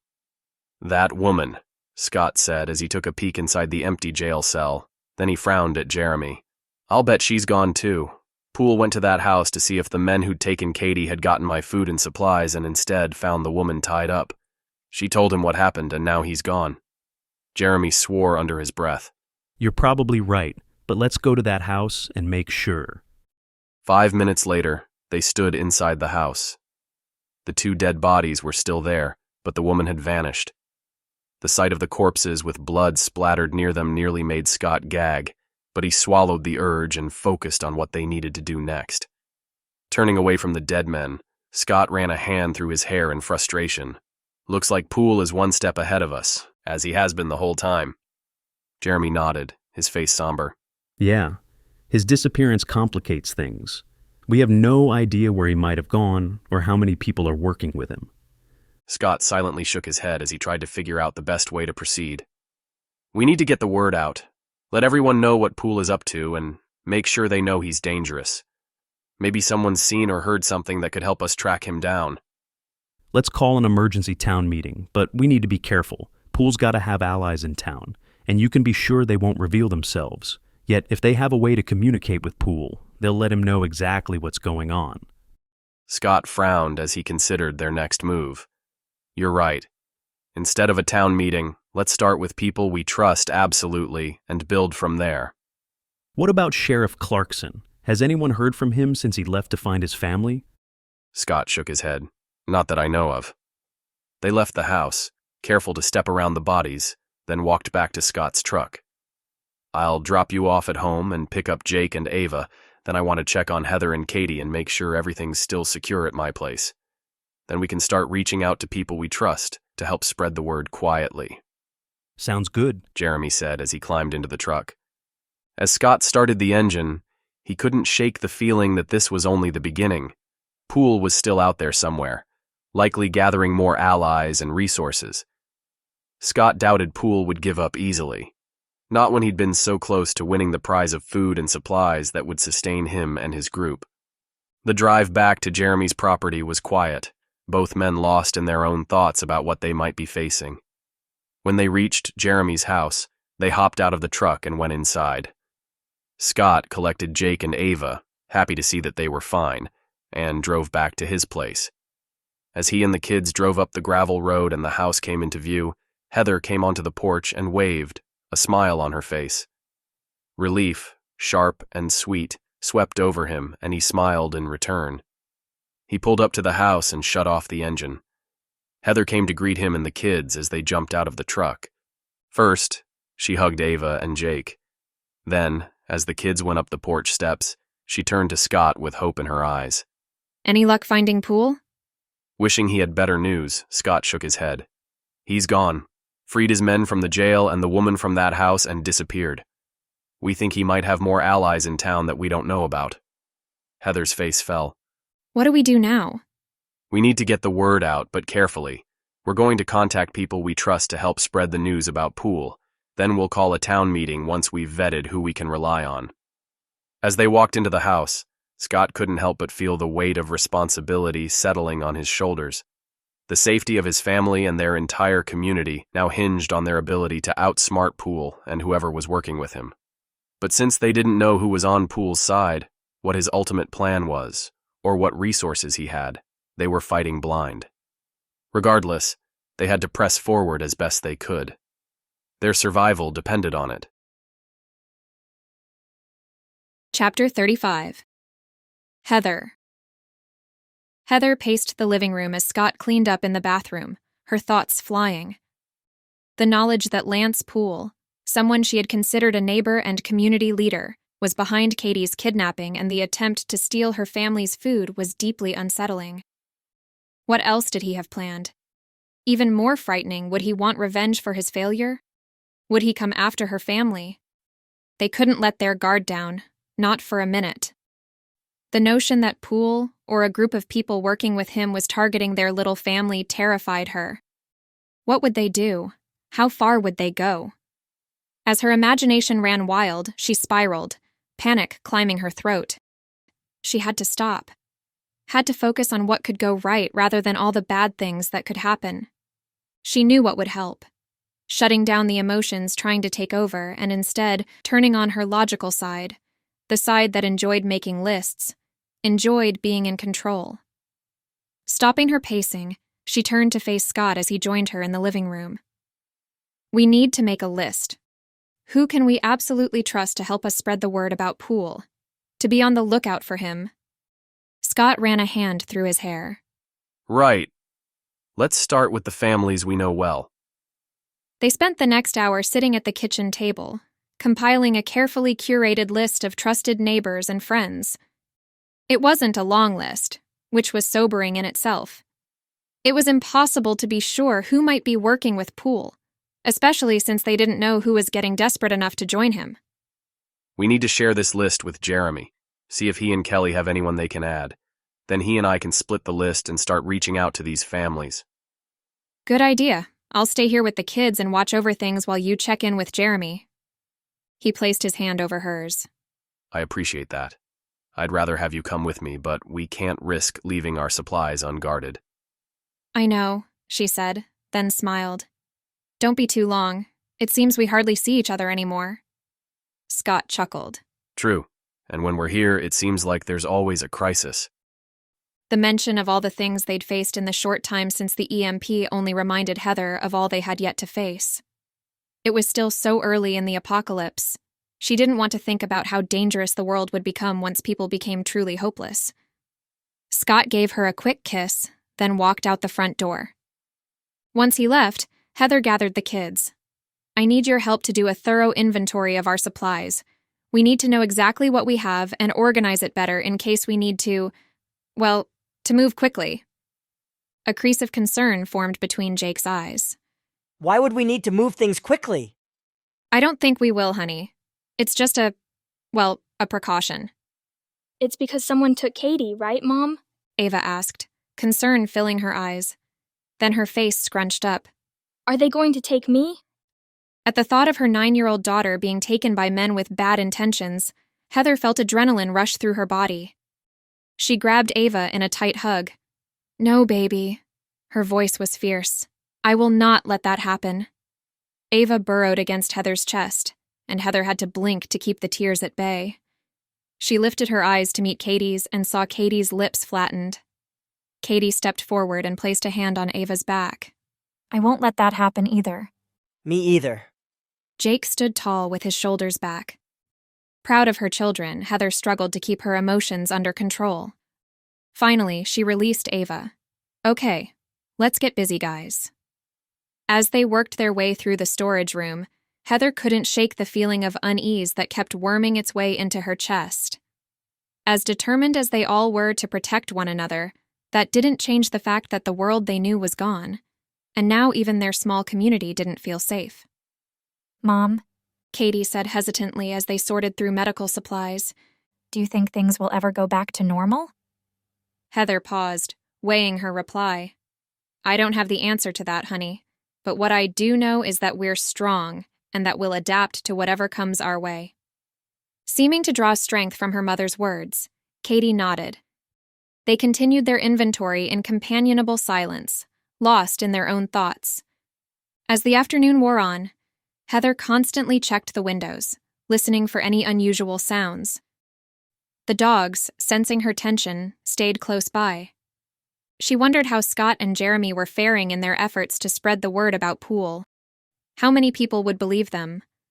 Were any of them already working with Poole? If so, did they know where to find him? And if they did, would they report to him what Scott and Jeremy were up to? The unknown put her on edge. The sound of a vehicle crunching up the gravel driveway pulled Heather from her thoughts. She dashed to the window, Katie, Jake, and Ava right behind her. Relief washed over her as she recognized Scott's truck pulling up to the house. Let's go see what news he has, Heather said, heading for the door with a mixture of hope and apprehension. Chapter 36. Scott. Scott pulled up to the house, eager to share with Heather the things he'd learned. As he stepped out of the truck, Heather and the kids came out to meet him. The sight of his family, safe and sound, brought a sense of relief amidst the chaotic thoughts bouncing around in his head. How did it go? Heather asked as she lightly touched his arm. Scott took a deep breath. It's complicated. Let's go inside and I'll fill you in. Once they were all settled in the living room, Scott recounted his and Jeremy's efforts to spread the word about Poole. We contacted most of the families on our list. The reactions were mixed. What do you mean by mixed? Katie asked, leaning forward on the recliner. Scott ran a hand through his hair, a gesture that betrayed his frustration. Some people were shocked and immediately offered their support. Others were skeptical, saying they couldn't believe Poole would do something like this. And a few... He paused, his forehead creasing. A few seemed almost defensive of Poole, implying that we must be mistaken or overreacting. Heather's brow furrowed.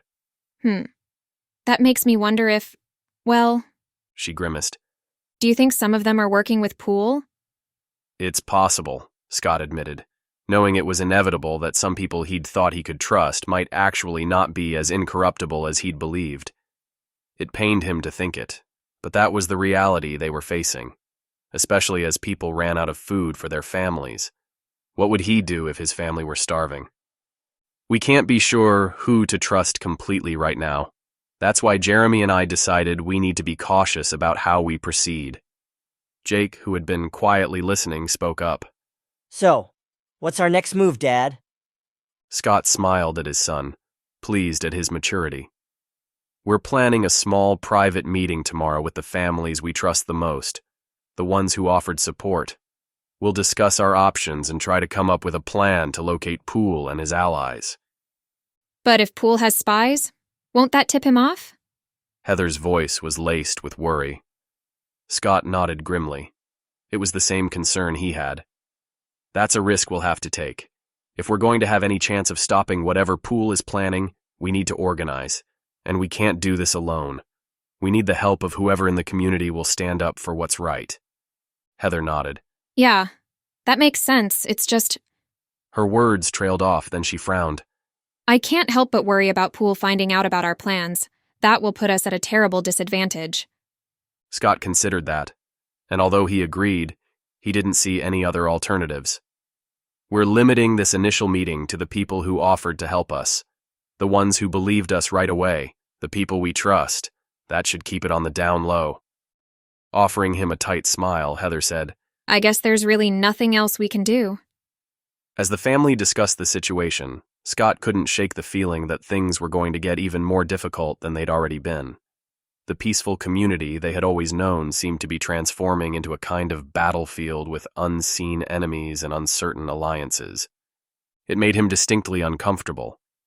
He'd already killed several men, something that shocked him. How many more would he be forced to kill in order to protect his family? Which reminded him of the other topic that had been on his mind, something he'd discussed with Jeremy. Confident Heather would be on board, he straightened. There's something else we need to talk about. We need to step up training in self-defense and the use of firearms. He paused and met the eyes of each of his children. That means all of you. The world is becoming more dangerous by the day. We need to be prepared. Heather frowned before softly sighing. You're right. We can't afford to be vulnerable anymore. I want to learn how to protect myself, Katie said, her expression resolute. I didn't like the way I felt so helpless when when those people took me. Glad she wanted to learn how to defend herself rather than hide away, Scott nodded. Good. Despite all they'd been through, he knew the real challenges were just beginning, which is why he would do all he could to prepare his family for whatever the future held. He was just glad he and Heather were in accord. If he had to convince her first, it would make it that much more difficult. All right, he said as he stood. Let's have dinner, then get some rest. Tomorrow we prepare in earnest, for whatever Poole might throw at us, and for whatever else we might be facing. Jake and Katie gave him somber nods, like they understood the seriousness of the situation. After what Katie had been through, he knew she did. He suspected Jake and Ava were quickly catching on. They dispersed to complete their assigned tasks to prepare dinner, then came back together to eat their meal, talking about the things they missed, things that they didn't expect to come back. Video games. Jake's voice was low, like he missed it more than he wanted to admit. I miss playing those. I miss social media. I know I spent too much time on my phone, but if I could just go on for a little while, that would be nice. Me too. It helped me unwind. What about you, Ava? Scott asked his 9-year-old daughter. What do you miss? She shrugged. I guess watching some of my shows on my iPad. She paused, looking thoughtful. I still like to draw. Scott smiled, glad his baby girl could still do something she loved. Can we play a board game after we eat? I'd love to. They finished their meal and cleaned up, then took out a board game, setting it on the coffee table before they all sat on the floor around it and began playing. As they took turns, Scott's mind wandered. His gaze went to each member of his family. Their safety was in his hands. Every decision he made would not only determine whether they had what they needed to survive, but whether they could survive at all. If Poole was determined to take their resources, he had to prevent it, and he would do whatever it took to stop him. Chapter 37. Heather. Heather woke early the next morning, her mind already spinning with thoughts of the day ahead. It was different than before the EMP when she had to juggle working and raising a family. Now, it was all about survival. The stakes were sky high. Today, they would not only begin learning self-defense skills and practicing with the guns, but they were also going to meet with people she hoped they could trust and try to come up with a plan. One she dearly hoped would put an end to Poole and his scheme to harm her family and steal their resources. As she made her way to the kitchen to start breakfast, she found Scott already there, nursing a cup of coffee and staring out the window with a pensive expression. "Couldn't sleep?" she asked softly, placing a hand on his shoulder. Scott turned to her with a tired smile. Just thinking about everything we need to do. There's so much on the line. Understanding all too well, Heather nodded. "I was thinking the same thing, but we'll figure this out. We have Jeremy and Kelly on our side, and we'll find others to help." As they prepared breakfast, they discussed the plans for the day in quiet tones. The kids filtered into the kitchen. Katie's expression was stoic, while Jake smiled in a way that seemed forced. Heather thought he was trying to mask his nervousness. Ava, still too young to fully grasp the gravity of the situation, was just hungry. After breakfast, Scott gathered the family in the living room. Heather sat beside him on the couch. All right. Today we start our training in earnest. We'll begin with basic self-defense techniques, then move on to target practice. Heather watched as Scott led the children through a series of defensive moves, her heart brimming with a mix of gratification and sadness. This had never been the childhood she had envisioned for them, but it was necessary for their survival. Scott was a skilled teacher. His profession was teaching math, but being able to teach any concept came naturally to him. As the morning progressed, Heather found herself impressed by how quickly the kids were picking up the techniques. Katie, in particular, seemed to throw herself into the training with a fierce tenacity that both worried and reassured Heather. During a break, Heather pulled Katie aside. "How are you feeling about all of this, honey?" Katie faced Heather, her shoulders back and her chin high. "I'm feeling good, Mom. I never want to feel that helpless again. I want to protect myself and our family." Heather pulled her daughter into a warm embrace, blinking back tears at the memory of discovering someone had taken her and not knowing where she was or if she was all right. "You're amazing, Katie, for facing your fears instead of hiding away. That takes a lot of courage." Katie stepped away from her mother and smiled. "Thanks. It feels good to take action." Heather knew exactly what she meant, because she was taking action too, learning how to defend herself. It was quite empowering. As the day wore on, Scott transitioned the training to target practice. Seeing Jake and Katie fire everything from a rifle to a handgun gave Heather mixed feelings. On the one hand, she was impressed at their proficiency, but on the other, she was sickened by the idea that they might have to use those weapons to protect their family. With Ava, Scott had gone over how to safely handle the guns, but when she'd hesitated to actually shoot any of them, Heather and Scott had agreed that they would wait until she felt ready. By late afternoon, everyone was tired, but had made significant progress. As they sat down for an early dinner, Scott outlined the plan for the evening's meeting with the people they thought they could trust. Remember, He said, his voice serious, we need to be cautious about what we say and to whom. We still don't know who might be working with Poole. "We know, Dad," Jake said in a tone of voice that Heather thought was meant to convey that he wasn't a kid anymore, that he understood the seriousness of the situation. It made her smile. After a bit of discussion, she and Scott decided that he and Jake would attend the meeting at Jeremy's house, while Heather and the girls would watch over things at home. Although she wanted to go to the meeting and hear the discussion firsthand, she knew it was crucial for someone to stay behind and guard their home and supplies. When it was time for Scott and Jake to leave, Heather couldn't shake a sense of unease that churned inside her. What's wrong? Scott could clearly sense that something was off, chalking it up to her worries over how the meeting would go, because if it went poorly, they would be nearly on their own in this conflict with Poole. She gave him what she hoped was a reassuring smile. "I'm just a little concerned that people won't back us." I know what you mean, but Jeremy and I will convince them that if they don't help us stop Poole, they could be next. Protecting their self-interest should get them on board. That helped to settle her nerves. Mostly. You're right. We'll be back as soon as we're done. Okay, be careful and good luck. She turned to Jake. You can be Dad's eyes. Try to notice how everyone responds to what he says. Jake nodded as he stood straighter, seeming to understand that his assignment was truly important. "I will." As she watched Scott's truck disappear down the gravel road, Heather turned to her daughters. All right, girls. Let's make sure everything is secure. Chapter 38. Heather. Heather and the girls did a thorough check of all the doors and windows, making sure everything was locked tight. Once she felt certain that everything was secure, she turned off all the lights, then positioned herself near the front window where she had a clear view of the approach to their property. Katie took up a position at the back of the house near the kitchen, while Ava stayed close to Heather. The sun was setting, casting long shadows across their property. As darkness fell, Heather's senses heightened. Every rustle of leaves, every distant sound made her tense. She kept reminding herself to breathe, to stay calm.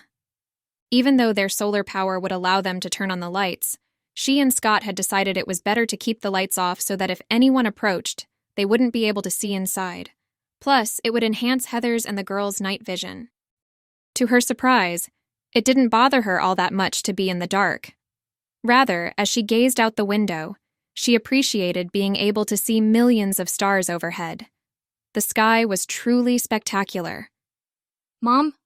Ava's small voice broke through the silence. Do you think Dad and Jake will be okay? Heather turned to her youngest, whose brow was wrinkled with obvious concern. She pulled Ava close. They'll be fine, sweetie. Your dad knows what he's doing, and Jake is becoming quite the young man. They'll look out for each other. She truly believed that, and it consoled her. When 2 hours had passed and Scott and Jake hadn't returned, Heather began to grow anxious. What was taking so long? Shouldn't the meeting have ended by now? She tried to push away the dark thoughts that crept into her mind. What if something had gone wrong? What if Poole or his allies had somehow found out about the meeting? She didn't want to imagine what would happen if the bad guys showed up to the meeting with ill intent, but she couldn't seem to stop herself. With her anxiety growing, Heather picked up the handheld radio to call Scott. He wouldn't mind if she checked in. She pressed the button to call him and spoke into the radio. "Scott? Are you there?" There was no reply. She tried again but got no response. With her worry ratcheting up, she realized the radio seemed to be off. She fiddled with it but couldn't get it to turn on. Maybe the battery's dead. Heather set the radio on the side table and smiled at her daughter. "You're right. I just have to be patient. They'll be back soon." Ava nodded, then leaned against Heather. Heather stroked her daughter's hair as calm settled over her. Everything would be all right. She had complete confidence in Scott. He would figure this out and he would keep them safe. Mom, Katie whispered as she appeared beside Heather, startling her. I think I heard something out back. The calm Heather had begun to feel fled as her heart rate spiked. "Stay here," she whispered to Ava, then quietly followed Katie to the kitchen. "What did you hear?" I'm not sure. It sounded like footsteps, but then it stopped. Heather's immediate reaction was to call Scott, but the radio wasn't working. It was up to her to protect her girls. Panic constricted her chest. Shoving down the dread that threatened to overwhelm her, she tiptoed to the kitchen window and peered into the darkness. Straining her eyes and ears for any movement or sound, she held stock still. For a long moment, there was nothing. Then, a twig snapped. Her hand went to the gun at her hip. She had never imagined she would actually need to use it, especially not to protect her children. But here she was, ready to do whatever was necessary. "Katie, take Ava and go up to my bedroom." She was surprised at how calm she sounded. It didn't reflect the way she felt. At all. "Lock the door, and don't come out for anyone but Dad or me." Katie nodded, her face pale in the moonlight, but her expression stoic. She went to the front room and took Ava by the hand before leading her up the stairs. Alone now, Heather moved silently through the house, checking each window, each potential entry point.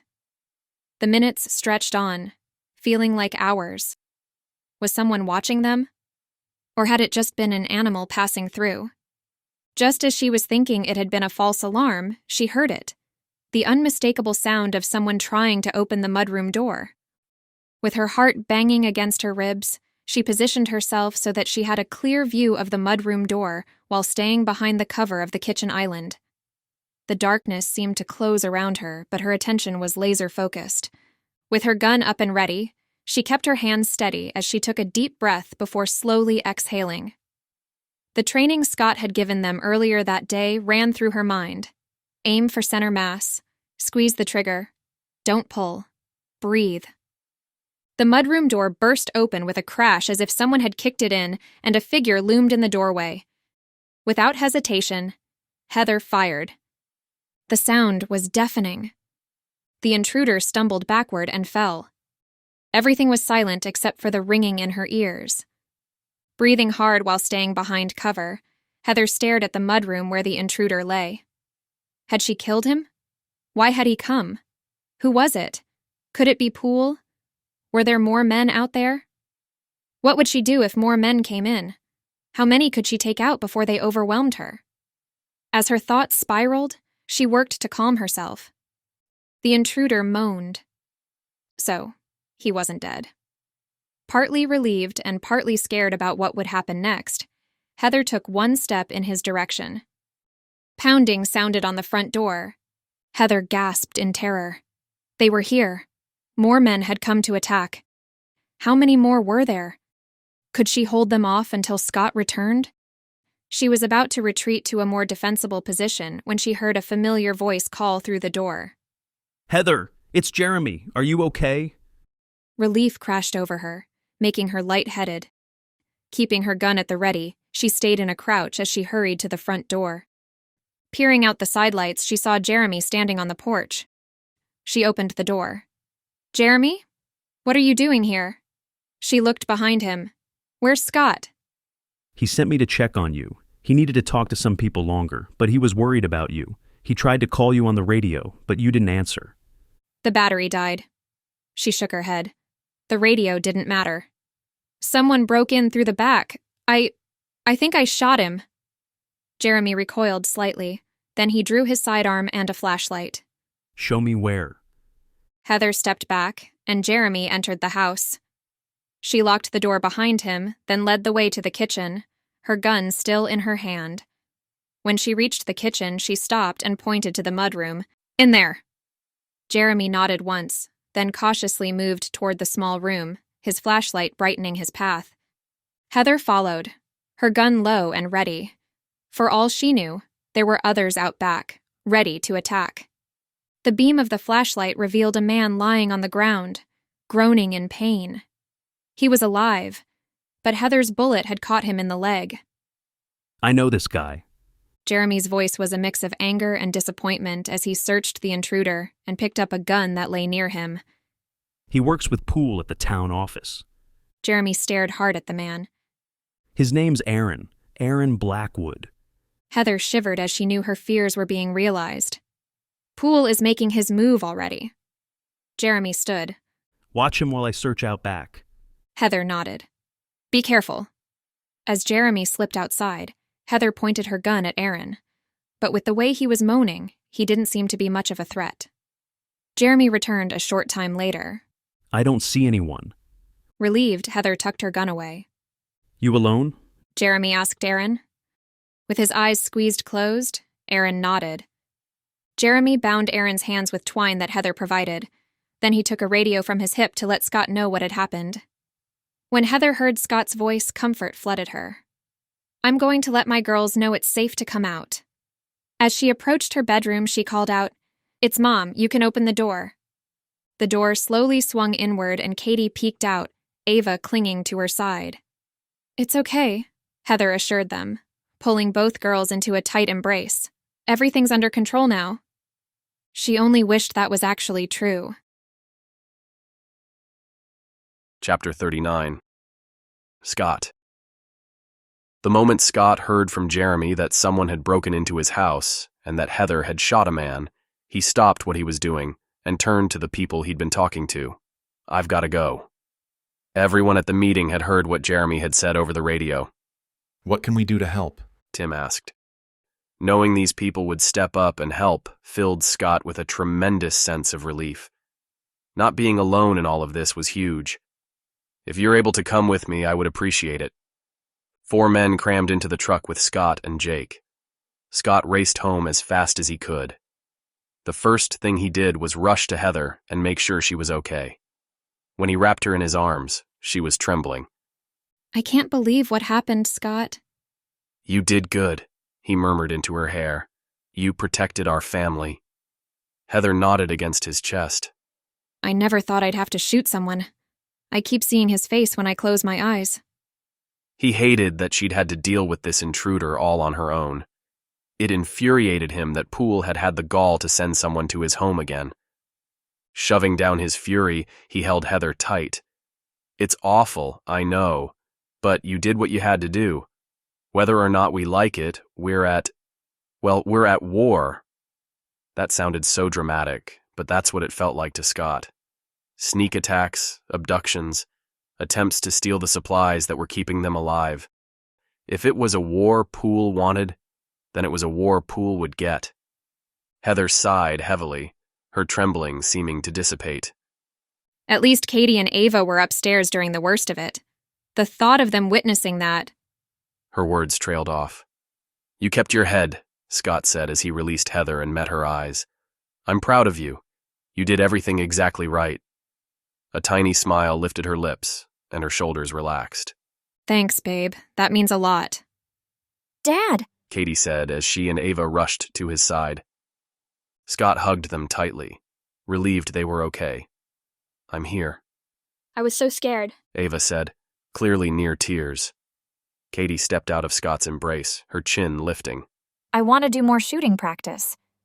Of course, he replied with a solemn nod. We'll do that tomorrow. Scott, Jeremy called from the mudroom where the injured man lay. Stay here, he told the girls. Then he and Heather walked toward Jeremy, Jake, and the 4 men who had come with Scott. The mudroom wasn't large enough for all of them, so the 4 men and Jake stepped back to allow Heather and Scott to enter, joining Jeremy. Recognize him? Scott turned to the intruder, his eyes narrowing. Yeah, I've seen him before. Jeremy nodded. Aaron Blackwood, works with Poole at Town Hall. Blood seeped from the man's left thigh.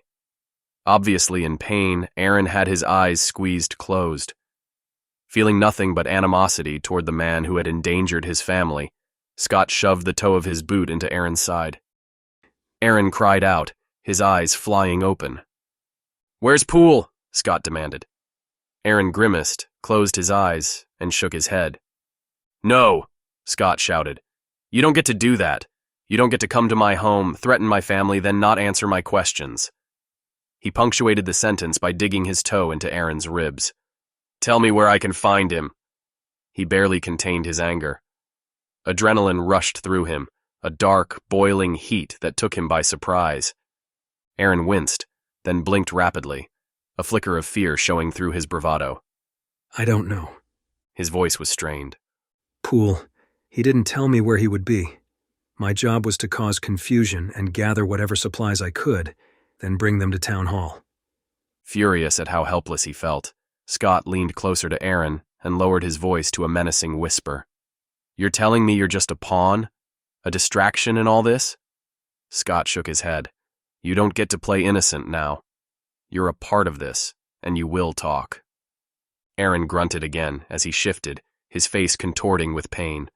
Look, I can't help you. I don't have all the details. Poole kept things on a need-to-know basis. Scott straightened, his frustration growing. How do you think this will end for you, huh? You think you're in pain now? If you don't cooperate, it's going to get worse. Much worse. He tilted his head. I'll make sure of it. Anger pulsed through him, and he had to work to not put the man down right then and there. Scott, Jeremy interjected, clearly sensing Scott's mood. Let's not be hasty. We can use him as leverage. A frown crept across Aaron's face as he turned his focus to Jeremy. You think you can use me as leverage? He shook his head. You have no idea what Poole has planned. There's much more to this than you realize. Narrowing his eyes, Scott knelt beside Aaron. Tell me then, what does Poole have planned? Aaron grimaced with obvious pain. Like I said, I didn't have a need to know. All I know is that there's something big coming. Something you won't be able to stop. On the verge of beating the information out of Aaron, Scott clenched his fists and glared at him. You want to play games? Aaron must have seen the fire in Scott's eyes, because he recoiled and raised an arm in front of his face as if to deflect Scott's rage. I'm not playing games. I'm telling you all I know. Not sure if he should believe him, Scott was aware that many people were watching, including Heather and Jake. What if Aaron was telling the truth? What kind of example would that set for his 12-year-old son? Beating an injured and helpless man to death? He would try a different tactic. Drawing in a steadying breath, Scott stood and faced Jeremy. Seeing the face of his friend, a person who always stayed calm under pressure, helped Scott to gain his composure. After taking a moment to gather himself, Scott turned back to Aaron and hunkered down beside him. Tell you what. Scott kept his tone reasonable. If you cooperate with us, we'll tend to your injuries rather than let you die. Aaron's eyes widened, like he wasn't sure how to take that, but didn't speak. I just need one thing from you. What? Aaron's voice was wary. You're going to arrange a meeting with Poole. Shoulders slumping like that was an impossible task. Aaron frowned. He won't agree to that. Exasperation tightened Scott's chest. He counted to 10 before speaking. Here's the thing, he said as he leaned closer, his eyes cold and unyielding. You don't have to arrange it, but you can tell us where he might be hiding, even if you're not sure. Give us an idea of where he may have gone. We can take it from there. Aaron visibly swallowed, then flinched like he'd felt a zing of agony in his wounded leg. He squeezed his eyes closed and pursed his lips as he breathed through the pain. Wanting to exert more pressure, Scott asked, Would you rather bleed out in my mudroom or live and see your family again? Aaron appraised Scott. All right. His voice was a whisper as he closed his eyes once again. Fine. He opened them and met Scott's steady gaze. I don't know where Poole is for sure, but I know a place he frequents. It isn't far from here. A cabin up in the woods. He uses it as a hideout, but I don't know if he's there now. Not able to contain the urgency he felt to find Poole and end this, Scott said, What's the address? Aaron rattled off an address, sweat beading on his forehead as he grimaced against the sharp pain from his injury. Scott stood and shared a look of triumph with Jeremy, his mind galloping with possibilities. Are you going to help me? Aaron asked before looking at his blood-soaked leg. Almost feeling sorry for the man, Scott looked down at him. Yeah. Seth, a man who'd come with Scott from the meeting, moved into the mudroom. I can help him. Scott turned to one of the other men. Bryce, can you stay too? To help guard? Bryce, a large man in his mid-30s, nodded. Absolutely. Grateful for the help of people he really believed he could trust, Scott turned to Tim and Les, but before he could even ask, they both nodded. Yep, coming with you. Chapter 40. Heather. I'm coming too, Heather stated, determined to hunt down Poole along with Scott, Jeremy, and the others. With Bryce and Seth staying at her house, she was confident her children would be safe. Poole had sent someone to attack her home, her family, and she'd had to defend herself and her children. As traumatic as that had been, she wouldn't let that stop her from doing what had to be done. In fact, she would let her anger fuel her and give her the courage she needed to face Poole and whoever was with him. Scott stared at her, a myriad of emotions washing over his face. He frowned. All right. She could tell he wasn't happy about her coming, but at least he hadn't refused. Mom, are you sure? Katie asked, concern in her voice. Heather turned to her daughter and saw the worry in her eyes. She pulled Katie into a hug. I'll be okay, sweetheart. Your dad and I will look out for each other. And I need to do this. For all of us. Katie nodded, understanding in her eyes. Be careful. I will, Heather promised, then turned to Jake and Ava. You stay here and listen to Bryce and Seth. We'll be back as soon as we can. As they prepared to leave, Heather felt a mix of emotions, anxiety, resolve, and a burning anger toward Poole for putting her family through this. She checked her gun, ensuring it was loaded and ready. The weight of it in her hand was something she was becoming accustomed to. Scott approached her, his voice low. Are you sure about this, Heather? It could be dangerous. She met his eyes, her decision made. I'm sure. I have to end this. He came after our family. I can't just sit here and wait. Scott nodded. Okay, but stay close to me, all right? I will. As they piled into the truck, Heather's whole body sang with anticipation and nerves. She knew they were heading into a potentially dangerous situation, but the alternative, sitting at home, worrying and waiting, was almost worse. She'd done enough of that already and wanted to be in on the action, wanted to protect her family. The drive to the cabin was tense. Everyone lost in their own thoughts as they drove along the pitch-black road. No one else was around. Heather scanned the darkness, half expecting to see Poole's men lying in wait, but the night remained still and quiet. As they neared their destination, Scott killed the lights and slowed the truck to a crawl. They didn't want to announce their arrival. Scott parked a distance away, out of sight of anyone inside the cabin, if anyone was even there. They all got out of the truck and huddled loosely to discuss their plan of approach. Heather felt the weight of the gun at her hip as she listened, her senses on high alert. This was it. They were about to confront Poole and potentially end this threat to their family and their community, once and for all. Everyone know what to do? Scott asked as he met the eyes of each person after he'd gone over the plan. Heather looked at the small group, 4 men and her. She had no combat experience. Then again, did any of them?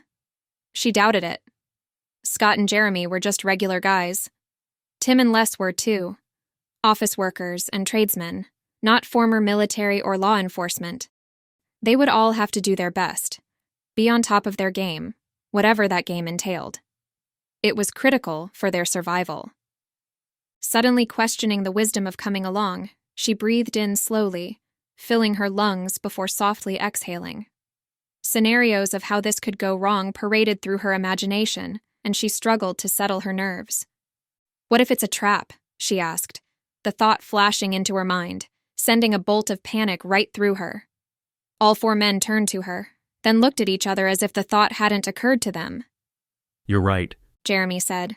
It could be, but we still have to check this place out. If there's a chance Poole's here, we need to find him and stop him. I agree. So do I, Heather replied, although it did nothing to calm her nerves. Okay, let's go. Scott turned, moving silently through the woods, using the tall trees and thick trunks as cover. Heather stayed close to him. Jeremy was behind her. Tim and Les brought up the rear. Trying to control her breathing so that she would make as little noise as possible, Heather shifted her eyes from side to side, on the lookout for any of Poole's men. The cabin loomed ahead, dark and silent, silhouetted against the starry sky. No lights flickered in the windows. Was anyone even there? Tension tightened Heather's chest, making it hard to breathe. Or maybe it was the slope they were climbing. Either way, she focused on the surrounding space. Nothing moved, and the only sound was the breathing of the men around her and their footsteps on the damp ground. Scott held up his fist. They all froze. When Scott squatted beside a tree, the rest of them did as well. Scott pointed to her and then himself and motioned that they would go to the south side of the cabin, then pointed to Jeremy to go around back, Tim to go to the north side, and Les to stay in front, but behind a tree. Everyone nodded their understanding. Scott stood. Heather stood as well, her heart drumming against her ribs. This was it. Time to face Poole. Chapter 41. Scott. Scott's chest compressed with apprehension as he and Heather crept toward the south side of the cabin, guns in hand. The night was eerily quiet, broken only by their soft footfalls. He glanced at Heather, saw single-mindedness in her eyes, and felt a rush of love mixed with concern. She shouldn't have to be here, facing this danger, but he admired her strength and courage. As they neared the cabin, Scott signaled for Heather to stop. They crouched behind a large tree, its rough bark pressing against Scott's back. He peered around the trunk, studying the dark structure before them. No lights, no movement, no signs of life. But that didn't mean it was empty, because the windows appeared to have some sort of covering, which would easily block all light coming from inside. Was someone in there? Watching them? Waiting for the right moment to strike? To shoot them? The possibilities danced through Scott's brain, none of them good. Was Poole even here? Or were they being led into a trap, as Heather had suggested? He glanced at her, saw the tension in her jaw, and knew she was asking the same questions. A twig snapped somewhere to their right. Scott whipped his head around, his gun up and ready as he scanned the darkness. Heather tensed beside him, her gun also at the ready. For a long moment, nothing moved. Then a shadow detached itself from the trees. Scott, Jeremy urgently whispered. It's me. Scott loudly exhaled. Holy crap, Jeremy. I could have shot you. Jeremy crouched next to them, his face sober in the dim starlight. Sorry, I didn't want to call out and give us away.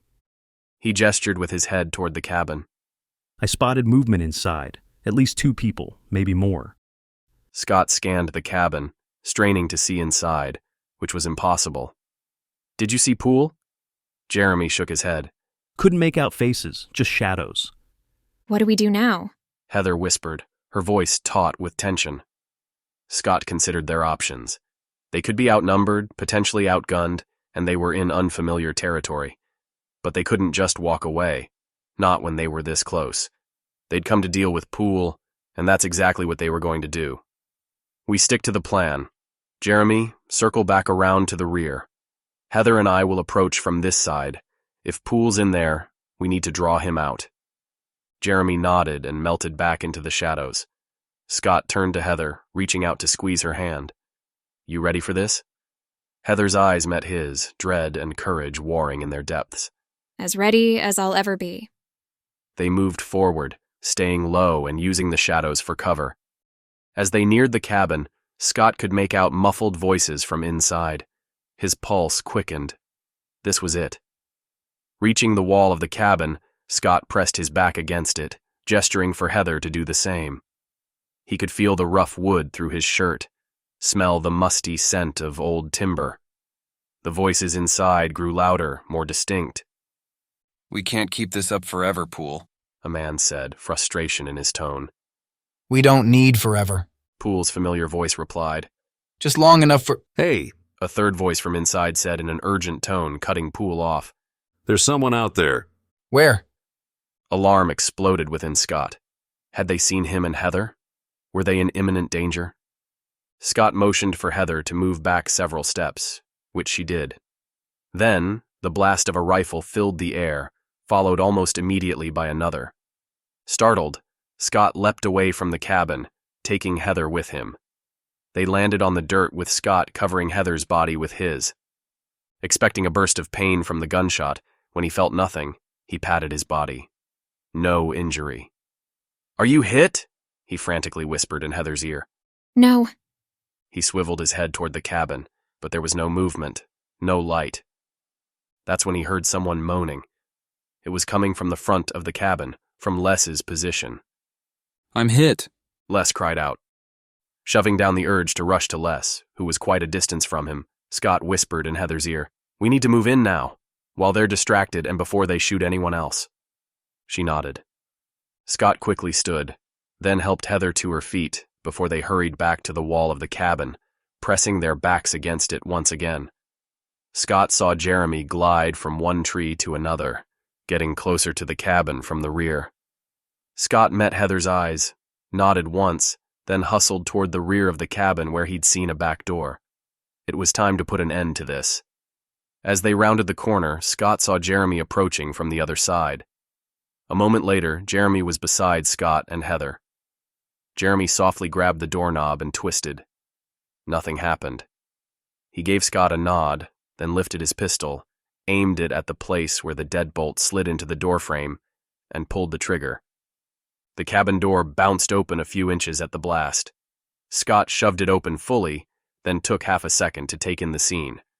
It was a one-room cabin, and Scott could see all the space from where he stood. Poole was there all right, along with 3 other men.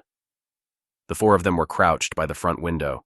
2 of the men holding rifles pointed out the window, clearly focused on who might be out there.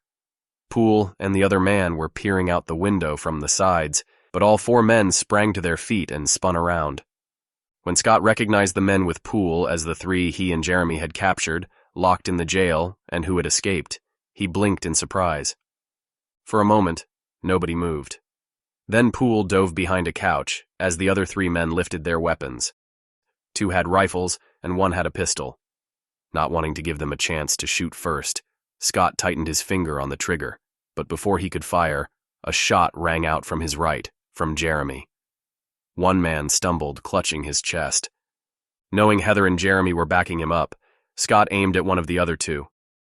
At this distance, it wouldn't be difficult to hit his target, but not wanting to chance missing, he aimed center mass and hit the man. The man collapsed to the ground. The 3rd man sighted down his rifle, but before he could pull the trigger, Jeremy shot him, hitting him in the head. The man collapsed to the floor like a puppet whose strings had been cut. It had all happened in seconds. Now it was just Poole. Was he armed? Scott glanced to each side of him and saw Heather and Jeremy, their weapons raised. They both met Scott's eyes, their faces a study in grim determination. Scott turned his head back around. "Come out, Poole!" You think this changes anything? Poole shouted. You can't stop what's coming. What did Poole mean by that? Aaron had said something similar. A fresh sense of worry gnawed at Scott's insides. Then, as he considered that the 3 men they'd just killed had come from outside Springmont, he had to ask himself who else outside of their community was involved with Poole. What agreements had he made? They needed to take Poole alive. That was the only way to get answers. "Come out with your hands raised, Poole, and we won't shoot you," Scott said, then glanced at Jeremy and Heather to make sure they were on the same page. They both nodded their agreement. I don't believe you, Poole said, his voice wavering with trepidation. "I keep my promises." What about the rest of you? I won't shoot you either, Jeremy said, his tone calm. When Heather said nothing, Scott looked her way. Anger flashed in her eyes, and he knew she was thinking about Poole orchestrating Katie's abduction and the attack on their house. She shifted her eyes to Scott's, softly sighed, then said in a firm voice, I won't shoot you, Poole, but I've got to see those hands. A shuffling sound reached Scott's ears. Poole's hands rose from behind the couch, then his head appeared. Anger, apprehension, and defiance broadcast from his eyes. His lips were flat as he slowly stood. "Put your hands on your head." Poole glared at him, but after only a moment's hesitation, he complied. "Turn around and slowly back your way out from behind the couch." Scott couldn't see Poole's face, but he could imagine the anger there. Nevertheless, Poole did as he was told. Scott kept his gun trained on Poole as Jeremy strode over to Poole and disarmed him, coming away with a handgun and a knife. Jeremy tucked those away, then bound Poole's hands behind his back with twine before trotting Poole over to the couch and sitting him down. While keeping his gun trained on Poole, Scott approached the man who had caused so much trouble, stopping several feet away. "What did you mean when you said I can't stop what's coming?" He paused as he studied Poole. "What's coming, Poole?" A smirk lifted one side of Poole's mouth, and his eyelids lowered in a way that made him appear cagey. I wouldn't know. Scott deeply doubted that. "Liar," Jeremy said, his voice loud and clear. Poole's gaze shifted to Jeremy, and he scowled. You never liked me, Porter. This, he looked around to encompass the entire situation, fits right into your narrative of who you think I am. Jeremy laughed. "Can't say I was wrong, can you?" Poole narrowed his eyes. You'd like to believe that, but you have no idea what's going on. What is going on? Why did you target my home, my family? He leaned closer to Poole, his gun leading the way. My daughter. Working to control his absolute fury, Scott straightened and quietly forced himself to breathe. Yeah, sorry about that. Poole shook his head as he spoke, but rather than his tone showing remorse, it said he was only sorry he'd gotten caught. Scott pictured Katie bound and gagged on the couch of a stranger's house, terrified and helpless, and before he could stop himself, he slammed the butt of his handgun into Poole's head. Poole's head snapped to the side, and he cried out as blood bloomed from a gash on his skull and trickled down his face. Why'd you do that? Poole's voice was nearly a whine, as if he thought he didn't deserve any punishment for what he'd done.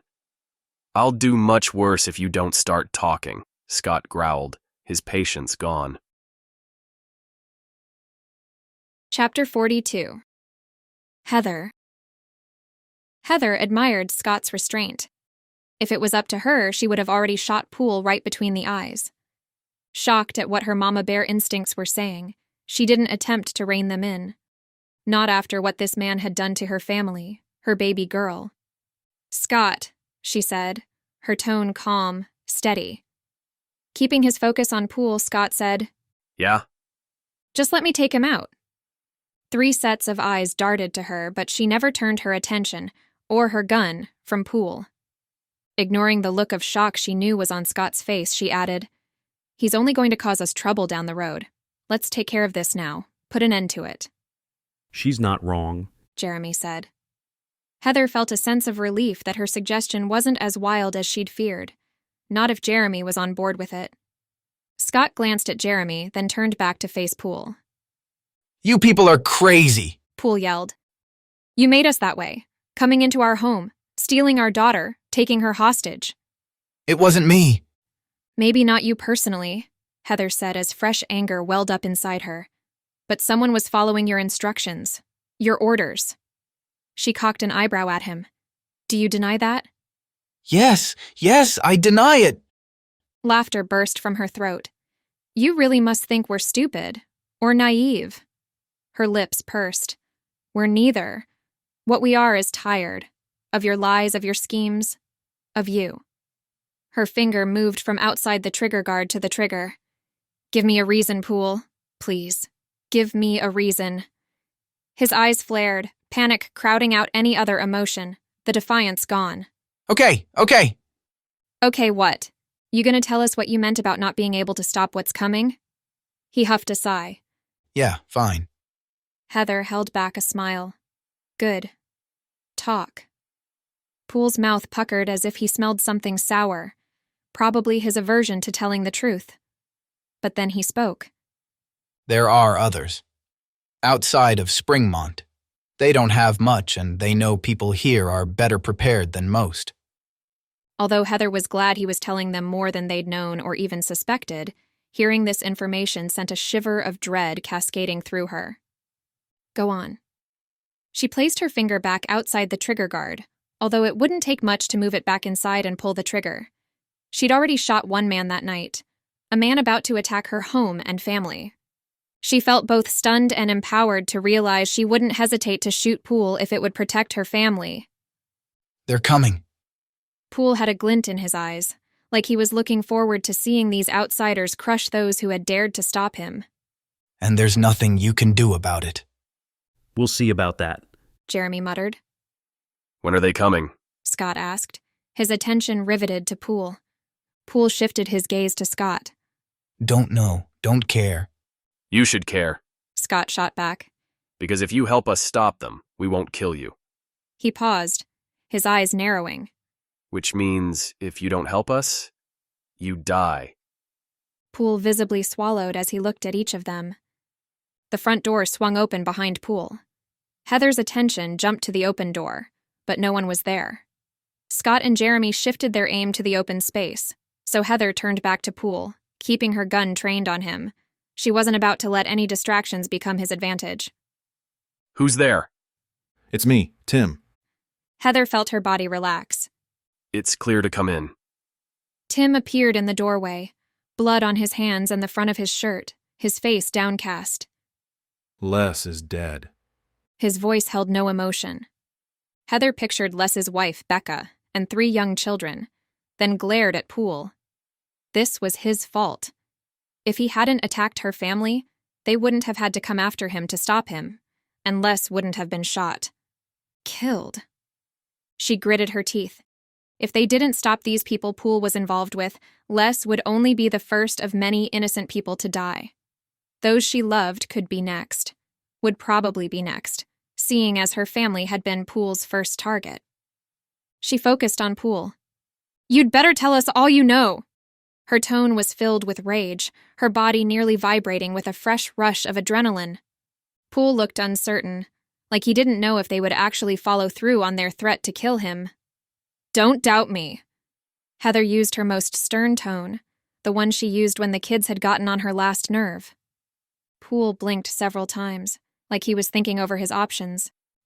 Heather's patience had just about run out. She glanced at Scott, then Jeremy. "Look, if he's not going to help us, let's get this over with. I want to get home to our kids." She could hardly believe it, but she was ready to pull the trigger and put an end to Poole. Who was this woman she was turning into? Had already become. One who will take care of her family, she thought. Protect them at all costs. No matter what. An image of Melissa, her sister, flashed into her mind. What was she facing up in her neck of the woods? There were so many more people where her sister lived. Hundreds of thousands. Had everything fallen apart in their neighborhood? What had Melissa and Alex and their kids faced? Would they be coming down to Springmont? Heather truly hoped so.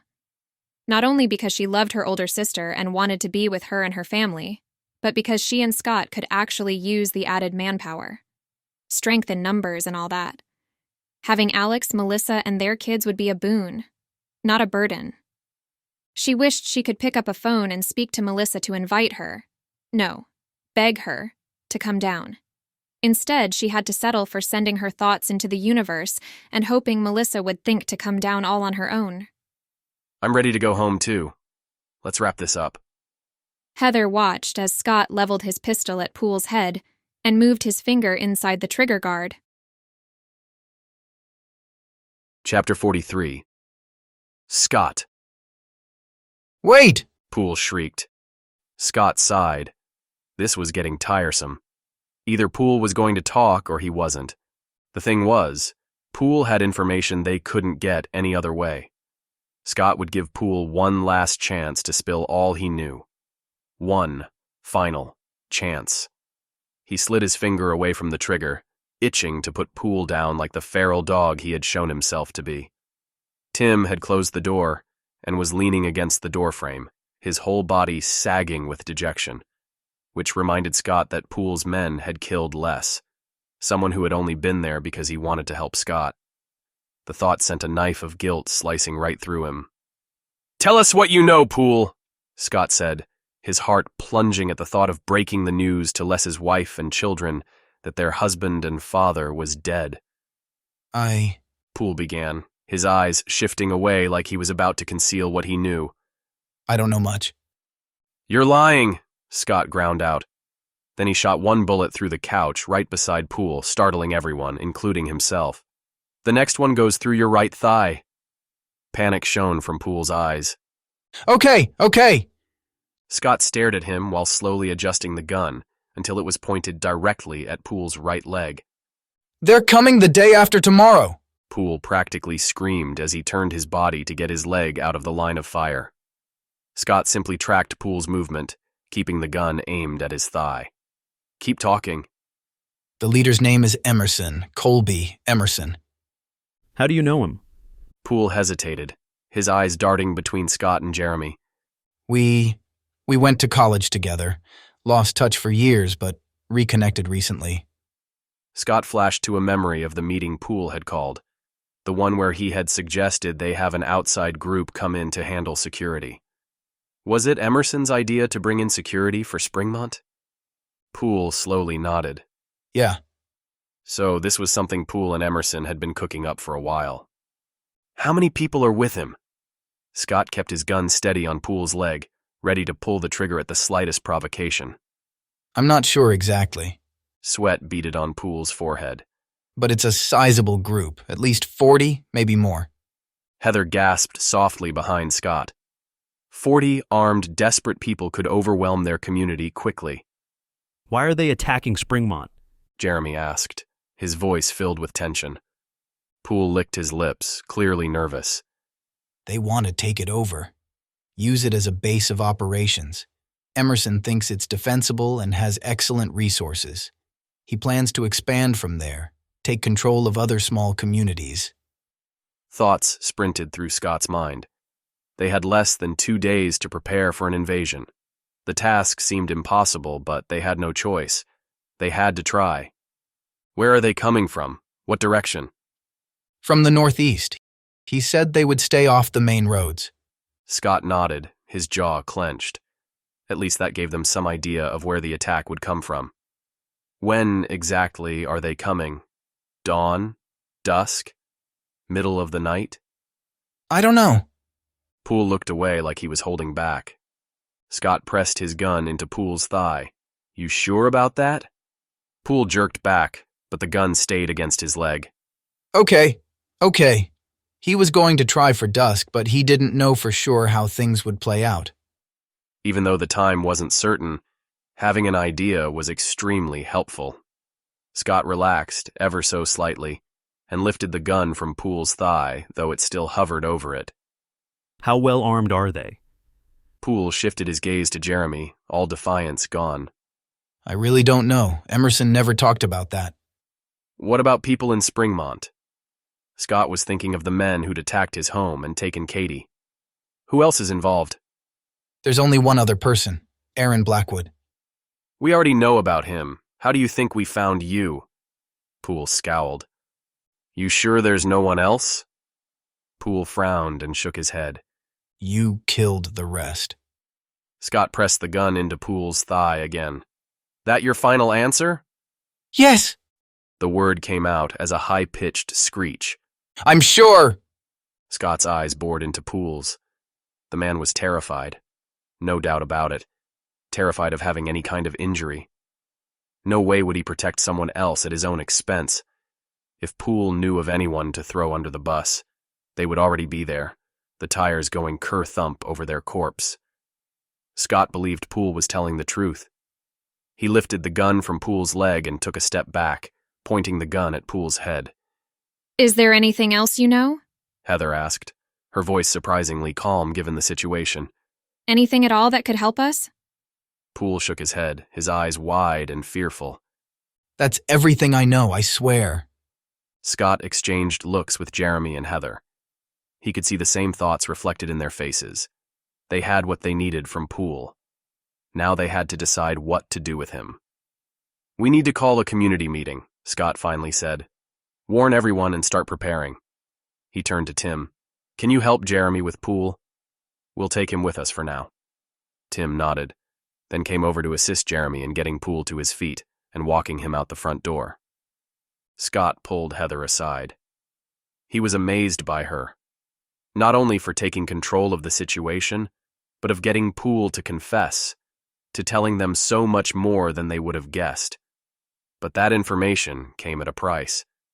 Now they had to do something about it, something that would not only keep their family safe, but the entire community of Springmont. Are you okay? Scott's voice was soft as he searched Heather's face. She took a deep breath. I'm processing. It's a lot to take in, but I'm glad we know what we're facing now. Scott nodded, squeezing her hand. Yeah, me too. Do you think people will help? That the community will step up? They're under as much threat as we are. They have no choice. He didn't want to think about what would happen if they failed. Who would die? How many? Emerson's army had to be desperate, and desperate people were dangerous. Very dangerous. I hope you're right. She lifted her chin. But I'm ready to fight. He had no doubt she meant it. Scott walked beside Heather toward the truck, following Jeremy, Tim, and Poole. Jeremy and Tim hoisted Poole into the bed of the truck, then the pair climbed in with him. We need to get Les's body, Tim said, so his wife can bury him. A heavy silence fell over the group. Then all eyes went to Poole, who shifted away from their stares. You and Heather stay with Poole, Scott said to Jeremy before glancing at Heather, who nodded. Tim and I will collect Les. Tim hopped out of the truck bed. Scott led the way back inside the cabin, ignoring the bodies of the 3 dead men. He dug around until he found a sheet. Then he and Tim went to Les's body and laid the sheet out beside it. It was dark and difficult to see, but there was no mistaking the copious amounts of blood surrounding Les's lifeless body. With a deep sigh, Scott reached for Les's upper body, and together, he and Tim moved Les to the sheet before wrapping him in it and carrying him to the truck. They gently placed their friend's body into the bed of the truck beside Poole. Poole tried to move away, but there was nowhere for him to go. Do you have to put him right next to me? Poole asked, a look of disgust sweeping over his face. Sure do. Tim joined Jeremy in the truck's bed. What now? Jeremy asked, voicing the question on everyone's mind. With no reliable law enforcement in Springmont, Scott wasn't sure what to do with Poole. He ran a hand through his hair, the weight of the decision pressing down on him. With no functioning legal system and only the makeshift jail that Poole himself had crafted, they had limited options. We'll pick up his injured buddy at my house, then take them both to town, Scott finally said. We'll use the jail cell Poole created, but we'll have to use guards we trust. He frowned. We'll let the community decide what to do with him and Blackwood. That doesn't sound right. Scott turned his attention to the man who was like a pebble in his shoe. Why's that, Poole? You afraid no one's going to come to your defense? Well, yeah. Shaking his head, Scott closed the tailgate and looked at Jeremy, who frowned. Scott and Heather got in the truck. Scott turned on the engine, then pointed his truck toward home. As he drove, he was already coming up with defense plans. They had less than 2 days to turn their peaceful community into a fortress and to prepare their neighbors for battle. As impossible as the task seemed, they had no other option. The survival of everyone and everything they loved depended on their success. Chapter 44. Scott. 20 minutes later, they arrived at Scott and Heather's property. Scott was relieved to see that Bryce and Seth had things under control and his children were safe and sound. The men had stopped the bleeding on Aaron's leg. Scott helped Bryce and Seth move Aaron outside and put him in the truck's bed with Les's body and Poole. Jeremy and Tim had gotten out and stood beside the truck. Who's that? Bryce asked, pointing to the sheet-wrapped body. Les, Scott said, nearly choking on the admission. What? Seth asked in a tone of disbelief. Yeah. Tim added, his tone solemn. Poole and his buddies killed him. Seth narrowed his eyes at Poole, and Bryce reached for the gun at his hip. It wasn't me, Poole yelled. Bryce stilled his hand as he turned to Scott for confirmation. Almost wanting to contradict Poole, Scott frowned. I don't know which of them did it. Poole had 3 men with him. Where are those men now? Seth asked. Dead, Scott answered, relieved that those 3 would no longer be an issue. Seth and Bryce frowned like they were glad to know the bad guys were gone, yet didn't like that the world had shifted so dramatically in such a short period. Shifted into a place where people being killed was discussed so casually. What do you want to do with these 2? Bryce asked as he snapped his holster closed, his chin lifting toward Poole and Aaron. We'll let the community decide, but until we can get everyone together, we need to lock these losers up. Smiling grimly, he added, conveniently, Poole converted a supply closet at Town Hall into a jail cell. We just need people we trust to guard them. Bryce grinned. I'll take the first shift. Scott studied Bryce. He was a large man, well over 6 feet tall and probably close to 250 pounds. Well built, like he worked out regularly. He was in his mid-30s, and before the EMP, he worked as a roofer. Scott didn't know him well, but what he'd seen, he liked. More importantly, he knew Jeremy trusted him. That was good enough for him. I appreciate it. I'll drive you all to town. I can spell you in a few hours, Seth said. That works, Bryce said. Then he hopped into the bed of the truck with the prisoners. Scott closed the tailgate, then took a step toward the driver's side of his truck. Hey, Aaron shouted after Scott. You said you'd help me. Scott stopped and turned, leveling his gaze at the man. Is your leg bleeding? Aaron looked at his torn jeans and bandaged thigh, then lifted his eyes to Scott. Not at the moment, but I don't want to be locked up. I want to go home, to my family. Exhausted from the long night, especially now that the adrenaline had drained away, Scott had no patience for the man who had attacked his home. Should have thought about that before you came after my family. Aaron's mouth hung open like he didn't have a suitable reply. Not waiting for Aaron to come up with a lame excuse that would only make him more angry, Scott got behind the wheel. Seth and Tim got into the rear seat while Jeremy sat in front with Scott. He turned on the engine and headed down the gravel drive toward the paved road that would take them to town. First, he dropped Seth off at his house in town. Then he drove directly to town hall. It was past midnight and pitch black, so he approached with caution. What if Emerson was lying in wait? Poole had said they had 2 days before Emerson and his group would attack, but Scott had zero trust in anything Poole told them. Better keep an eye out, Jeremy said as he peered through the windshield, his hand resting on the rifle that lay across his lap. That's exactly what I was thinking. We'll park a short distance away and approach on foot, just in case someone unfriendly is watching the building. Jeremy nodded in agreement. Good idea. Scott parked on the side of the road about a block away from town hall. He and Jeremy got out, leaving the prisoners in the bed of the truck under Bryce and Tim's watchful eyes. The pair approached the building with caution, sticking to the shadows and keeping a close eye on their surroundings. Someone could easily be hiding out of view, holding a gun aimed at Scott and Jeremy. The thought was a vice of fear around Scott's chest. Working to shove the feeling away, he crept forward. As they neared the building, Scott noticed the entry door slightly ajar. He held up a hand, signaling for Jeremy to stop. He listened intently, but heard no sounds coming from inside. "Cover me," Scott whispered as he drew his gun and approached the door. Using his foot, he slowly pushed it open, revealing the interior, which was lit only by the moonlight trickling in through a pair of large windows. Scott flicked on a flashlight, illuminating the room, which appeared empty. However, there were signs of recent activity. Chairs overturned, papers strewn about. Looks like someone left in a hurry, Jeremy murmured as he joined Scott, gun at the ready. "Or they're hiding," Scott said as he scanned the room warily. They moved carefully through the building, checking each room for any sign of danger. Someone had been there, but whether they were friend or foe remained unknown. Once they were certain the building was secure, they returned to the truck and escorted the prisoners inside. Bryce and Tim led the way, keeping a firm grip on Poole's arms. Aaron hobbled along, grimacing in pain with each step.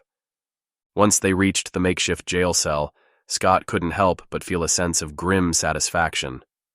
Poole had built this cell to imprison those who disagreed with him, and now he would be the one locked inside. The irony was sweet. "In you go," Bryce said gruffly, pushing Poole into the cell. Aaron followed, collapsing onto the cot with a groan. Scott locked the cell door, then turned to Bryce. "You sure you're okay with the first watch?" Bryce nodded, his expression somber. "I've got this, don't worry." "I appreciate your help." Tilting his head, Bryce said, "I'm sure my house is on Poole's target list, so I'm not doing this just for you." Although Scott knew the entire community was under threat by Poole and Emerson, he was relieved to hear someone else voice concern. Knowing there were people willing to do what was necessary to protect Springmont, even if it was because of their own self-interest, gave him hope they would survive this. Scott, Jeremy, and Tim left Bryce to guard the prisoners, then headed to Les's house. The trio walked to the door, their steps heavy with sadness. Les's wife, Becca, opened the door before they reached it. "Where's Les?" she asked, her eyes darting behind them. "Is he okay?" The weight of the world seemed to settle on Scott's shoulders as he met Becca's eyes. "I'm so sorry, Becca," "No!" she wailed as she fell to her knees. "Please, no." Seeing the overwhelming grief pour from her very soul made Scott want to go back to the jail and seek retribution on Les's behalf. Instead, he went to Becca and knelt beside her, wrapping her in his arms as she sobbed against his shoulder. "I want to see him," she finally said, her eyes tear-soaked. "I want to see Les." Not sure that was a good idea, but not about to deny a new widow her wish, he nodded. "He's in the bed of my truck." She got to her feet, her back ramrod straight, and made her way to Scott's truck. The moonlight illuminated the white sheet that enveloped Les's body. "Will you show me his face?" Becca asked Scott, her eyes filled with sorrow. "Of course." Scott climbed in the truck's bed before pulling the sheet away from Les's face. Fortunately, his face was undamaged, so Becca was able to gaze upon him without seeing his injuries. After several long moments, she turned to Scott with a nod. Thank you. Jeremy stepped forward. We can take care of burying him if you'd like. I would like that. Thank you. They briefly discussed how they would go about it. Becca requested they leave Les's body with her so she and her children could have some time with him before he was put into the ground. They placed the body where she directed, then left her to her grief. The three men got back in the truck, and as Scott drove to Tim's house, there was absolute silence. Once at Tim's house, they told him goodbye, and he promised to be at the meeting, which was now hours away. Scott dropped Jeremy off at his house, then drove toward home.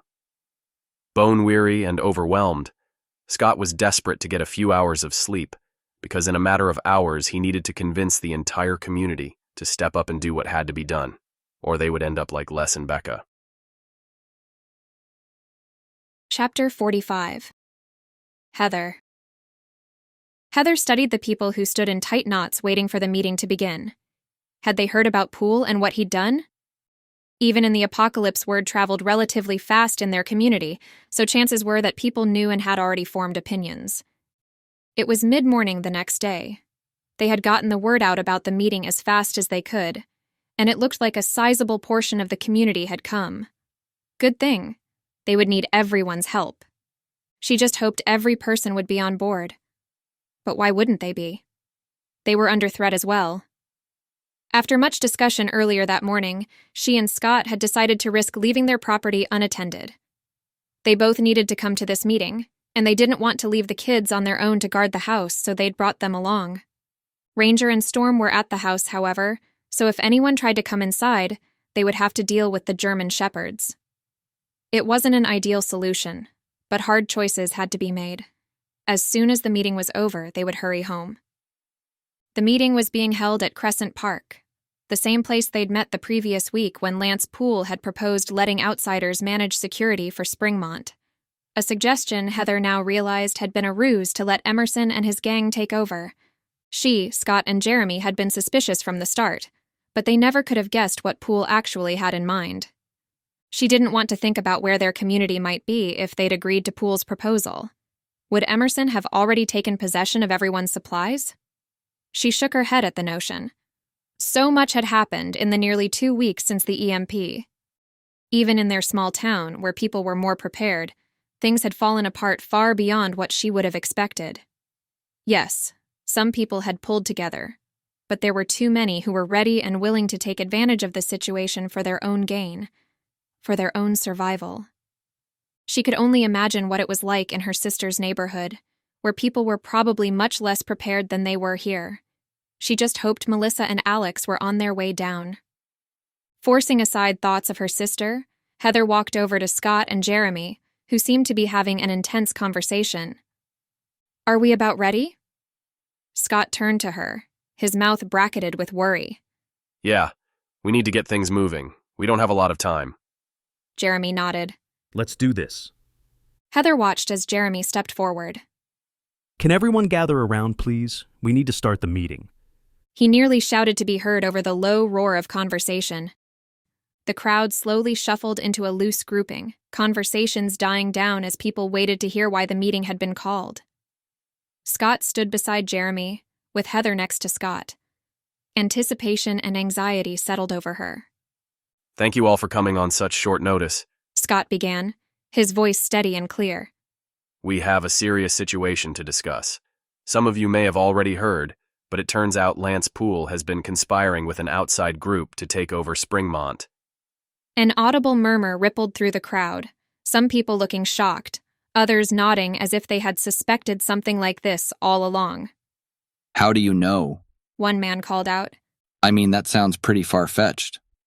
He punctuated his comment with a chuckle as if to show how ridiculous the suggestion was. Heather looked to see who had spoken and recognized a man from their community. His name was Paul something. She didn't know him personally, but had seen him around town. "It's true," she heard herself say, not able to stay quiet after what they'd been through in the past 24 hours. All eyes shifted to her, and she felt her face heat, but she lifted her chin. "He sent people to kidnap my daughter." Her eyes flicked to Katie, who stood along the edges of the gathering with two of her friends, including Jeremy's 15-year-old son, Daniel. "They succeeded," she added to audible gasps. Then people turned around to see that Katie was alive and well. "We got her back," Heather said in reply to their unasked question. "But we had to... She suddenly found it hard to get the words out, but forced them past her lips and raised her voice to make sure no one misunderstood. "To rescue her, we had to kill people." The crowd went into an uproar, and Heather felt accusatory eyes cast her way. "We had no other choice," she shouted, her tone asking for them to understand. The crowd quieted, apparently interested to hear her explanation. "What happened?" a woman standing near the front softly asked. Candace, Heather recalled, one of the cashiers at the small grocery store in town. To help keep her own emotions under control, Heather focused on Candace. "They took her. They took Katie, but we found out where they were holding her." She paused, gathering her thoughts. "There were 4 of them. We saw 2 of them leave, but the other 2, She swallowed over the painful knot that nearly choked her as she recalled what had happened so recently. "They were still inside, not willing to let Katie go. We had to kill one man." She let that sink in, watching the faces of the listeners. Some wore expressions of judgment while others showed understanding. Trying not to care what people thought, she went on. "The other person, a woman we tied up. We questioned her and she admitted that the other 2 had left to get supplies. We suspected they'd gone to our property, so we got Katie, then left the woman there, and raced home." Heather could see that the entire crowd was riveted by her story. She met the eyes of several people as she went on. "The 2 men were there, at our house, raiding our pantry, stealing our food like they had a right to it." The memory made adrenaline course through her body. She gritted her teeth, and when she saw the expressions on many of the listeners' faces, she knew they were just as outraged as she was, that they would have been livid if the same thing had happened to them, if strangers had come into their home and stolen their life-giving food and supplies. Reminding herself to relax, she took a breath and went on. "We caught them red-handed, and when one of them reached for his weapon, we took him out. Right there in our kitchen." Heather heard gasps and saw people's mouths hanging open, shocked that this had occurred in Springmont. "Then what happened?" Candace asked. Turning her attention back to Candace, Heather continued. "The other man told us that Lance Poole was behind it." "Where's that man now?" Paul called out. "He's dead," Scott stated, his voice flat. Paul shifted his attention to Scott. "Kind of convenient how none of these people who pinned the blame on Poole are still alive to testify against him." "What about the woman?" Candace asked. "The one you tied up?" "She vanished. When we went back to get her, she was gone." Paul made a scoffing sound, like he didn't believe the woman actually existed. Seeing his reaction, Heather considered her story from the point of view of someone hearing it for the first time. She could see how it would seem suspicious, but it had happened. She had been there. She had experienced it all. "There's more," Jeremy said in a loud voice that got everyone's attention. Heather was glad she wasn't the only one trying to convince the community. "More bodies?" Paul called out. Watching Jeremy's reaction, which was calm and measured, Heather waited to hear what he would say. "When some of us were on patrol the other night, we caught 4 men trying to sneak into Springmont. We questioned them, but they were less than cooperative. Poole actually showed up during our patrol, which at the time seemed strange since it was so early in the morning. Now, though, it makes sense." Jeremy frowned. Poole suggested we put the intruders in the makeshift jail cell he'd created in the town hall building. Jeremy explained how he and Scott had gotten Scott's truck and come back. Then one guard had shot the intruder named Rob because Rob had allegedly tried to run. "We put the other 3 intruders in a jail cell at town hall." "Can we talk to them?" A man standing 2 rows back asked. "The 3 prisoners?" Before we could question them, someone killed the man on guard, Andy Dawson, and let the prisoners go. Heather knew the 3 men were now dead, but she appreciated the way Jeremy was letting the story unfold.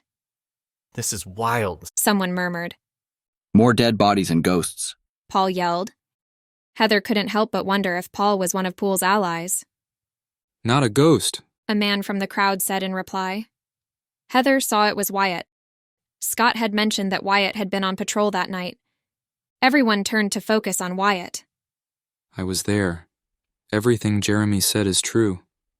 There were 4 men trying to sneak in, and we captured them, and Poole did show up. People looked between Wyatt, Jeremy, and Paul. Heather could see on their faces that most believed Wyatt and Jeremy. Relieved, she waited to see what would happen next. Who killed Andy Dawson and let the prisoners go? A woman asked. I suspect it was Poole, Jeremy said. Why do you think it was him? He smiled. Let us finish the story, and you'll understand. Okay.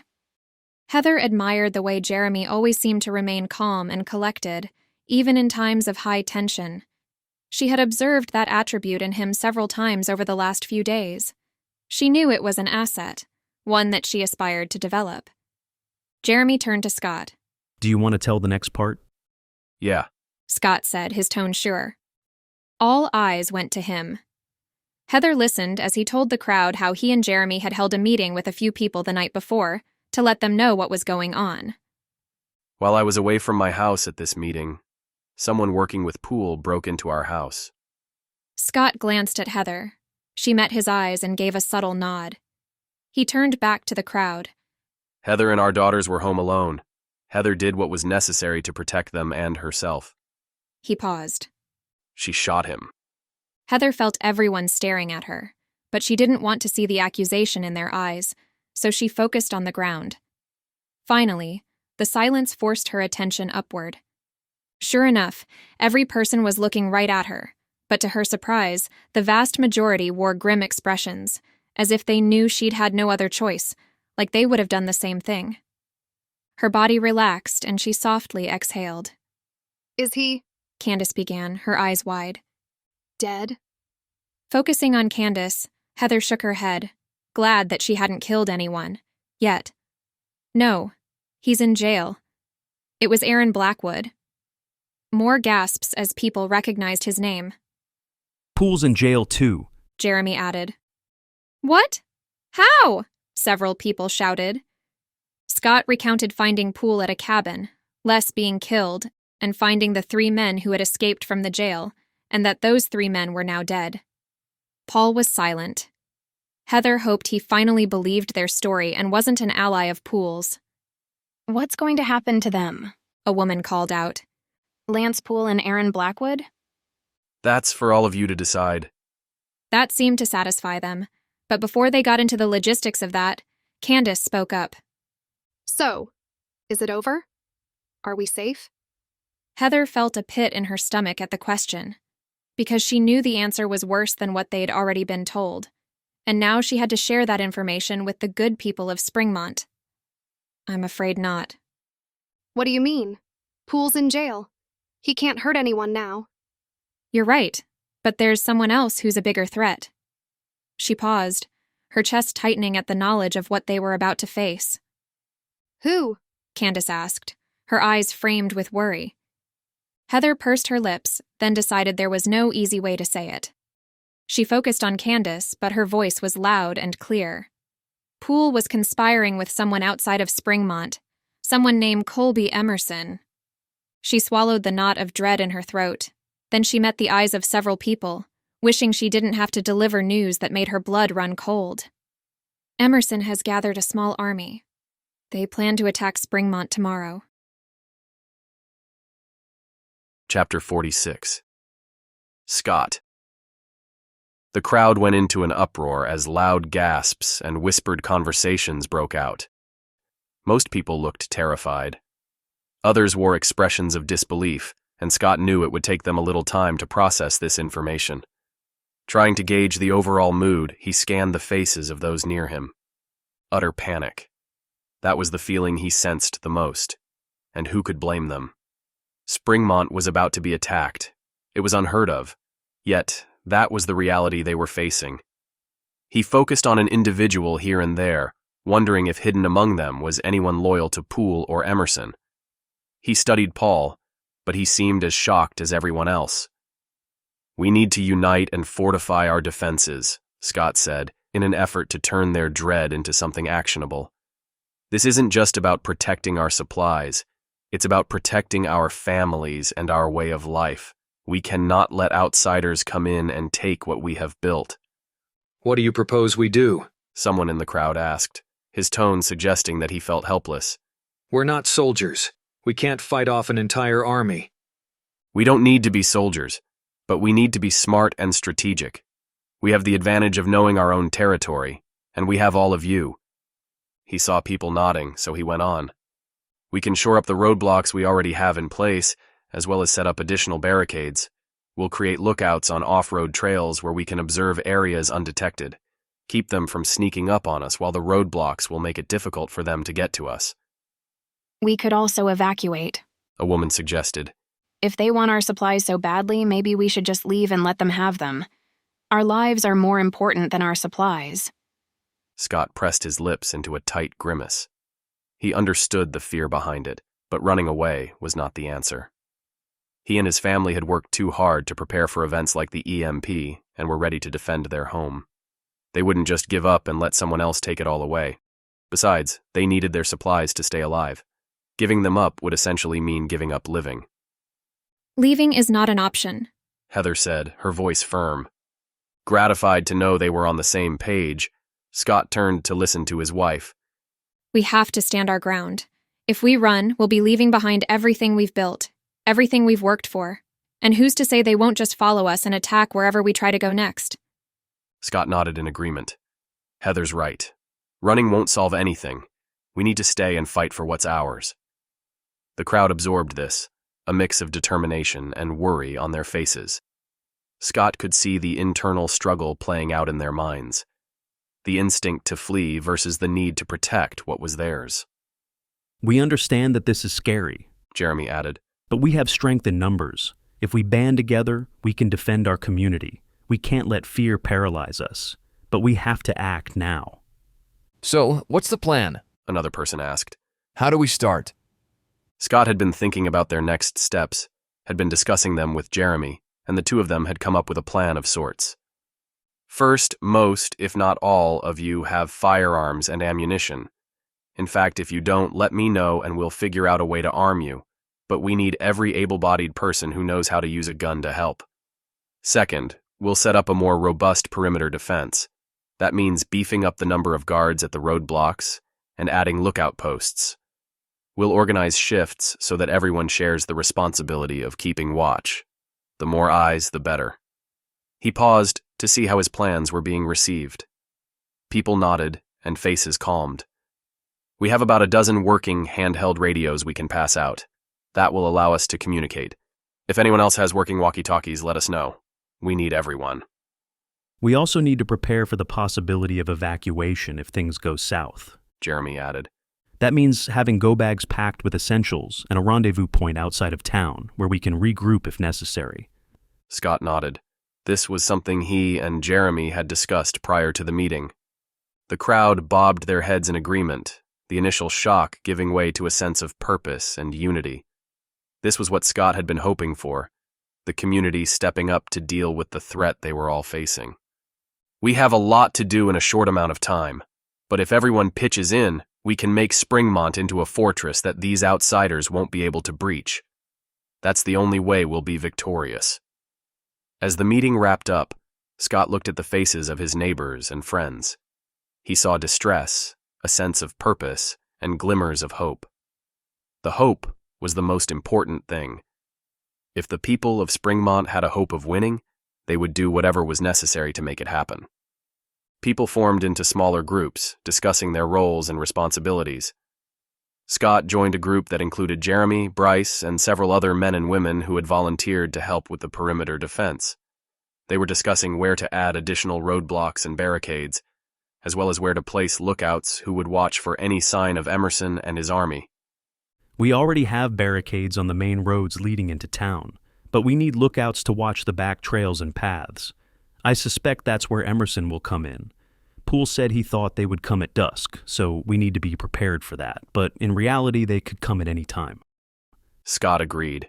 If he was going to attack a rural community, Not only would he not go right down the main road, but he would come under the cover of darkness. However, he had never met Emerson and could only guess what he would do. Maybe he would do something completely unexpected to catch them off guard. Not knowing was giving him anxiety. Forcing that down, he focused on what they could do. The lookout posts need to be well hidden. We don't want to give away our positions. I can help with that, Bryce offered. I know the area well. I can show you some perfect spots for concealment. Scott nodded gratefully. That would be great, Bryce. Thank you. As they continued to plan, Scott couldn't shake the feeling that time was running out. They had less than 2 days to prepare, and the task seemed monumental. But they had no choice. They had to do everything in their power to protect their community. Chapter 47. Scott. Across the park, Scott saw Heather talking to a group of women. Before she'd headed over there, she'd told him she was going to discuss the preparation of go bags and what to include. She looked up and caught his eye, giving him a reassuring smile. He smiled back, feeling a burst of love for his wife. The way she'd met the challenge of all the madness they'd faced was beyond what he could have ever hoped for. They'd always worked well as a team, but the apocalypse had magnified the way they complemented each other. As the groups dispersed to implement their plans, Scott caught sight of Tim approaching. Tim looked tired and worn, the weight of Les's death clearly heavy on his mind. Hey, Scott, Tim said, his voice low. Can I talk to you? Scott nodded and led Tim away from the others to a quieter spot. What's on your mind, Tim? Tim took a deep breath before speaking. I've been thinking about what happened last night, and I want to help. I want to do more than just set up roadblocks or keep watch. I want to be part of the defense force. Seeing the sense of purpose in Tim's eyes, Scott smiled warmly. I appreciate that, Tim. We need every able-bodied person. But are you sure? This is going to be dangerous, and you've already been through a lot. Tim's jaw set firmly. I'm sure. I can't just sit back and do nothing after what happened to Les. I need to fight for our community and for our families. Understanding Tim's need to take action, Scott nodded. All right, we can use all the help we can get, but you need to be prepared for what's coming. This won't be easy, and there's no guarantee we'll succeed. Tim nodded solemnly. I understand, but I have to fight. I don't want what happened to Les to happen to anyone else in our community. Scott placed a hand on Tim's shoulder. Thank you. I know you'll make a difference. As Tim walked away, Scott turned his attention to the tasks at hand. There was so much to do, and so little time, but he felt renewed energy. Everyone was pulling together in a way he hadn't allowed himself to hope for. Turned out they weren't willing to give up without a fight. Heather approached him, her eyes broadcasting positivity. Sounds like most people have what they need to create go bags for their families in case we need to evacuate. Then she paused as a frown tugged her lips downward. But Scott, I don't want to run. He tilted his head and sighed. Neither do I. Where would we even go? Our home is here, in Springmont. We have everything we need right here. Exactly. In fact, let's get home and make sure everything is all right there. They said their goodbyes. Then they and the kids loaded into the truck and headed home. As they drove up the gravel drive toward their house, Scott felt a sense of peace wash over him. Everything was quiet. They went into the house where Storm and Ranger greeted them with enthusiasm. Scott knelt and gave both dogs a vigorous scratch. The kids joined him, and as he looked at his family and his home, he felt an even stronger desire to fight for what was his. A short time later, Scott left his family to help the community prepare for Emerson and his army. First, he stopped by the main barricade. Originally, they'd built the barricade from a couple of non-running SUVs, but they'd added several downed trees and a couple of large boulders. They'd moved the boulders into place with a Bobcat tractor someone had gotten running. "Looking good," he said with a grin, pleased to see how much the people of Springmont had done. Think that'll keep this Emerson guy and his army out? One man asked. Not wanting to burst anyone's bubble, Scott grinned. Oh, yeah. But inside, he thought that if Emerson wanted the food and supplies the people of Springmont had, it would take a lot more than a sturdy barricade to stop him. With no more stores and no more deliveries, those who had run out of food would do anything to get what they needed to survive, making them dangerous. This was going to get ugly. He just knew it, and it scared him. Despite the dread he felt, he spoke with the people there, made sure everyone was fully armed and ready, then left to check on the several lookout points they'd set up. Each one was in a strategic location and hidden from plain view. This gave Scott hope. Maybe the community had what it took to win this. Maybe they would outsmart Emerson and his army. By late afternoon, they had put their defenses in place, and a sense of cautious optimism filled the air. However, since Scott didn't know precisely when or along which path or road Emerson would be attacking, he couldn't shake the apprehension that churned in his gut. What if Emerson attacked from a direction they hadn't considered? One where they had no lookout and no barricade. Emerson and his army would be inside Springmont before the community knew what had hit them. That won't happen, he told himself, needing to believe they would prevail. They'd barricaded or set up lookouts at all the entry points that made sense. If Emerson tried to bring his army a different way, like through a wilderness area that was impossible to fully protect, Springmont's only hope was that the trees and brush would slow the invaders down enough for those on watch to spot them and mount a defense before they got far. The people of Springmont had done everything they could, and though Scott was certain there was more they could do, the progress they had made was encouraging. They would continue to work tirelessly until the moment of the attack, doing everything in their power to protect their community. Chapter 48. Heather. While Scott was working on setting up the perimeter defense, Katie and Jake were helping with the roadblocks. At home, Ava was playing with the dogs in the backyard while Heather had her own duties to complete, one of which was making sure her family's go-bags were fully stocked and ready to go. Heather had packed them a while ago in case of an emergency, but she wanted to double-check the contents. First, she got the sheet of paper which listed what each go-bag needed to include, a list they'd printed well before the EMP, and brought it to the kitchen. After carefully reviewing the list, she went through each of the 5 go-bags and confirmed that they had each item on the list. It was imperative that she forgot nothing. If things got so bad that they had to evacuate, they would need every single thing on the list to survive. Feeling the weight of responsibility to make sure that they would have all they needed, she added a few extra items to each bag, while silently praying that their community would be triumphant in this battle for their homes, their food and supplies, their very lives. Softly exhaling, she took a moment to glance out the window to watch Ava play fetch with Ranger and Storm. The sight brought a smile to her lips. Despite the anxiety and uncertainty, there were still moments of normalcy and simple happiness. She was grateful her young daughter was safe and able to enjoy her life, despite the severe trials they were facing. Turning her attention back to the tasks she needed to complete, she walked to the pantry and stared at the shelves. The space had been a mess after the 2 men had broken in and ransacked the kitchen to steal their food. She and the children had done much to put things back in order, but Heather hadn't updated the binder where they tracked their inventory. The food in the pantry was just a small portion of their food supply. Most of it was in the basement, in a storage room. But to make sure they didn't run out, she believed it was critical to keep an accurate record of what they had. How else would they know which foods to ration? Heaving a sigh, she opened the notebook, then faced the walk-in pantry. As she scanned the shelves of canned goods, packages of pasta, jars of spaghetti sauce, and much more, she felt a deep sense of gratitude that before the EMP they'd chosen to use their resources to stock up on the necessities rather than go on expensive vacations. Not that they never took trips, because they did, mostly camping, which was something their family enjoyed, but they had prioritized self-sufficiency and personal preparedness, and now it was paying off. Unless Emerson and his army took it all. Heather didn't want to think about that.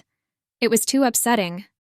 The thought of a complete stranger coming into her home and taking what she and Scott had worked so hard for, had sacrificed for, was infuriating.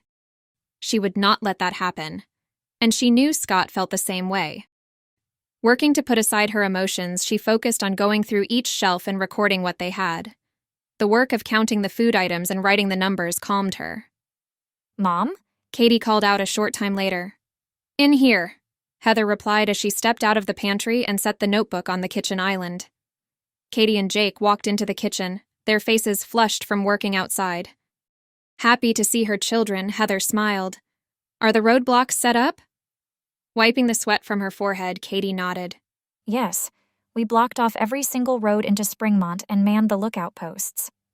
That's great, Heather said, awed by the way her children had jumped right in to help. You both did amazing work today. Jake smiled, a sense of accomplishment in his eyes. Thanks, Mom. It feels good to be doing something that will make an actual difference.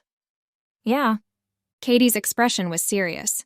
It really does. It was cool the way everyone pitched in to get the town defenses ready. Heather was impressed at the way Springmont had united to protect what was theirs, but she didn't find it completely unexpected. Springmont had always been a close-knit community. Even so, in the back of her mind, she'd been concerned some people might balk at basically becoming soldiers. But when the other option was to give up everything they'd worked for, there really wasn't a choice, was there? I'm going through the pantry and updating our inventory list. Heather pointed to the notebook on the kitchen island. Can you and Jake help me finish? I want to get it done before Dad gets back. Of course, Mom, Katie replied, walking over to the island. As the three of them worked, Heather's thoughts turned to her sister, Melissa. She wished she could pick up a phone and call her, to urge her to come to Springmont where they could protect each other. The uncertainty of not knowing how Melissa and her family were faring gnawed at Heather, adding to the vulnerability she felt. She missed being able to reach out and talk to anyone at the tap of a screen. If that was ever a possibility again, which she doubted, she would never take it for granted. Ava joined them in the kitchen before they finished taking inventory. Can I help, Mom? Heather smiled at her 9-year-old daughter, who showed genuine eagerness to be involved. Thank you, Ava. That would be great. Ava fairly beamed as Heather put her to work. After a while, Scott returned looking weary but undaunted.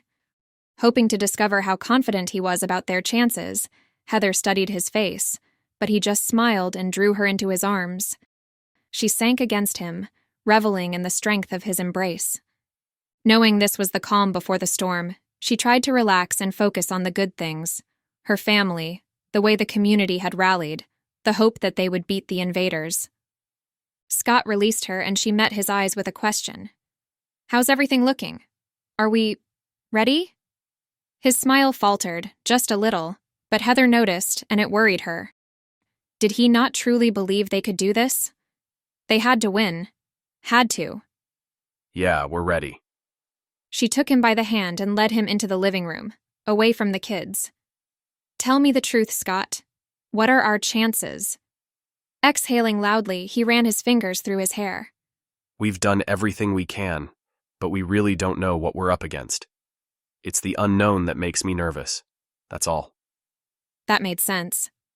I've been worried too, but instead of thinking about what can go wrong, I'm trying to focus on what can go right. He grinned. I like your attitude.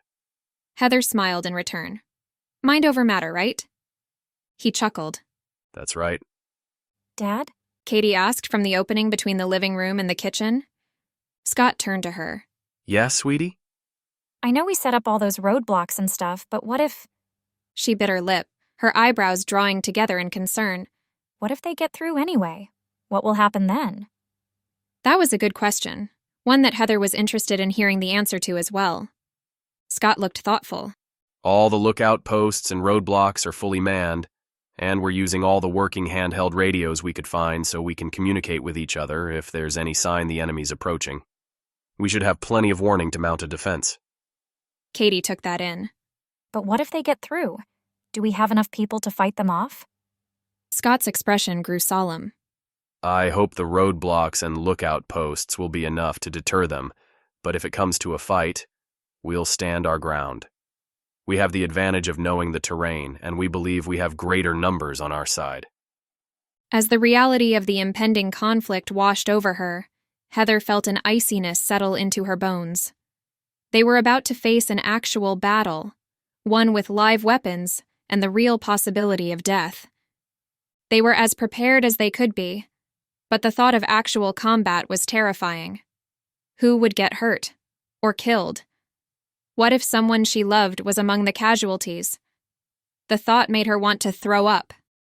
Squeezing her eyes closed, she mentally chanted, "We'll be fine. We're going to win this. I know it. I know it." That did little to calm the storm of worry brewing inside her. She glanced at Katie, who looked as anxious as Heather felt. She gave her daughter what she hoped was a confident smile, and in a steady voice said, "I believe in our community. We're going to win this." Smiling tightly, Katie nodded. "I think so too, Mom." As the day turned into evening, the family sat down for a quick dinner, each lost in their own thoughts about the coming conflict. Afterward, Jeremy came over to review the details of the defense plan with Scott, making sure every contingency was accounted for. Heather could hear them discussing the signal systems, the communication methods, and the strategies for defending each roadblock and lookout post. Hearing the way they spoke gave her confidence that they, along with the other members of their community, would triumph over Emerson and his group. They had to, because if they didn't, it would be catastrophic. Chapter 49. Scott. When Scott woke the next morning, he couldn't shake the sense of foreboding that enveloped him like a dark fog. The fate of Springmont would be determined today. More importantly, it was the day his family's fate would be decided, because if Emerson and his army gained the victory and took over Springmont, Scott and his family would have to leave, assuming they survived the battle. The notion that he or anyone in his family, or any of his close friends for that matter, could die that day defending their homes was almost more than he could comprehend. 2 weeks earlier, his biggest worries had been ensuring that his family was happy and healthy and making sure the students in his math classes were keeping up. He never, not in a million years, could have imagined the way life had shifted so abruptly. Yet it had. Despite their difficulties, he and Heather made an effective team, and the children were thriving. Life was good. That is, if you didn't consider that they were about to face a small army of men who could take everything they had, including their lives. He almost laughed out loud at the incongruity of the situation. "Time to get up," he muttered as he threw the covers back. Heather had gotten up about half an hour earlier, and as the smell of pancakes wafted up the stairs to their bedroom, Scott allowed a small smile to lift his lips. He and his family were doing well. Over the years, they'd prepared for hardships, and now they could live relatively comfortably despite the EMP. They would have to be careful with their food stores, but knowing what they were about to face, it seemed appropriate that they should have a hearty breakfast to start the day. Scott dressed, then went down to the kitchen, where the lovely aroma of hot pancakes floated toward him. Wanting to enjoy their time together before the confrontation that was inevitably coming, Scott helped the kids set the table, his heart heavy with worry, but also full of love for his family. Before eating, he used the handheld radio to check in with Jeremy, who was in touch with the guards at the barricades and lookout points. Jeremy reported that all was quiet. The dread and anticipation of what was coming mixed with not knowing how the battle would go killed Scott's appetite. Regardless, he sat down with his family to eat, but the tension in the air was palpable. They ate in relative silence, each lost in their own thoughts about what the day might bring. Everyone knew time was running out, and that the enemy could be at their doorstep at any moment. As they finished breakfast, Scott studied each member of his family. Heather's expression was one of tenacity mixed with dread. Katie and Jake wore looks of confidence that showed they were ready to face what was coming. Ava, however, was still unaware of the full extent of the danger they faced. Scott wished he could shield her from the harsh realities of their new world. "Thank you, Mom," Katie said, breaking the silence. "This was a delicious breakfast." Heather smiled warmly at her daughter. "You're welcome, sweetheart. I wanted us to have a good meal together before everything." Scott nodded in agreement. Today is going to be difficult, no doubt about it, but we have right on our side. Springmont is uniting. That makes us strong. He paused, looking at each person. We're going to win this. He turned to Heather, and their eyes met. She smiled, but he could tell she was as anxious as he was. There was no way to guarantee that they would come out on top, and if he was being honest with himself, he would admit that, not so deep down, he was terrified that Emerson's army was bigger and more prepared than they expected. It was a distinct possibility that Springmont would be outgunned and outmanned, that they would lose. But he couldn't admit that to his family. He had to project strength. So, he placed his worries into a box in his mind, locked that box, and shoved it deep, deep down, until it was as if it didn't even exist. Jake looked up from his plate, his expression serious. What do we do now? Scott took a deep breath. We finish the preparations.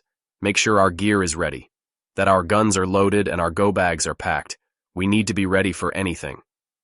Heather stood up from the table, beginning to clear the dishes. Ava and I will take care of the kitchen. You three get everything ready. Scott, Katie, and Jake got up from the table, eager to start the final preparations. About an hour later, they had packed everything and were ready. All right, everyone. Scott's voice was steady. Let's head out. We need to meet up with the others and get into position. Shouldering her go bag, Heather nodded. Let's go. They piled into the truck, Scott driving and Heather in the passenger seat, with Katie, Jake, and Ava in the back seat. They'd left Storm and Ranger at home. Scott didn't want to risk the dogs getting hurt by flying bullets. Worrying about them getting injured was a distraction he didn't need. It was bad enough that his wife and 2 older children would be part of the battle.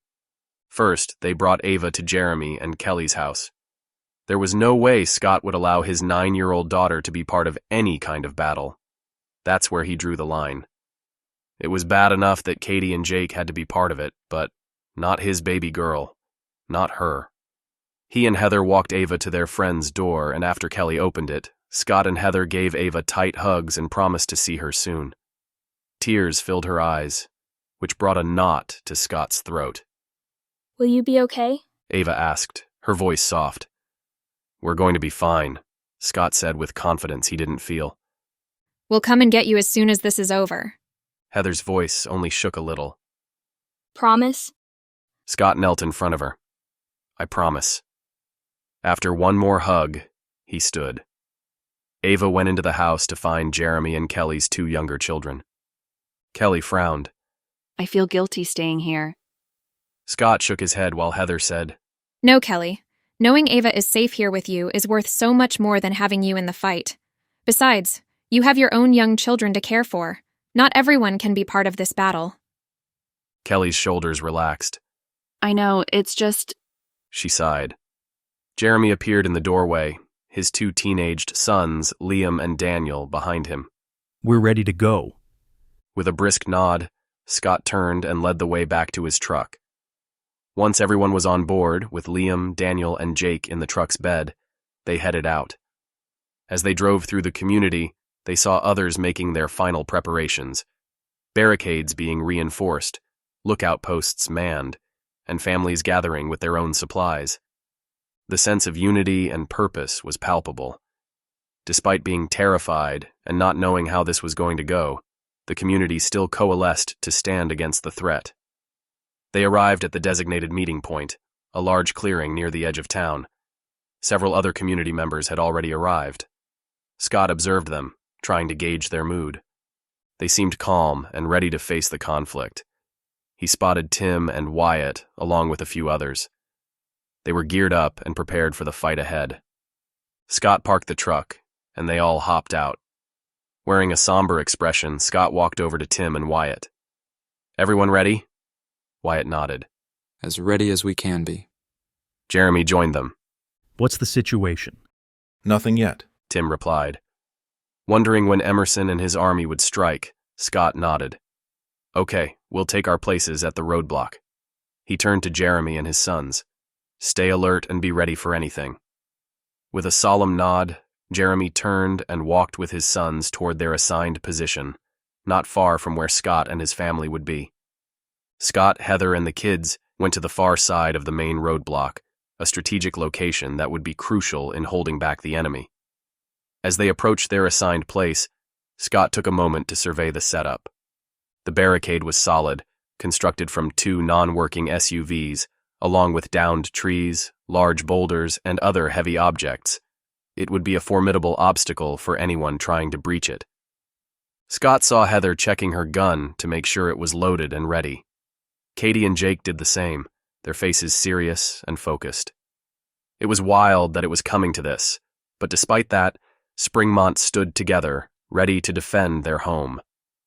As everyone settled into position, the tension in the air was thick. Every sound seemed amplified. Scott felt on edge as adrenaline coursed through his veins. He knew the moment was drawing near, the moment when they would face the enemy and fight for their lives. Without warning, a distant sound caught his attention. It was faint, but there was no mistaking what it was. The sound of vehicles approaching. Scott's head snapped up, and he frantically peered down the road, desperate to know what they were up against. Nothing was yet visible. He tightened his grip on his rifle, his senses humming. "They're early," he murmured, his voice barely a whisper. Heather turned to him, her eyes meeting his, terror clear in their depths. But there was courage there as well. Katie and Jake stiffened as they clutched their weapons. Scott took a deep breath, steeling himself for the battle ahead. They had done everything they could to get ready. Now it was time to fight.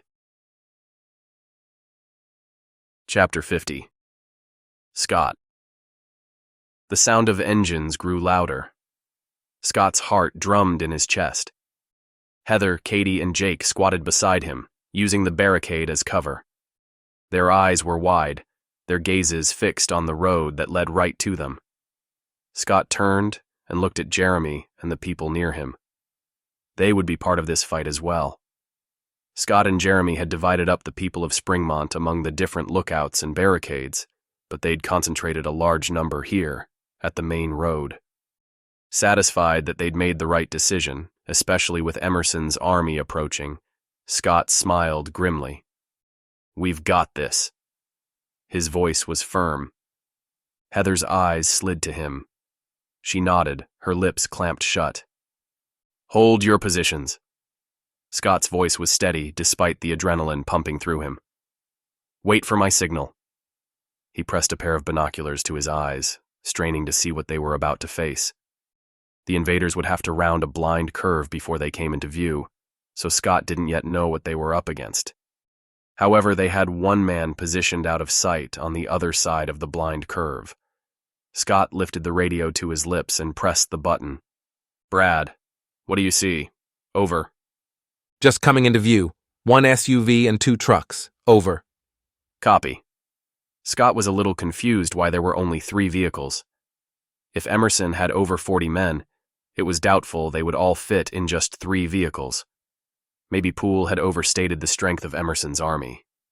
Seconds ticked by, each one feeling like an eternity.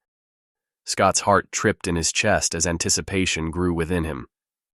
The sound of approaching engines grew significantly louder. Then, a vehicle appeared. It was a black SUV. Scott wondered how they'd gotten it running, but knew it was possible that either the EMP hadn't affected some vehicles, or that they had replaced the damaged components. Doesn't matter, he thought. The critical thing was that they were coming, right now. Next to the SUV, driving in the opposing lane, was an older truck. As soon as the pair cleared the blind curve, they hit the gas. They were about 500 yards away. A second truck, old like the other one, trailed the SUV, just like Brad had reported. Using the binoculars, Scott scanned all 3 vehicles.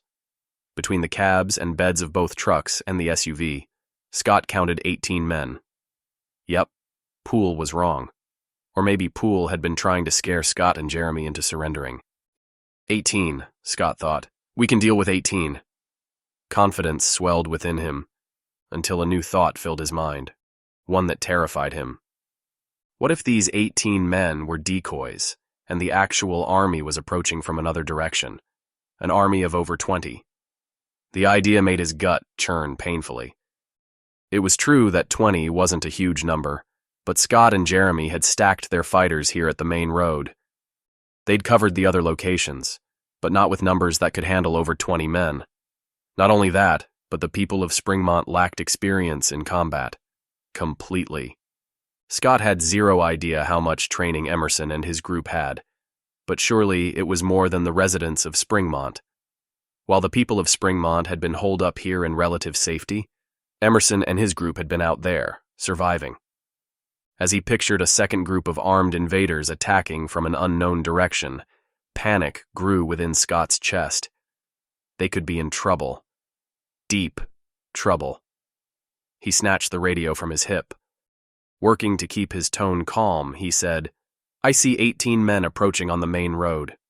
Watch for others coming from another direction and report in if you see anything suspicious. Anything at all. Over." Lookout 1, copy. Lookout 2, copy. Several others replied that they'd heard Scott's message. Knowing they had a basic way to communicate gave Scott a slight feeling of comfort. If Emerson's army approached from another direction, word would get out and help would come.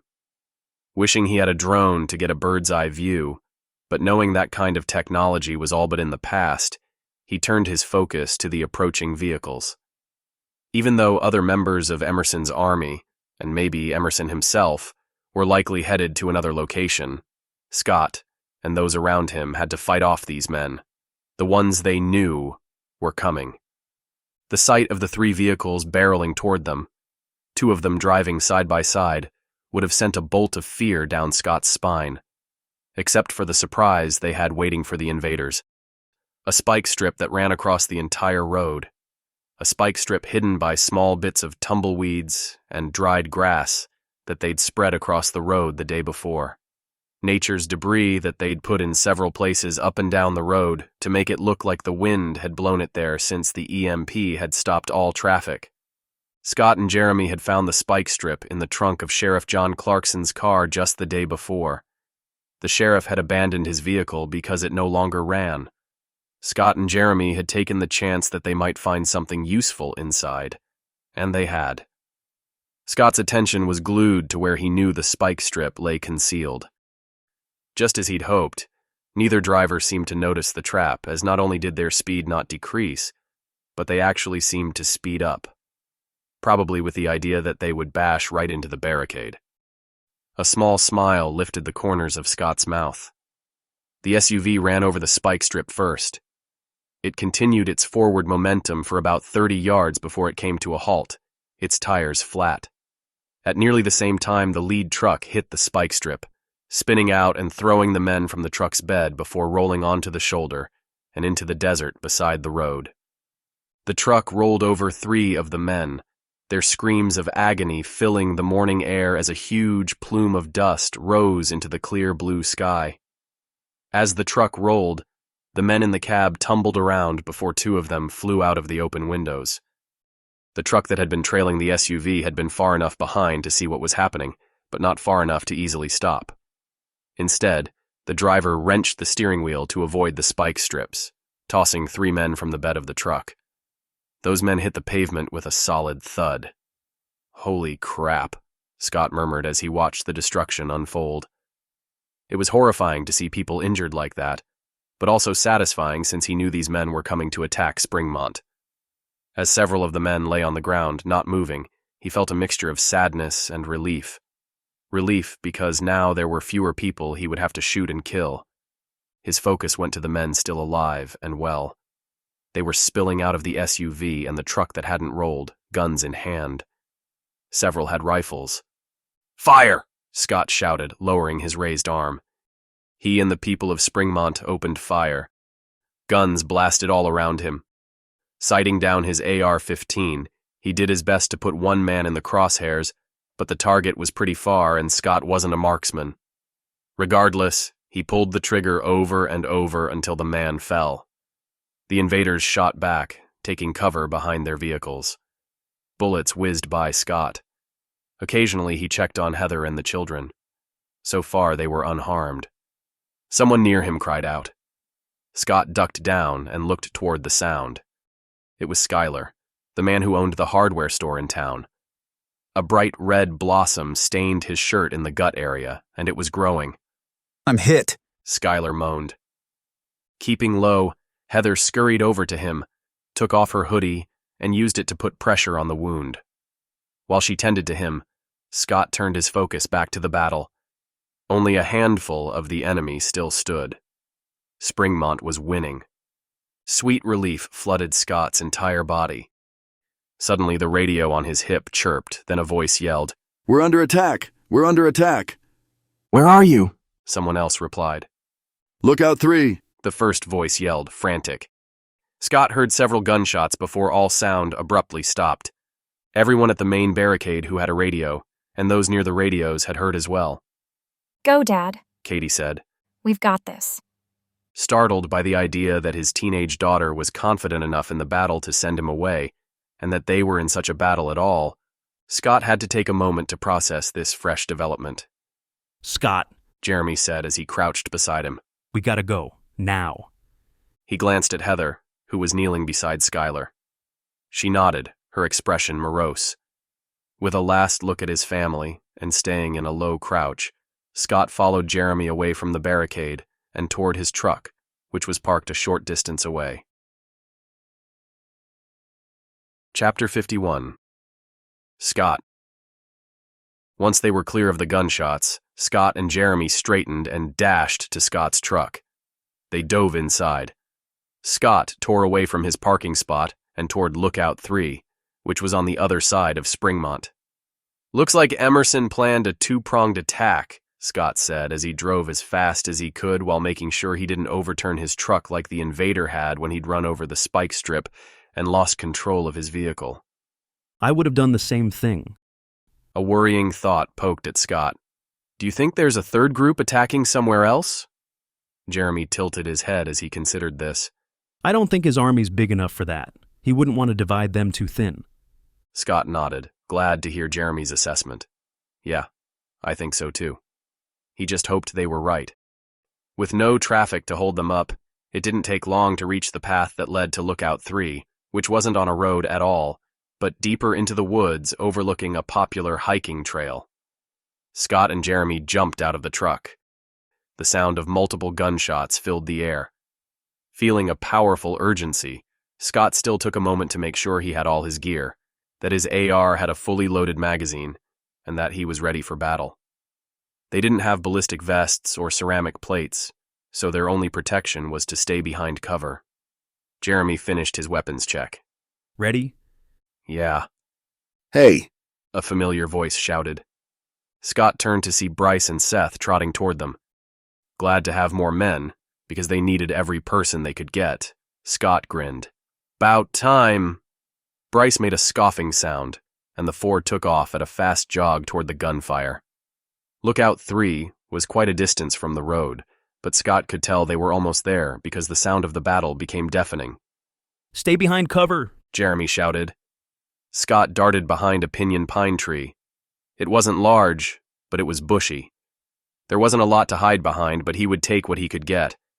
Poking his head around the branch of pine needles, he peered into the distance to evaluate the situation. Men were down on both sides of the battle. Not wanting his emotions to get in the way, he didn't attempt to figure out if he knew any of the dead or injured men from Springmont. Instead, he zeroed in on which targets he wanted to take out. There were plenty, which meant there were more men in Emerson's army than he'd expected. Where was Emerson? Had he been part of the first assault? The one at the main barricade? Scott doubted it. There were more men in this assault than that one, so it made sense that Emerson would be part of this one. With no idea which man was Emerson, he aimed at the man he had the best chance of hitting and pulled the trigger. It took several shots, but the man went down. Bullets flew his way. He ducked, trying to make himself a smaller target. When the bullets aimed in his direction slowed, he got back to his feet, took aim, and resumed shooting. The battle was fierce, but he did his best to take out the enemy. They were using the trees as cover, just like the people from Springmont were. People fell on both sides, but Scott noticed a few of Emerson's men turning and running in the other direction. Who could blame them? The people of Springmont were fighting for their homes and families. Emerson's army was just doing what they were told. Why would they want to risk their lives for that? Sure, they might be desperate to survive, but there had to be easier battles to win than this one. Proud of his community, Scott surveyed the battlefield. Few of Emerson's men still stood, which made Scott think of the battle at the main barricade. What was happening there? Was his family safe and uninjured? Had they taken out all the invaders? He fervently hoped the battle was over and that Schuyler was the only casualty. As much as he wanted to know what was happening, he didn't want to distract anyone by using the handheld radio just to satisfy his curiosity. He would have to wait. 3 of Emerson's men were still fighting, but one turned and bolted. The other 2 noticed, then turned and ran as well. Had Springmont won?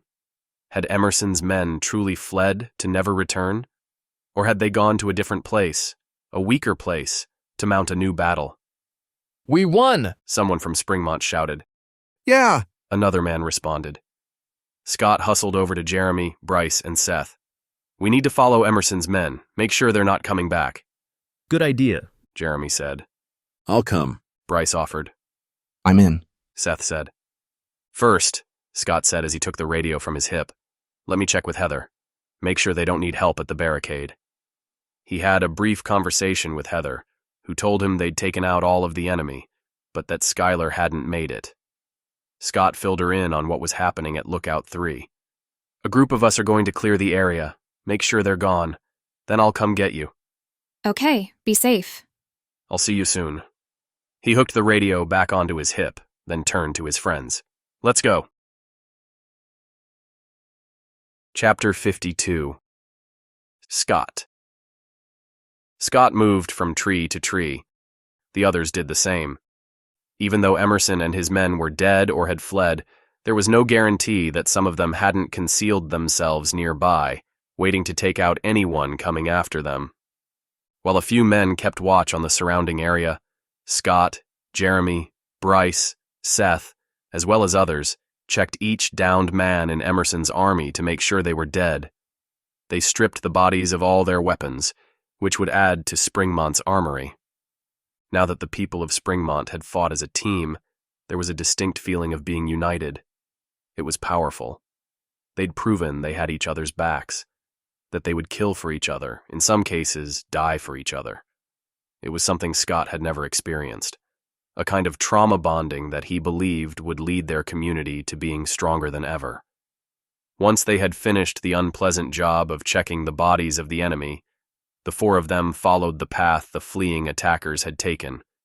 It appeared that the invaders had come on foot, and that they had timed their attack at Lookout 3 to begin at about the same time the attackers at the main barricade had arrived. It had been an excellent strategy, and if it hadn't been for the spike strip, things might have turned out differently. Focusing on the immediate mission, Scott kept his head on a swivel, on guard for any of Emerson's men, or any movement that might show someone was nearby. Then he heard a sound, a groan, like someone in pain. The trees were thick here, so he couldn't immediately see where the sound was coming from. He touched a finger to his lips and pointed in the general direction the sound seemed to come from. The others signaled their understanding before spreading out. It didn't take long to find the injured man. The 4 of them surrounded him, their guns drawn. Then, while Scott and Jeremy focused on the man, Bryce and Seth faced outward, guarding against a sneak attack. Don't shoot, the man said, his voice weak and filled with pain. His face was pale and his hands rested on his bloody stomach, as if trying to stop the bleeding. His back was against a boulder, his legs stretched out in front of him. Don't move. I won't. Please help me. Compassion for the man swept over Scott. There was no way he would survive, not without immediate medical help. Help that was not available. I'm going to search you, Jeremy said, his voice gentle.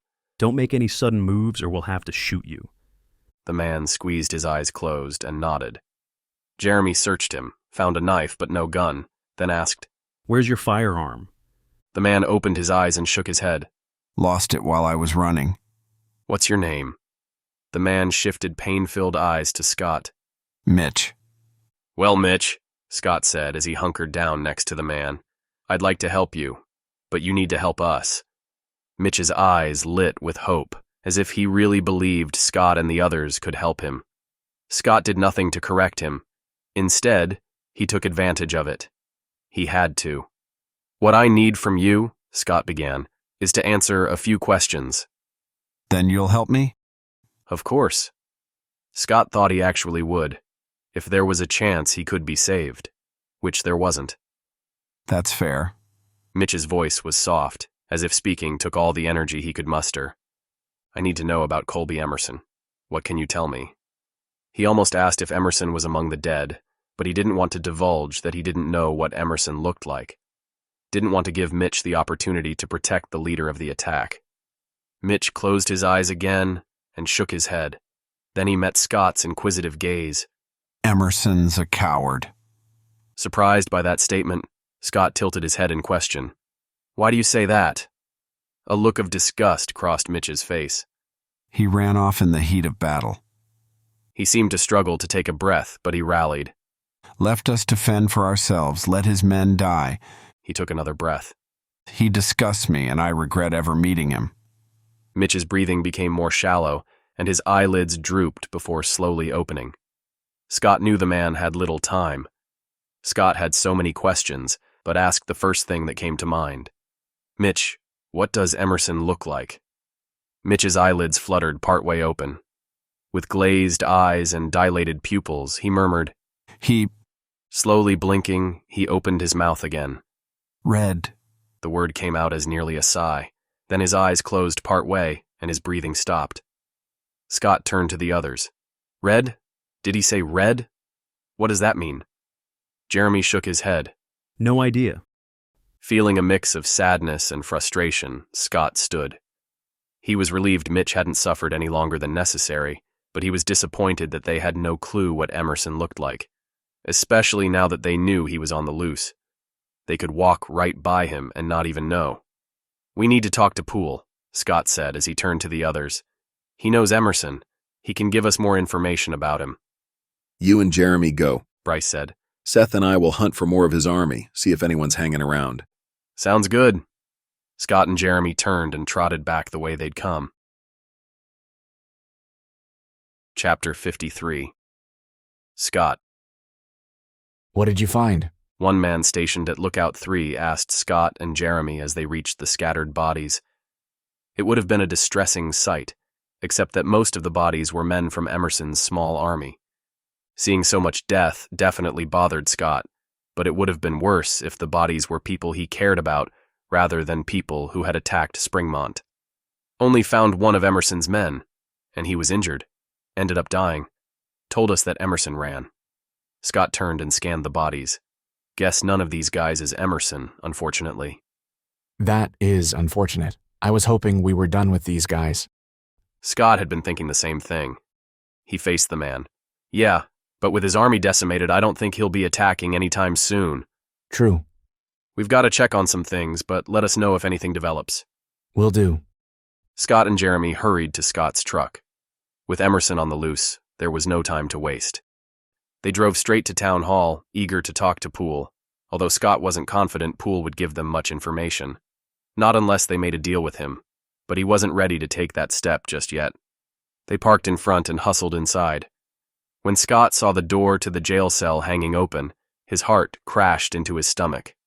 He rushed to the cell with Jeremy right behind him. When he saw Aaron Blackwood resting on the floor, but no Lance Poole, he swore under his breath. Where's Poole? Aaron lifted his eyes to them. Even in the dimly lit space, Scott could see the man was in pain. He glanced at Aaron's injured leg, which was wrapped with gauze, and felt bad for him. They didn't have any pain meds to give him, so he had to be suffering. He's gone. We can see that, Scott said with a frown. How did he get out? And why are you still here? Aaron made a scoffing sound. I can't go anywhere with this bum leg, and they didn't want to help me. They? Who's they? I don't know who it was. Some guy came and let Poole out. Scott glanced at Jeremy. Then he stepped out of the cell and scanned the hallway in both directions before going back into the room with Jeremy and Aaron. Where's the guard? Aaron shook his head. Not sure, but earlier I heard a bunch of people yelling over the radio the guard had. Something about being under attack. Guess the guard left to help. Sighing heavily, Scott clenched his jaw in frustration. He would have to find out who was on guard duty and explain to the man that you don't leave your post. Ever. Because now Poole, the one connection to Emerson, was in the wind. Tell us about this person who let Poole out. I never seen him before, but Poole sure seemed happy to see him. Certain it was Emerson, Scott knelt beside Aaron, and in a soft voice asked, "What did he look like?" Aaron squinted at Scott, like he knew this information was important. If I tell you, will you take me home? To my family? Seeing as how Aaron hadn't escaped when he'd had the chance and not wanting to waste resources guarding him, plus needing the information Aaron had, Scott agreed. "Yeah, I'll take you home if you tell me everything you know." They could deal with Aaron and his crimes later. Aaron's shoulders slumped in clear relief. Okay. He looked thoughtful, like he was trying to recall everything that had happened. Like I said, I heard chatter over the radio about being attacked. Then it got real quiet. We didn't know the guard had left. He lifted his chin toward the door, which was open. There's no window in the door, so we can't see anything. We sat here for a while, bored out of our minds like we've been since you put us in here. He looked away from Scott when he said that. Reminded of why Aaron was in jail, Scott felt anger building inside him. He didn't have time for that, so he bit back a retort and waited for Aaron to continue. Aaron met Scott's impassive gaze, looked away like he knew he was the one at fault in all of this. I'm sorry for what I did. I want you to know that. He stared at the ground as he spoke. Scott's anger drained away at what appeared to be true contrition.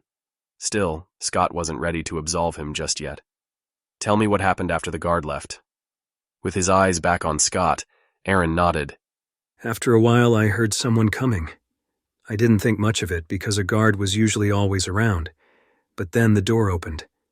When Poole saw the guy, he leapt to his feet and let out a whoop. I didn't know who the guy was, but Poole seemed to know he was there to help. Aaron shifted his gaze to the floor again. I really thought I was going to be freed. He looked at Scott, a scowl on his face. But Poole made it clear I was on my own. He swept his hand toward his injured leg. Which meant I was screwed. He made a scoffing sound. Poole turned to me and said, "Best of luck to you." Then he and the guy walked right out. What did the guy look like? You know, average height, average build. Great, Scott thought. No help at all. There was one thing about him, though. That caught Scott's attention. What?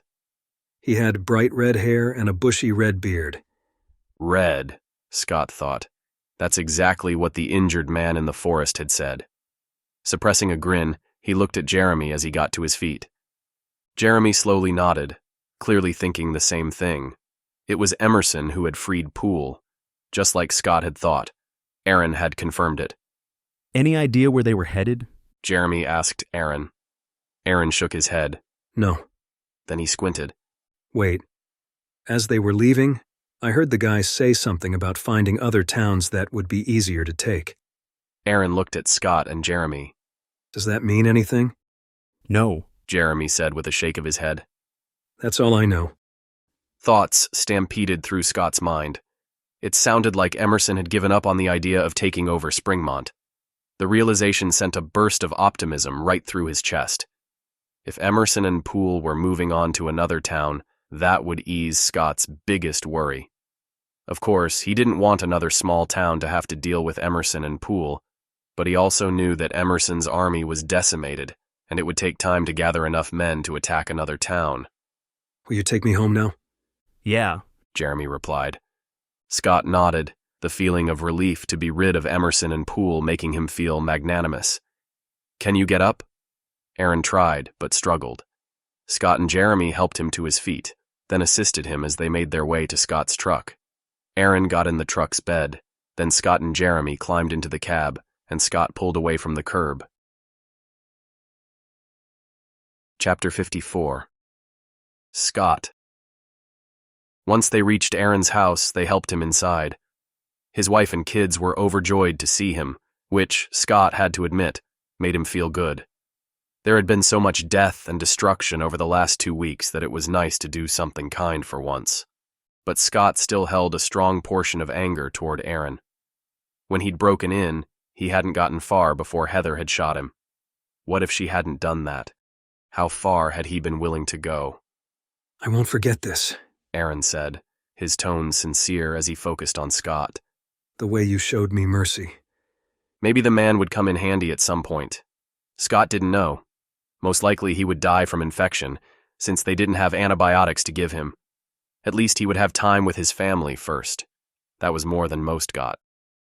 If you hear from Poole, let me know right away. Aaron frowned deeply, like he held no goodwill toward the man who had left him behind. Oh, I will, believe me. Scott and Jeremy left, heading to the main barricade to check on the status there. The moment they pulled up, they could see that everything was under control. Springmont had wiped out the enemy. The mood was one of subdued celebration. After all, even though they'd been triumphant, people had died. Scott! Heather said with a big smile as she ran to him. He held her tight for several long moments. The last time he'd seen her, he hadn't known what was going to happen. To have his whole family safe and sound was a gift too big to ignore. Jake and Katie joined in the group hug, and Scott savored the reunion with his family.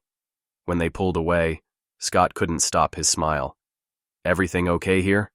Yep, Jake said as he stood straight and tall. You did good, son. Scott turned to Katie. So did you. I couldn't be prouder of you both.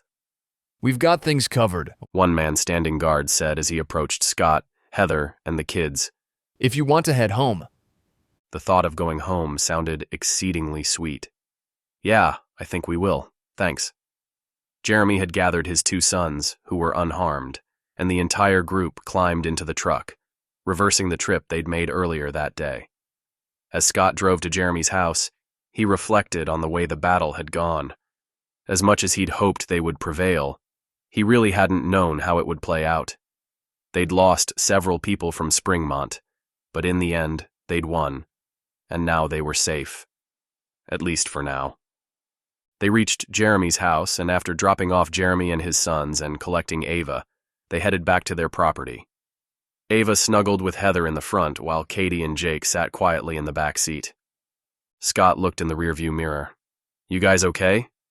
He was deeply concerned about how his children were processing what they'd been through that day. Being in a gun battle with men who were attacking their town had to be traumatic. At least the battle at the main barricade had been over fairly quickly. But a man on their side had died, and they'd witnessed that, not to mention the death and destruction of the invaders. Yeah, I'm good. Scott met Jake's eyes in the mirror. What about you? I'm okay. His kids were becoming battle-hardened. Jake was only 12, Katie was 14. It was nuts, but it was also reality. What happened at Lookout 3? Jake's tone was eager. Scott pictured the field of bodies and was glad his kids hadn't been in that battle. We won, but it wasn't easy. What do you mean? We lost some people, although the other side lost a lot more. That's sad, Ava said, voicing exactly what Scott was feeling. It is sad, Heather said as she tugged their 9-year-old daughter close. But it wasn't something we asked for. We had to protect ourselves. I know, Ava murmured. Did you get Emerson? Heather asked Scott. Scott paused, then shook his head. No, he fled, and he took Poole with him.